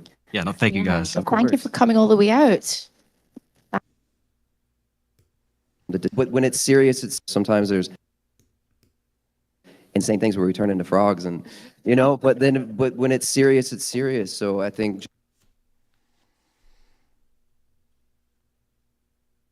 Let me know when you're back. Check. Can you hear me? Yeah, there you go. There you go. Yeah, I was wondering what John said to to Brit there. Yeah, I don't know. They were making little comments to each other like the whole time. But it was interesting again for him to you hear him briefly reference part 3, right? But like it confirms what we already knew playing Remake and Rebirth, that they're being very intentional about how they're portraying these characters and where we're seeing some personality breakthrough, or we're seeing the development of characters, that type of thing. The only other thing in here that chat, I would definitely tell you to go check out the full video from this cast panel at Game On in Phoenix. Originally, I had wanted to go in person. You can't see it, but over on this side of my office, above this like fake fireplace, I've got a poster of Rebirth, where I've got the cast signatures on the poster, and I could have gotten Cody's, or maybe even who else was there? Obviously Sid's voice actor was there, and I think even Tyler was there, Sephiroth's voice actor. But I just I didn't get a chance to go. I mean, like Bltzz said earlier, like even trying to round up the resources to go to Summer Games Fest is going to be challenging. So again, if anybody is gracious enough to help with those efforts, that'd be great. But the other thing that was really cool about this panel is both Sid's voice actor and Cloud's voice actor just really giving some good life advice. That's the best way I know how to put it. Like fighting through fear, like putting yourself out there to do the things that you want to try, or you want to go do, or basically like time short, like do the thing, right? There's some really uplifting motivational stuff that normally we get out of John Eric Bentley, but like to see the rest of the cast also contributing to that type of thing, or those sentiments, that was really cool too. So you should check out the full talk. It's really touching, especially because I know FF7, the gaming world in general, but like FF7's like community, there's a lot of people that go through things like mentally, like, and this game is like it speaks to a lot of people in that way, because, well, I mean, one of the main components is mental health awareness, and like it's the way that the characters are written and stuff.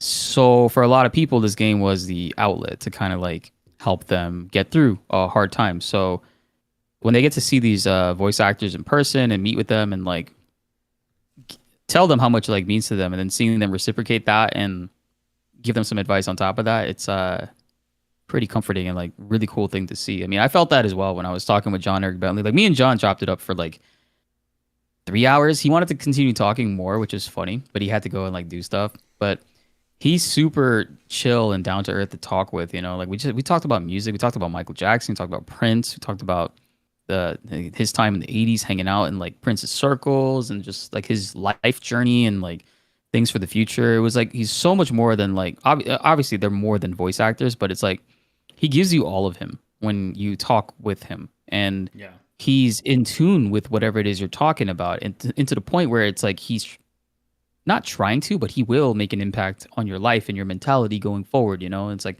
one of the best things I think I really do appreciate about John. And I do want to have John back on the channel sometime this year.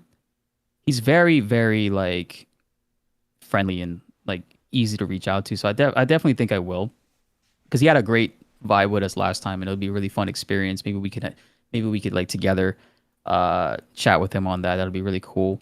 Well, I actually talked to him about that idea when I met him at Holiday Matsuri here in Orlando.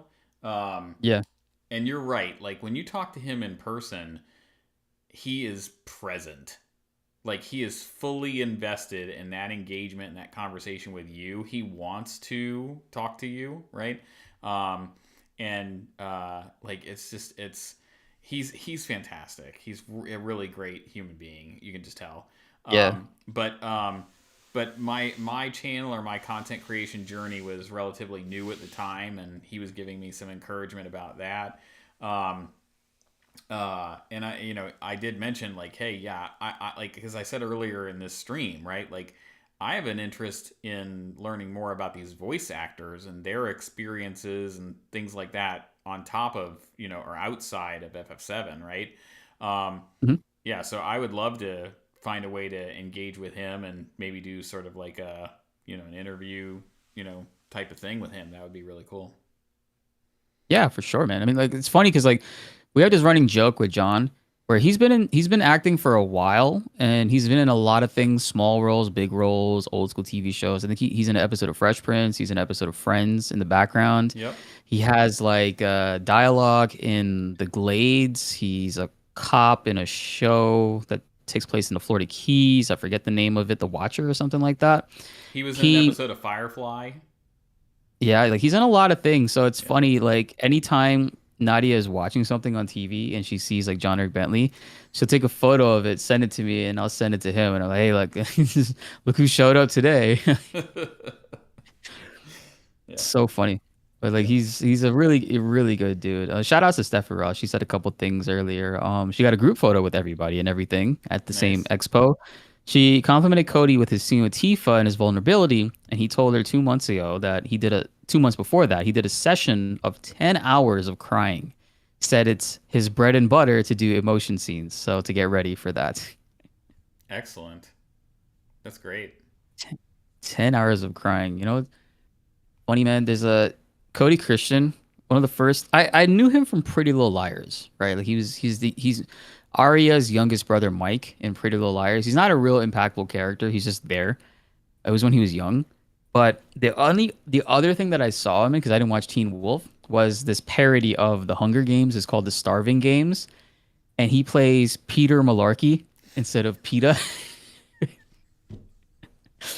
And yo, his character is so funny. I could tell they had so much fun on that film. There's a part at the end where like the games are starting and they're like everybody's supposed to run and grab a weapon and he's screaming like ah like in the camera and it keeps zooming in on his face and his voice gets higher and higher every single time. I showed chat that years ago. Oh man, I want to get a shirt with that like printed on it and see and like take a photo with him next to him, like and I'll make him one too. That would be funny. Oh man. Yeah, I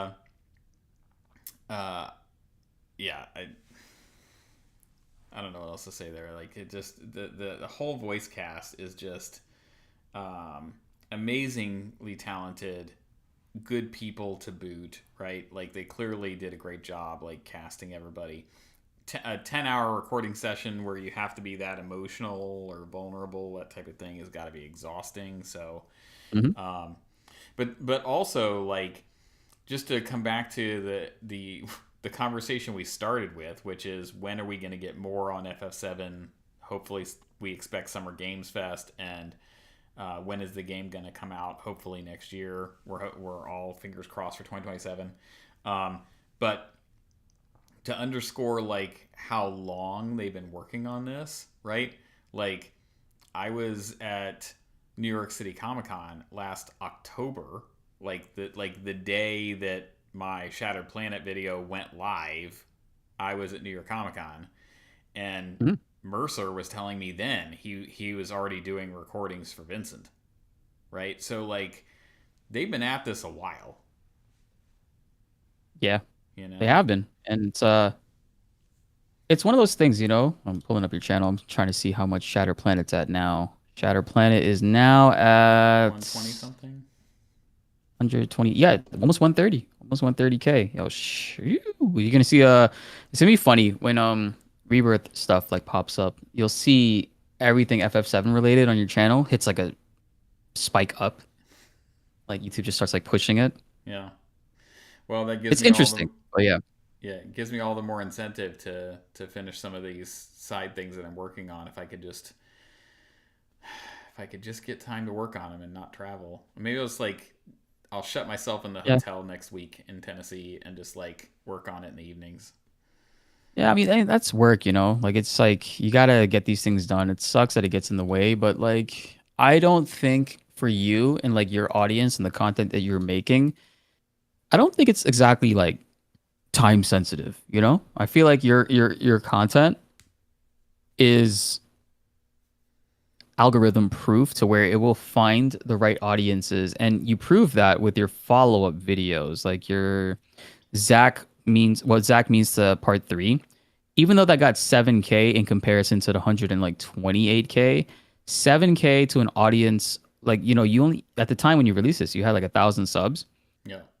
Having 7,000 people show up and you only have 7,000, having 7,000 people show up and you only have 1,000 subs is a huge deal. That's like, that means that your reach is further than your audience. You know what I mean? Yeah. And the Gee The algorithm video, I will. think, is in the 30s. Yeah, 20K right now. And that just goes to show you, you know, like when you don't have to have the pressure of like, or feel any pressure of you have to get this out today and do this right now. You know what I mean? Like the things in the content and stuff that you're making, it transcends that, which is great. So Yeah. that's just one thing to keep in mind, to kind of like, you know, not feel too hard on yourself about that. You know what I mean? Yeah.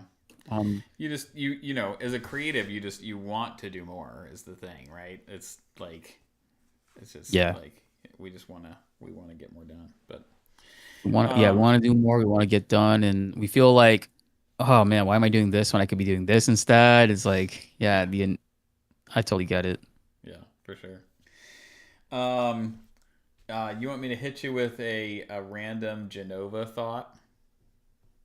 Yeah, of course, always. I'll give you 2. Okay. So one of them is I've mentioned one of these to you admittedly, and I'm just gonna layer a second thing on top. Okay. So the first one is like we never have a good explanation from the OG to now for why and how Jenova shows up or appears as Sephiroth or appears as these enemy bosses that we fight physically, right? When she's in this stasis form in the life stream, as Rebirth has explained to us, right? So I was thinking through that, and I was like, how does Jenova appear physically or pretend to be Sephiroth to manipulate events if she isn't there physically, right? And the best thing I can come up with is that if she is truly like in the life stream but can't become part of the life stream, like the Cetra explained, and that they said that she fell into a deep slumber, right? Mhm. So if she's sleeping, then is her appearances when she pops in the OG and shows up on the cargo ship or shows up whenever, even like think about what Jenova's name is at the end of Remake when you fight her after President Shinra dies. What's her name? Dreamweaver. Dreamer, yeah. Right? So is it possible that in her slumbering state in the life stream, what we're seeing is her dreaming and it manifesting her? Right? Yeah, yeah. I remember you talking about this. I think that's a really fascinating idea because that would, if she is slumbering, how is she enacting her will on these things? And my mind immediately went to like cells, the cells of like the hosts that she exists in, like Yeah. the clones, the failed clones that and entities that are nearby, her remaining body parts that the clones are carrying around that Sephiroth can like manipulate and stuff. But the fact that her name is Dreamweaver and that like you mentioned, she could be in a stasis, like slumbering state. She is manifesting her dreams on the live stream and like manipulating us from beyond. But you also had another point that you extended that into, if I recall correctly, right? I have other thoughts, but what are you referring to? No, like, go with your thoughts. Well, I was so curious. I mean, I don't know if this is the one specifically that you're referring to, but one of the thoughts that I have is uh, if she's sleeping and she's manifesting these dreams, then is she potentially manipulating how not just events are playing out, but it ties into another fundamental question I have about Jenova that we don't have an answer to, which is the Cetra says that she can mimic the dead, that she used or manipulated the Cetra, the humans, etc., got them to fight each other, all because she could mimic the dead. Why only the dead? That's a good question. Like, why can't she mimic people who are alive? Right? And I think it has something to do with its ability, Jenova's ability, to absorb the life stream or the life essence of the planet, And make them come back to memories, life. etc. And when it ingests those, it's able to manufacture them, right? That's that's an interesting thought. But one thing that does jump out at me is in the Northern Crater, she appears as Tifa. Right. Yeah, she appears as Tifa, and Tifa's not dead. But it could be like her. I don't know if the Cetra might have misspoke there. Maybe for them, she was just in that situation. She was appearing as like dead loved ones or lost loved ones to manipulate people and stuff as like a way for her to do it. But I think her transformative powers extends outside of dead life force, you know? Yeah, or are they tweaking it in Rebirth or the Remake project so that it's only the dead? We're not quite sure, right? She's obviously appearing as Glenn. That much is obvious by the end of Rebirth, right? We don't think it's Sephiroth pretending to be Glenn. We think it's Jenova Roth pretending to be Glenn, right? And Glenn, we know from Rufus's brief flashback of it, shot him in the back, right? So we're presuming Glenn is dead, and we're presuming that she's mimicking a dead Glenn, right? But also, like, if we combine the two things, mimicking the dead and also manufacturing out of the life stream what it's dreaming or thinking about and wanting to manifest itself, right? Another thought I have, which I would find really interesting if this was the way that it played out, is we go from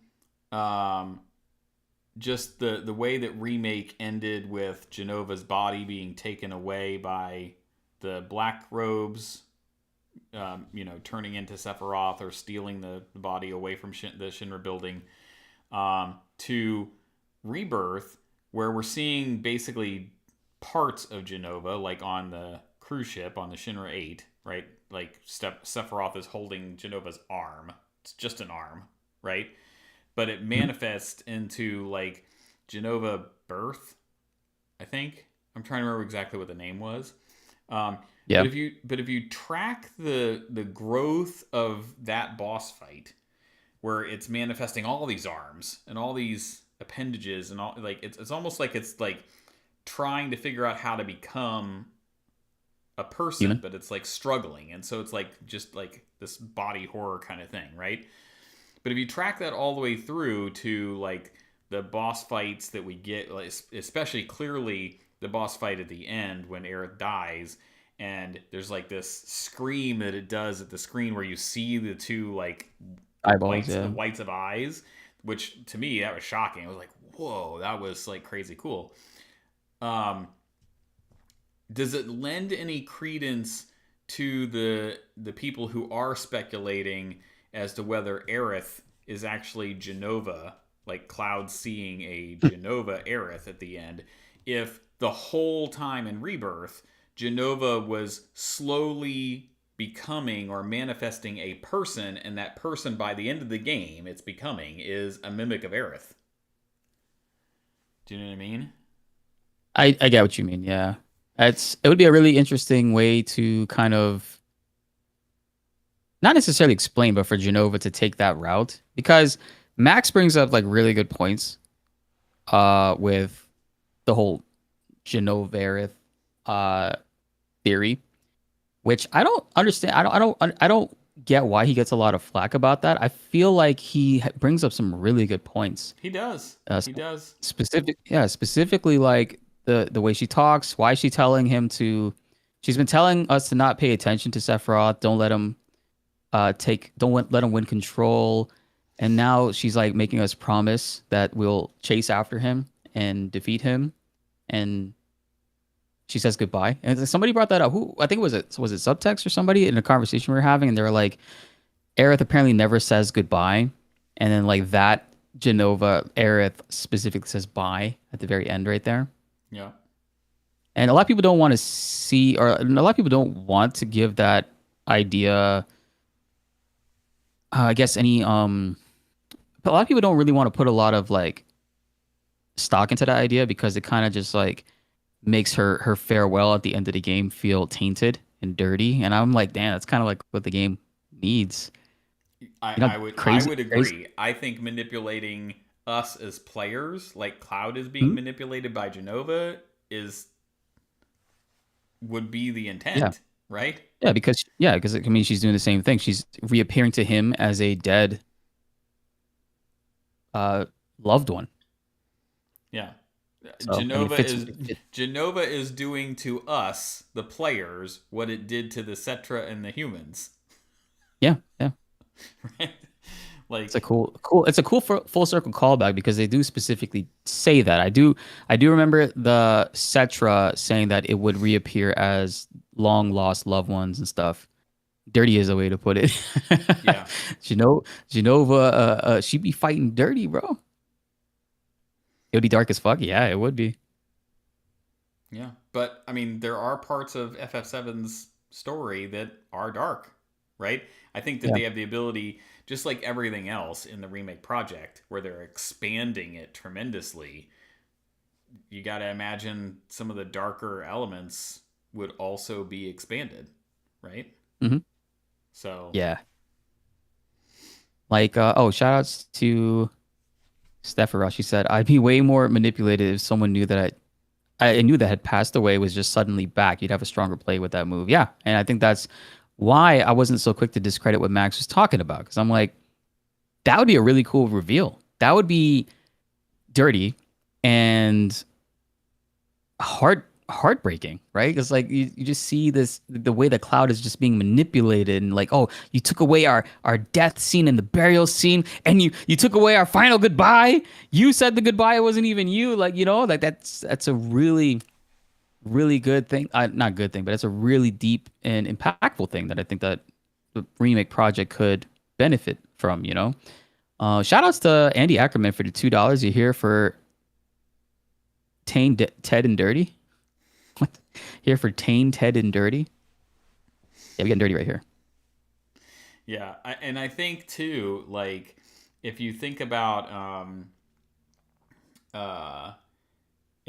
how they would carry that thought through, right? Like, let's say, for the sake of argument, for this hypothetical conversation, this is what they're doing, right? Tainted and Dirty. Sorry, Tainted and Dirty. Gotcha. In part 3, I think you maintain that as long as possible. Well, how do you maintain that?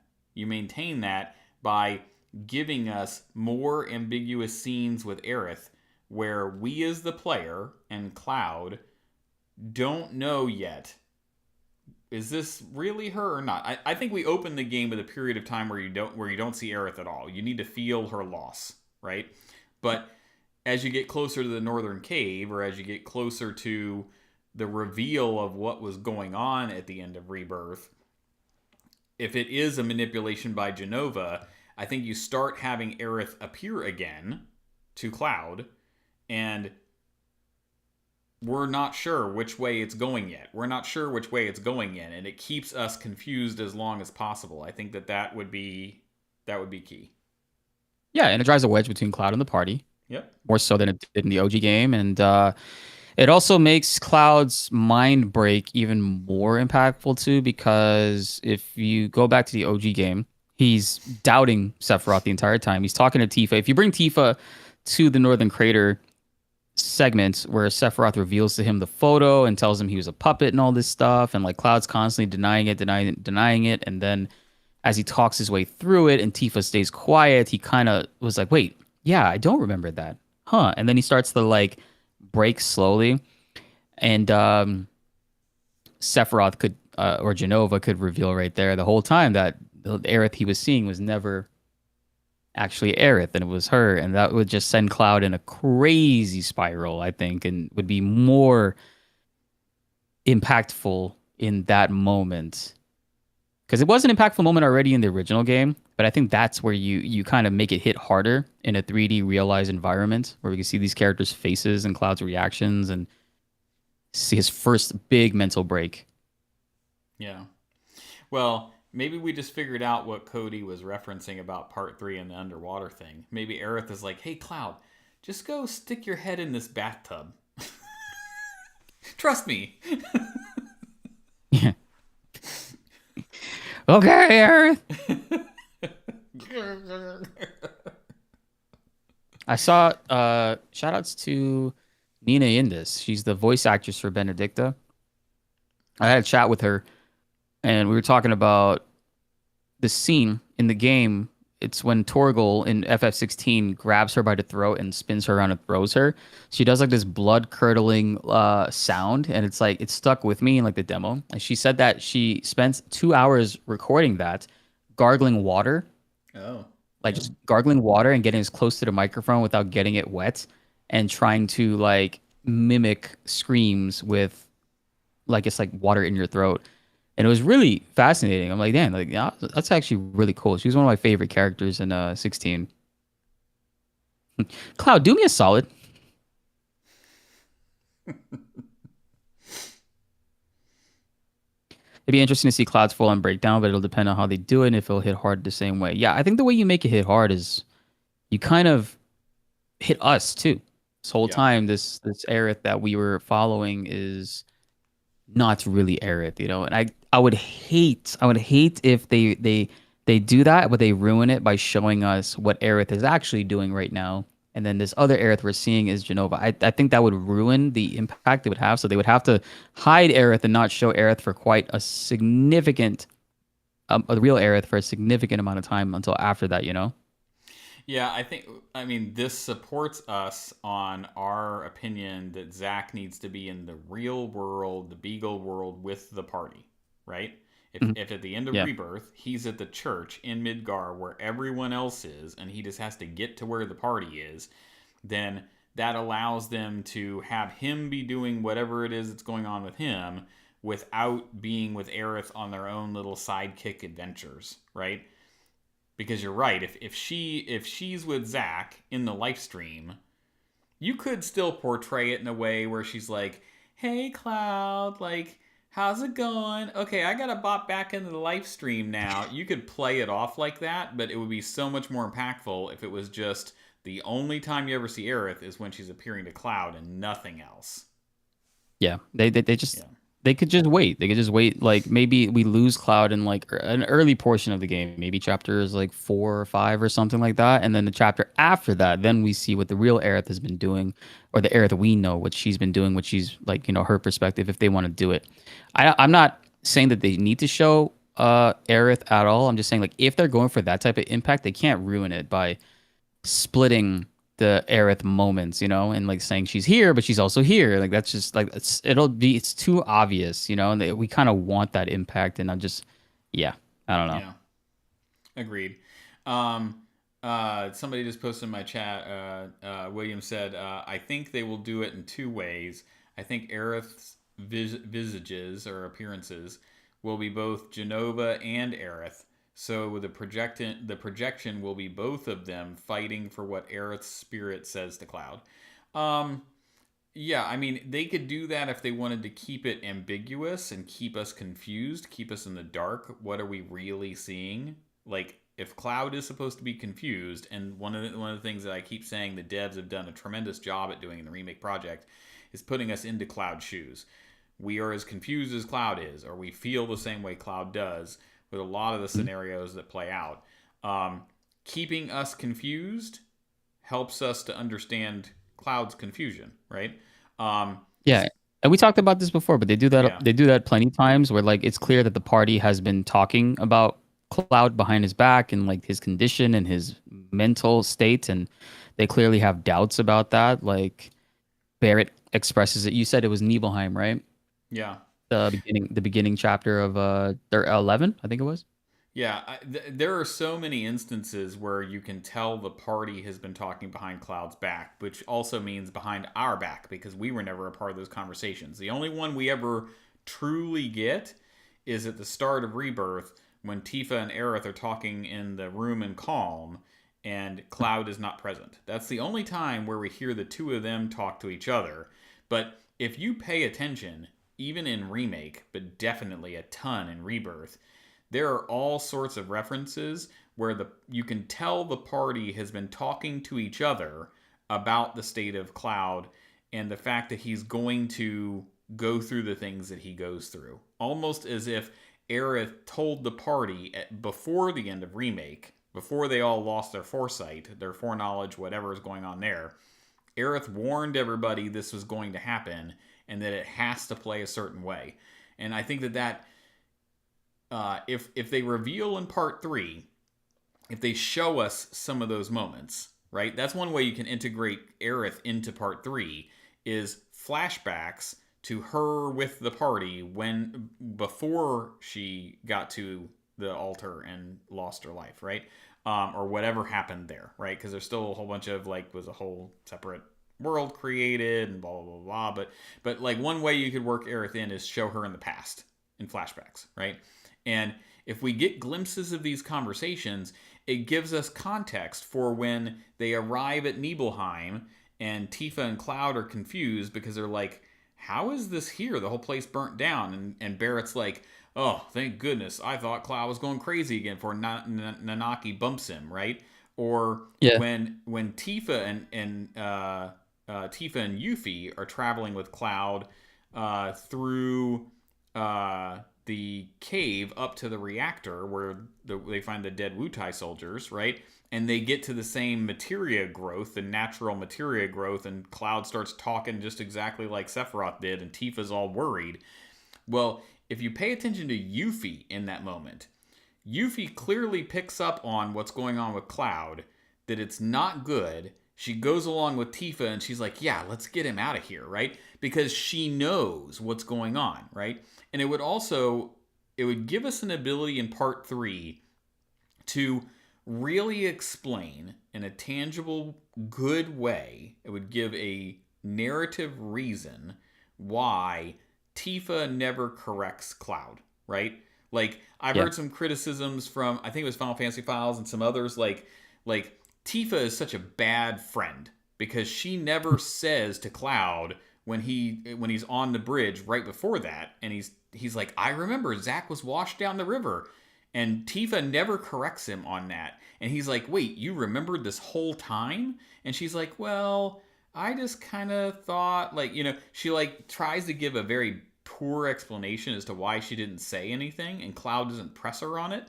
But if we are meant to believe, or they reveal to us in part 3 that Tifa has the understanding from Aerith, or has the understanding, however, that Cloud has to go through this.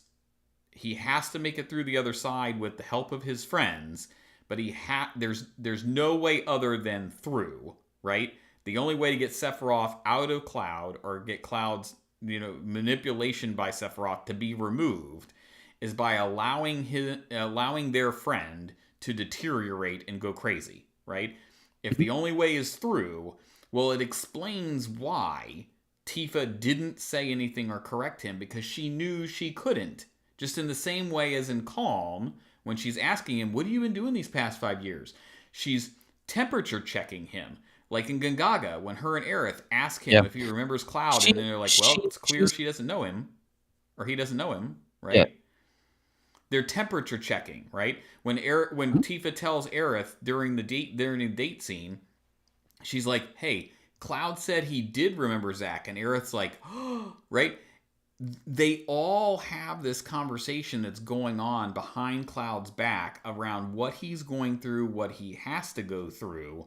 And I think that really will get solidified in part 3 to explain a lot. It's gonna matter. He has to come to these conclusions on his own. He can't be told it directly because he will snap. His mind will break. And it's like, it's kind of a real life thing, you know? Like there's a lot of people, like when they're going through this kind of like psychotic break and they don't remember these things, if you just break it to them coldly like that, they could snap and it can go worse. And Tifa's very aware of that, and that's why she holds her tongue and doesn't say these things. And it's probably even more apparent now in Rebirth, in the remake series, that the entire party, maybe Tifa told them all the truth, and they're all just like you said, just sitting there waiting, like, okay, this is what has to happen next. This is what has to happen next. And it's like, I always thought like Aerith as well is kind of testing Cloud. You know, she says things and she's analyzing him and watching him. Like you see that in Remake when she mentions Zack and then Cloud's head starts spazzing when they're sitting on top of the slide. She's staring at him and changes the subject about his eyes and stuff, right? Yeah. That's just her testing him to see like, okay, what is to what extent does he remember? What doesn't he remember, right? I think the guy shows up with her dead boyfriend's sword, so. Well, and not only that, but let's add a couple other extra points to it, right? Barrett and Nanaki, when they fall down into the mithril mines and they swim up to swim up out of the water, they discuss, right? Like Nanaki says, yeah, I think he thinks the black robes are following Sephiroth, and he's like, yeah, I just hope the boy can hold it together. Or in the Temple of the Ancients, when Nanaki, Yuffie, and Aerith are all separated from Cloud, Tifa, and Barrett, and there's this whole scene where Nanaki's like, yeah, what if Cloud keeps going crazy? And Yuffie's like, nah, Tifa's just got to crack the whip and, get him in line, right? So they all have the expectation that Tifa can help keep him together, right? Why would they think that, right? Or even like Cloud gets upset with Tifa a couple of times for like testing him, right? Like in Under Junon, where he's like, wait, was this another test? Right? When she's talking about Emilio, right? Tifa's like gently seeing what he remembers. She's testing the boundaries of where he's at, right? So like, again, all of these pieces they're all puzzle pieces that are connected, right? They're all part of one long game to get Cloud to where he needs to be, right? And it's not as simple fix as like Zack running off to Hojo and making Cloud all better, right? It's this journey that Cloud has to go through, and all of his friends who are going to be there for him along the way to hold him together as long as possible and put him back together,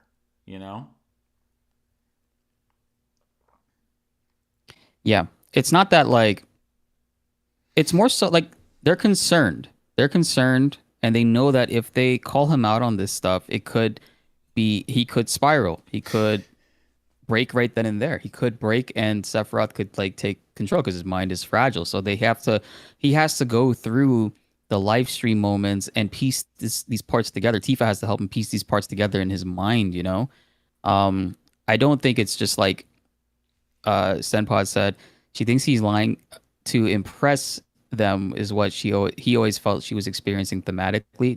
It's not like that. No, it's like she clearly remembers the Nibelheim moments, and he was nowhere near there, and he's talking to her as if he was there, and he's like, yeah, this and happened, and she's like, that. Wait, whoa, how the fuck do you know that? You weren't there. Right. That's crazy talk. Like, that's insane for somebody to hear. And it's like, if you call somebody out directly right there, and they're clearly not doing well. Like, he walked into town carrying a big ass sword, mumbling to himself, sitting in the corner of a train yard. You know what I mean?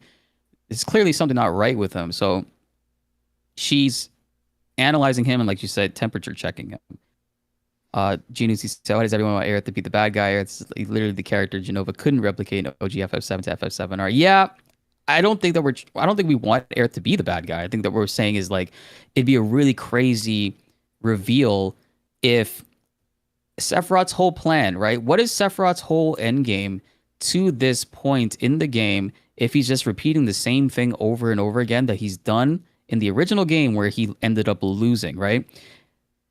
And him and Jenova manipulating Cloud to think that Aerith that he's been talking to is actually really Aerith and then break his mind that way, I think is another way for Sephiroth to kind of change things up or do things differently. Because up until right now, Sephiroth is just kind of doing the same shit. And it's just weird to me. I'm like, it wasn't making me afraid of him. I just thought he was just an idiot doing the same plot again that ended up making him losing, which doesn't make sense if this is the Sephiroth from Advent Children, if this is the Sephiroth that has studied these different worlds and the live stream for many years and is making his move now.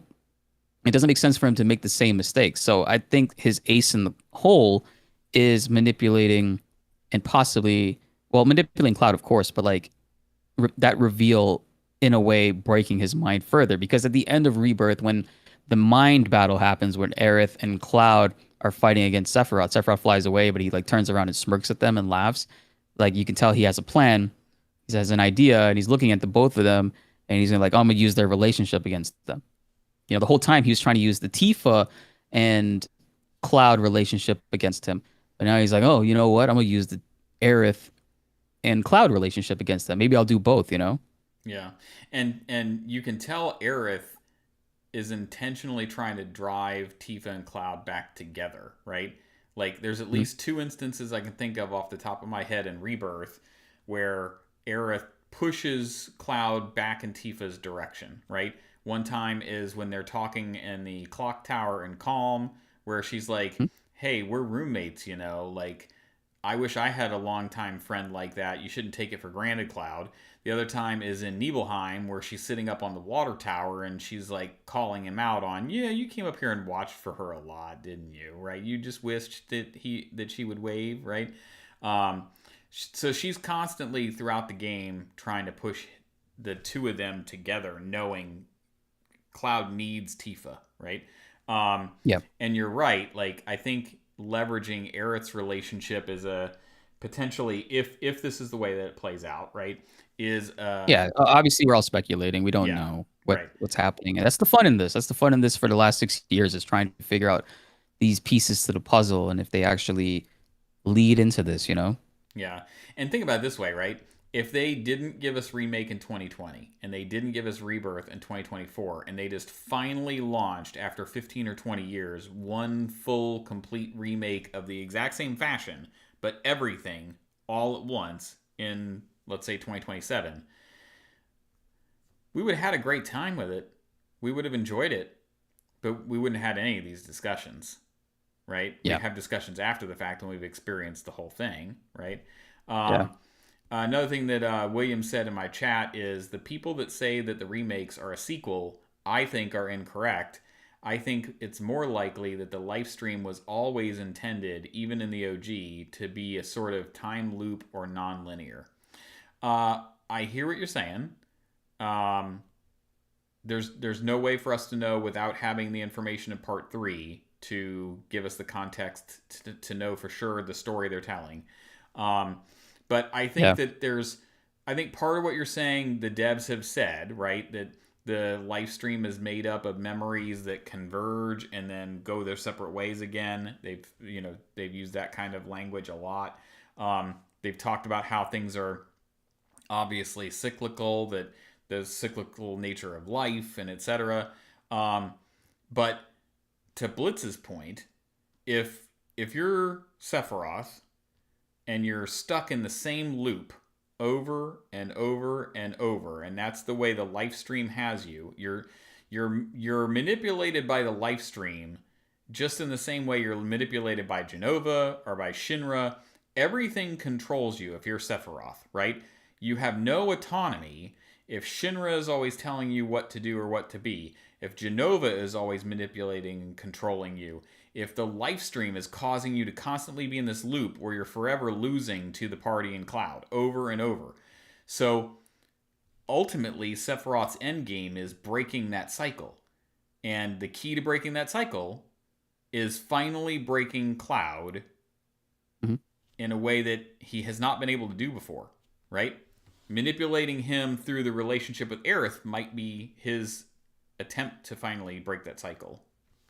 If it was if it was that way, right? Yeah, I agree. And it's like that's the like I've been saying. So if Sephiroth this entire time is like, yeah, I'm going back and I'm gonna just do the same thing over and over again. I thought that was just like the stupidest thing. Like why would this villain that it's like he obviously is doing things differently. He shows himself earlier. He shows himself as early as the reactor when the feather drops. Yep. Right? He's influencing things there and testing his boundaries. How far can he push things? He's trying to make things different. And there's a lot of people that are like upset that Sephiroth is presenting himself early and like how he wasn't really in the game in the original. And it's like, yeah, I get that, but this isn't. They're telling a different story where like it's Sephiroth going back. Can we really expect Sephiroth to just do the same thing again and it end the same exact way? No, he's obviously going to be doing things differently, and he tests that by like showing up early, delaying Cloud to where Aerith tries to leave the sector, and the Whispers stop her. That's why they're messing with her. They impede her motion, so this way Cloud is forced to meet up with her, and Sephiroth appears again, and he's testing it and pushing boundaries again. And to me, knowing this information now, and the fact that we see like Advent Children scenes and characters are aware of details that they're not supposed to be aware of now, it's hard for me to say it's not in a way a sequel. I don't think it is a full sequel, but I do think the events of Advent Children obviously happened because this Sephiroth that we're following is a post-Advent Children Sephiroth who is very aware of everything that's happened to him and has had to learn how to block Omni-Slash countless times, which is why he does it so well at the end of Remake, you know? Yeah, I see. I guess like this may be a semantical difference. If it doesn't really matter if you see it as a sequel, that's fine. I guess the way that I view it, especially after the Shattered Planet video, is the OG is just one of these worlds within the life stream. The life stream spins up and then retires and spins up new ones and retires, and it just keeps doing that over and over and over. And that's how the planet perpetuates, how the planet exists as we know it, right?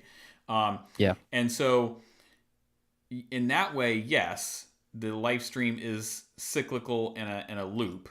It's non-linear. It's just that there's a bunch of them happening concurrently all the time, and then Jenova and the Gi are kind of wound up in it like a taffy machine, where they can't get loose, or they can't resolve themselves.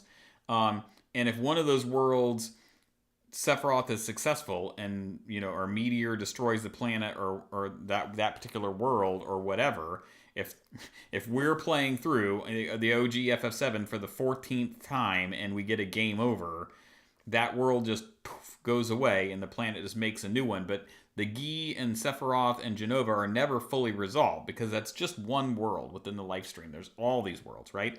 So if you're merging them all together, then you come to a point where those things can finally have some measure of resolution, right?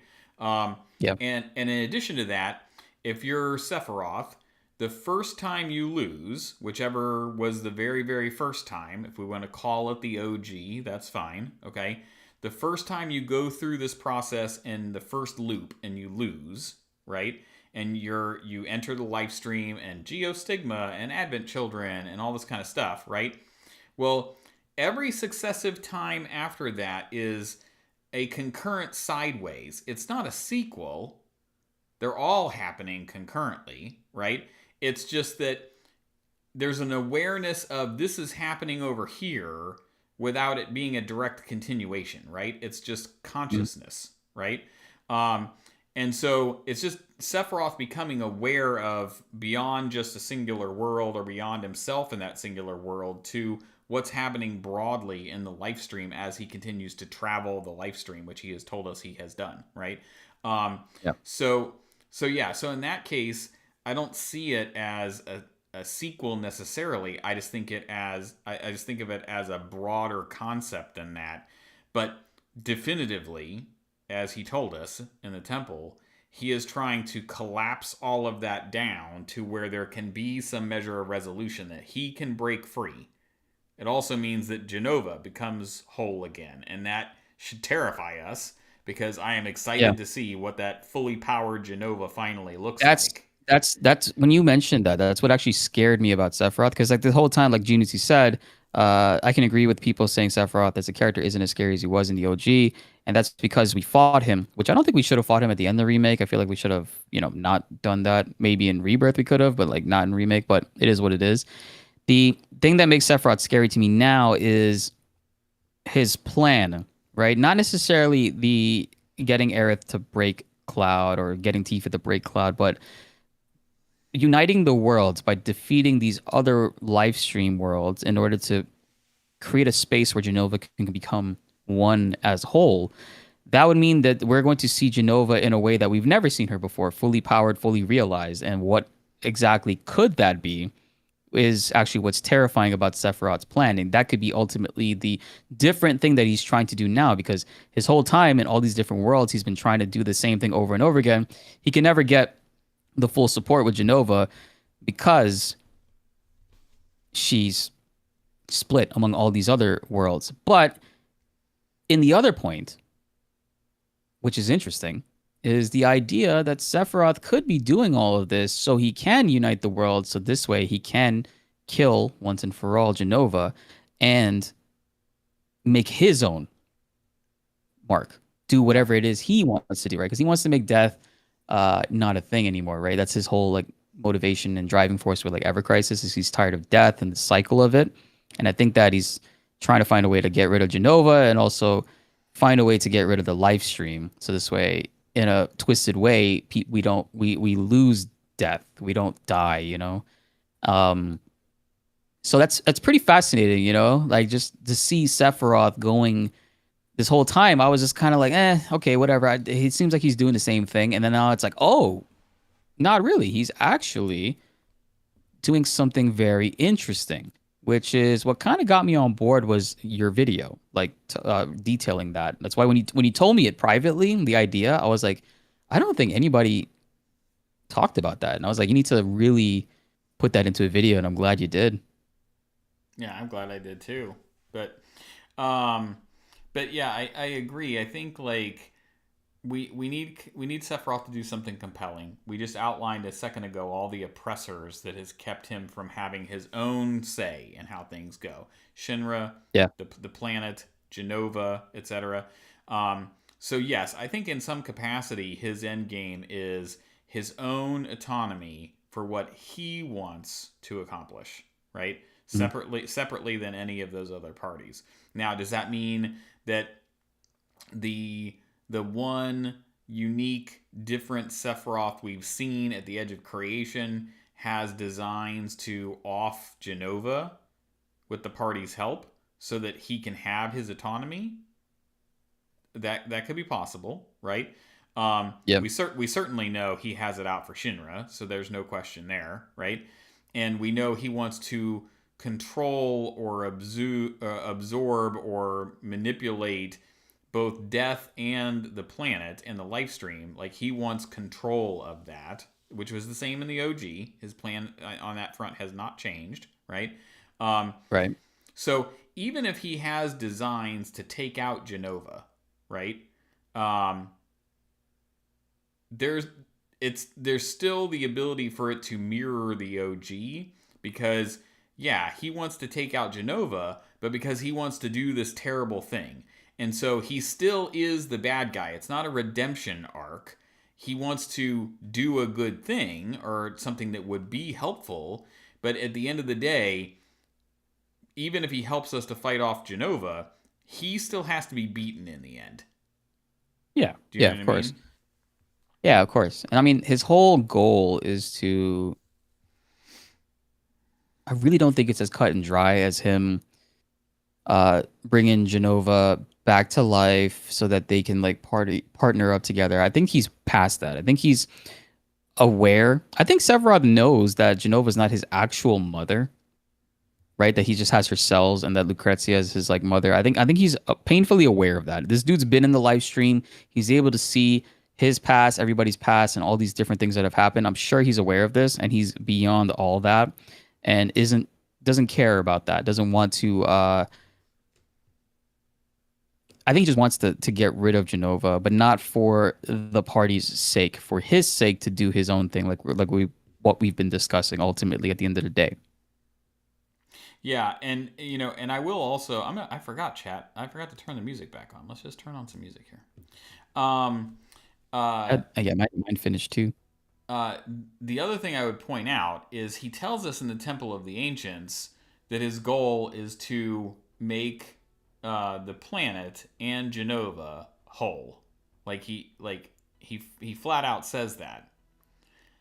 He doesn't say he does that because he wants Jenova or his mother. He just says the plan is to do that. Right? So maybe if he knows that Jenova is in stasis, stuck in the life stream, if he wanted to get her out, he has to merge all the worlds to get her out. Right? Yep. So again, I don't think it changes his ultimate end game or even modifies it much from the OG. It just expands it, right? Which is what they've done so well in this whole remake project.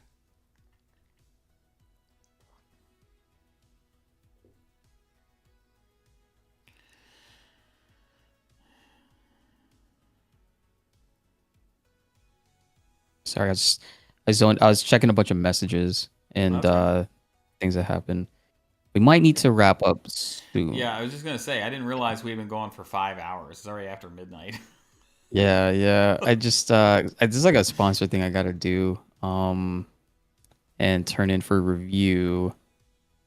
Tom VS, appreciate you, bro. He said hearing you guys talk about this has got me super excited to get my theory video finished. I have a ton of thoughts on these topics as well. Nice. 5 hours, yeah, chat. Well, for me, I've been live 4.5 hours, but John was live 30 plus minutes more before me. Yeah, just mostly it was like sorting out tech stuff. That was a really fun talk, especially like towards the end there. I think I might play around with that as potentially a video. Yeah.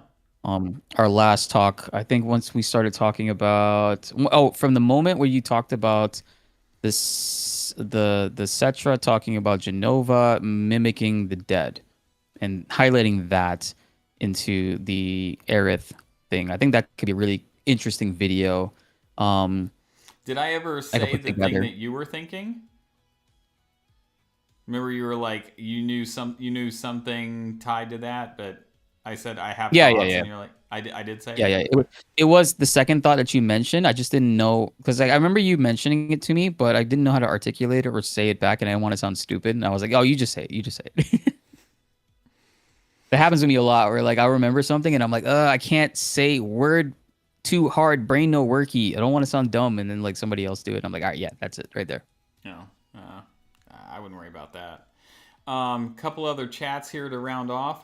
William followed up. I disagree. I disagree. I believe Omnislash will be the attack he can't block. Omni meaning destroying him everywhere throughout time and space. He can block the lesser version, but not the full one.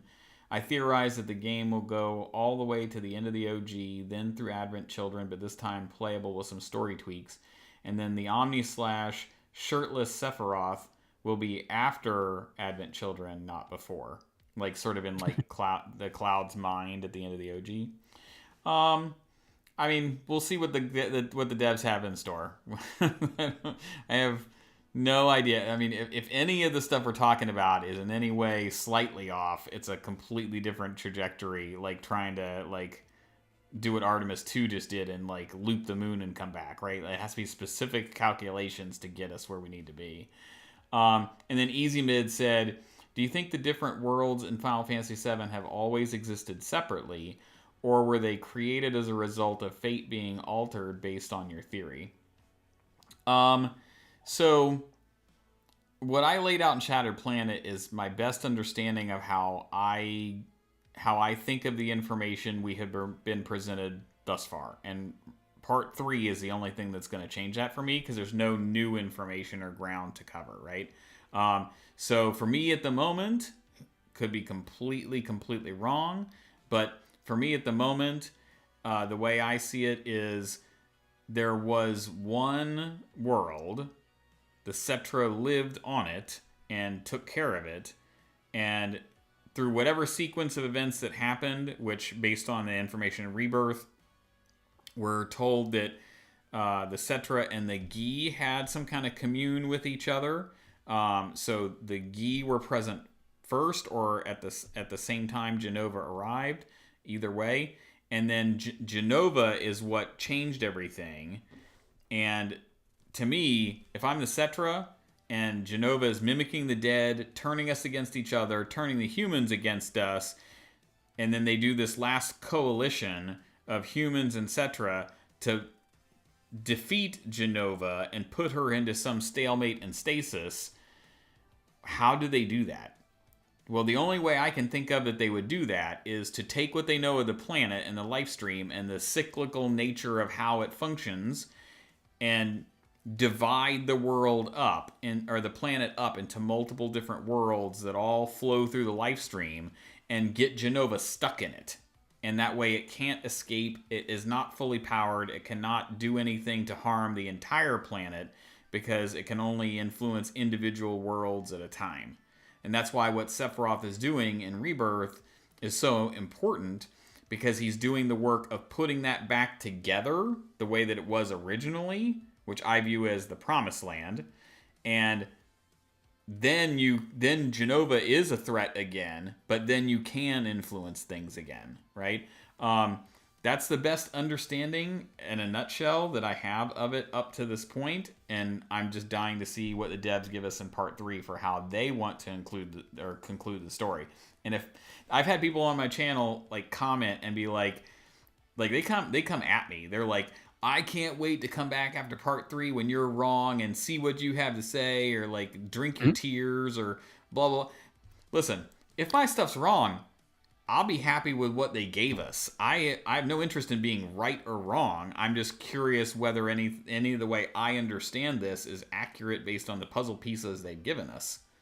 Who knows? That's what a lot of people don't understand about this whole thing. Like they were making videos because we're like, oh, this is how it is. I'm right, and this is this is what I think is gonna happen, and the devs are gonna do it. And it's like, no, I don't give two shits about that. I just think it's fun to like chat about this stuff with people and just talk our dumbass nerdy thoughts out into the air, and not have people agree with us, but people challenge the idea and also introduce their own thoughts on it as well. It's like, I don't get this whole ideology that people have where it's like, oh, you're gonna eat your words, you're gonna look so dumb when this happens. And I'm like, dude, I never said I was gonna look smart. I never said this is exactly what they're gonna do. It's like, I'd never understand that. It's something that happens in all aspects of content creation. Yeah, I mean, it's gonna be how it's gonna be, folks, and I'm just excited for whatever it is that they give us, right? Arnold says, do you think they will include Omega and Chaos in the story? We talked about this earlier. I don't know if you missed that part of the like Dirge of Cerberus conversation, but I think they just have to be very careful about anything else they're incorporating from Crisis Core or Dirge of Cerberus, so that they already have so much of the OG story left to tell. That's already jam-packed as it is, plus all the new stuff they've introduced in the Remake project. And then also, if they try to add any of that stuff like Genesis and Angeal, or the Ever Crisis stuff, or the Dirge of Cerberus stuff, it's going to be harder to tell a tight story that way, right? So I think that there may be elements or allusions to things, kind of like how in Rebirth we got like Rebirth and Remake, we got kind of like some of the deep ground stuff or whatever. There may be pieces or elements they pull on to like show everything's connected together, but I don't think we're going to get a deep dive into any of that stuff. The only thing that where that might fit, if we were trying to do it, is Vincent. Like working his backstory. You've already got the whole Lucrezia connection. You've already got the history of Hojo, the history of Sephiroth. You got more than enough background of Vincent to mine in the first place, but if there's a way to pull it in and make it work, it's going to be relative to Vincent, because we didn't really get much of his backstory explanation of his character or anything in Rebirth, so they do need to give some of that or flesh him out in part 3, and maybe that's something they could incorporate to do that, right? Yeah, yeah. I think that the whole Vincent aspect of the game is, it sucks that Vincent and Sid are really just gonna have like one game to kind of like be with the party. So I really am hoping that this final game gives them the shine and the attention that they deserve, that they didn't really get fully in this. But at the end of the day, more content with them, it's hard to say, because like, you know, from a marketing standpoint, Square Enix is in a pretty bad position right now, where I don't think that they can really invest or like shell out money for like a Dirge Cerberus unless they're confident that it would work, especially with the CEO making the changes that he's making. He's aiming to do surefire projects and hitting with their heavy hitters. And yeah, I just don't think that Dirge Remake is something that we see at least anytime soon, until Square is in their true golden era. The Capcom second golden age that Capcom's in right now. This shit is insane, man. Yeah, for sure. Square Enix needs that.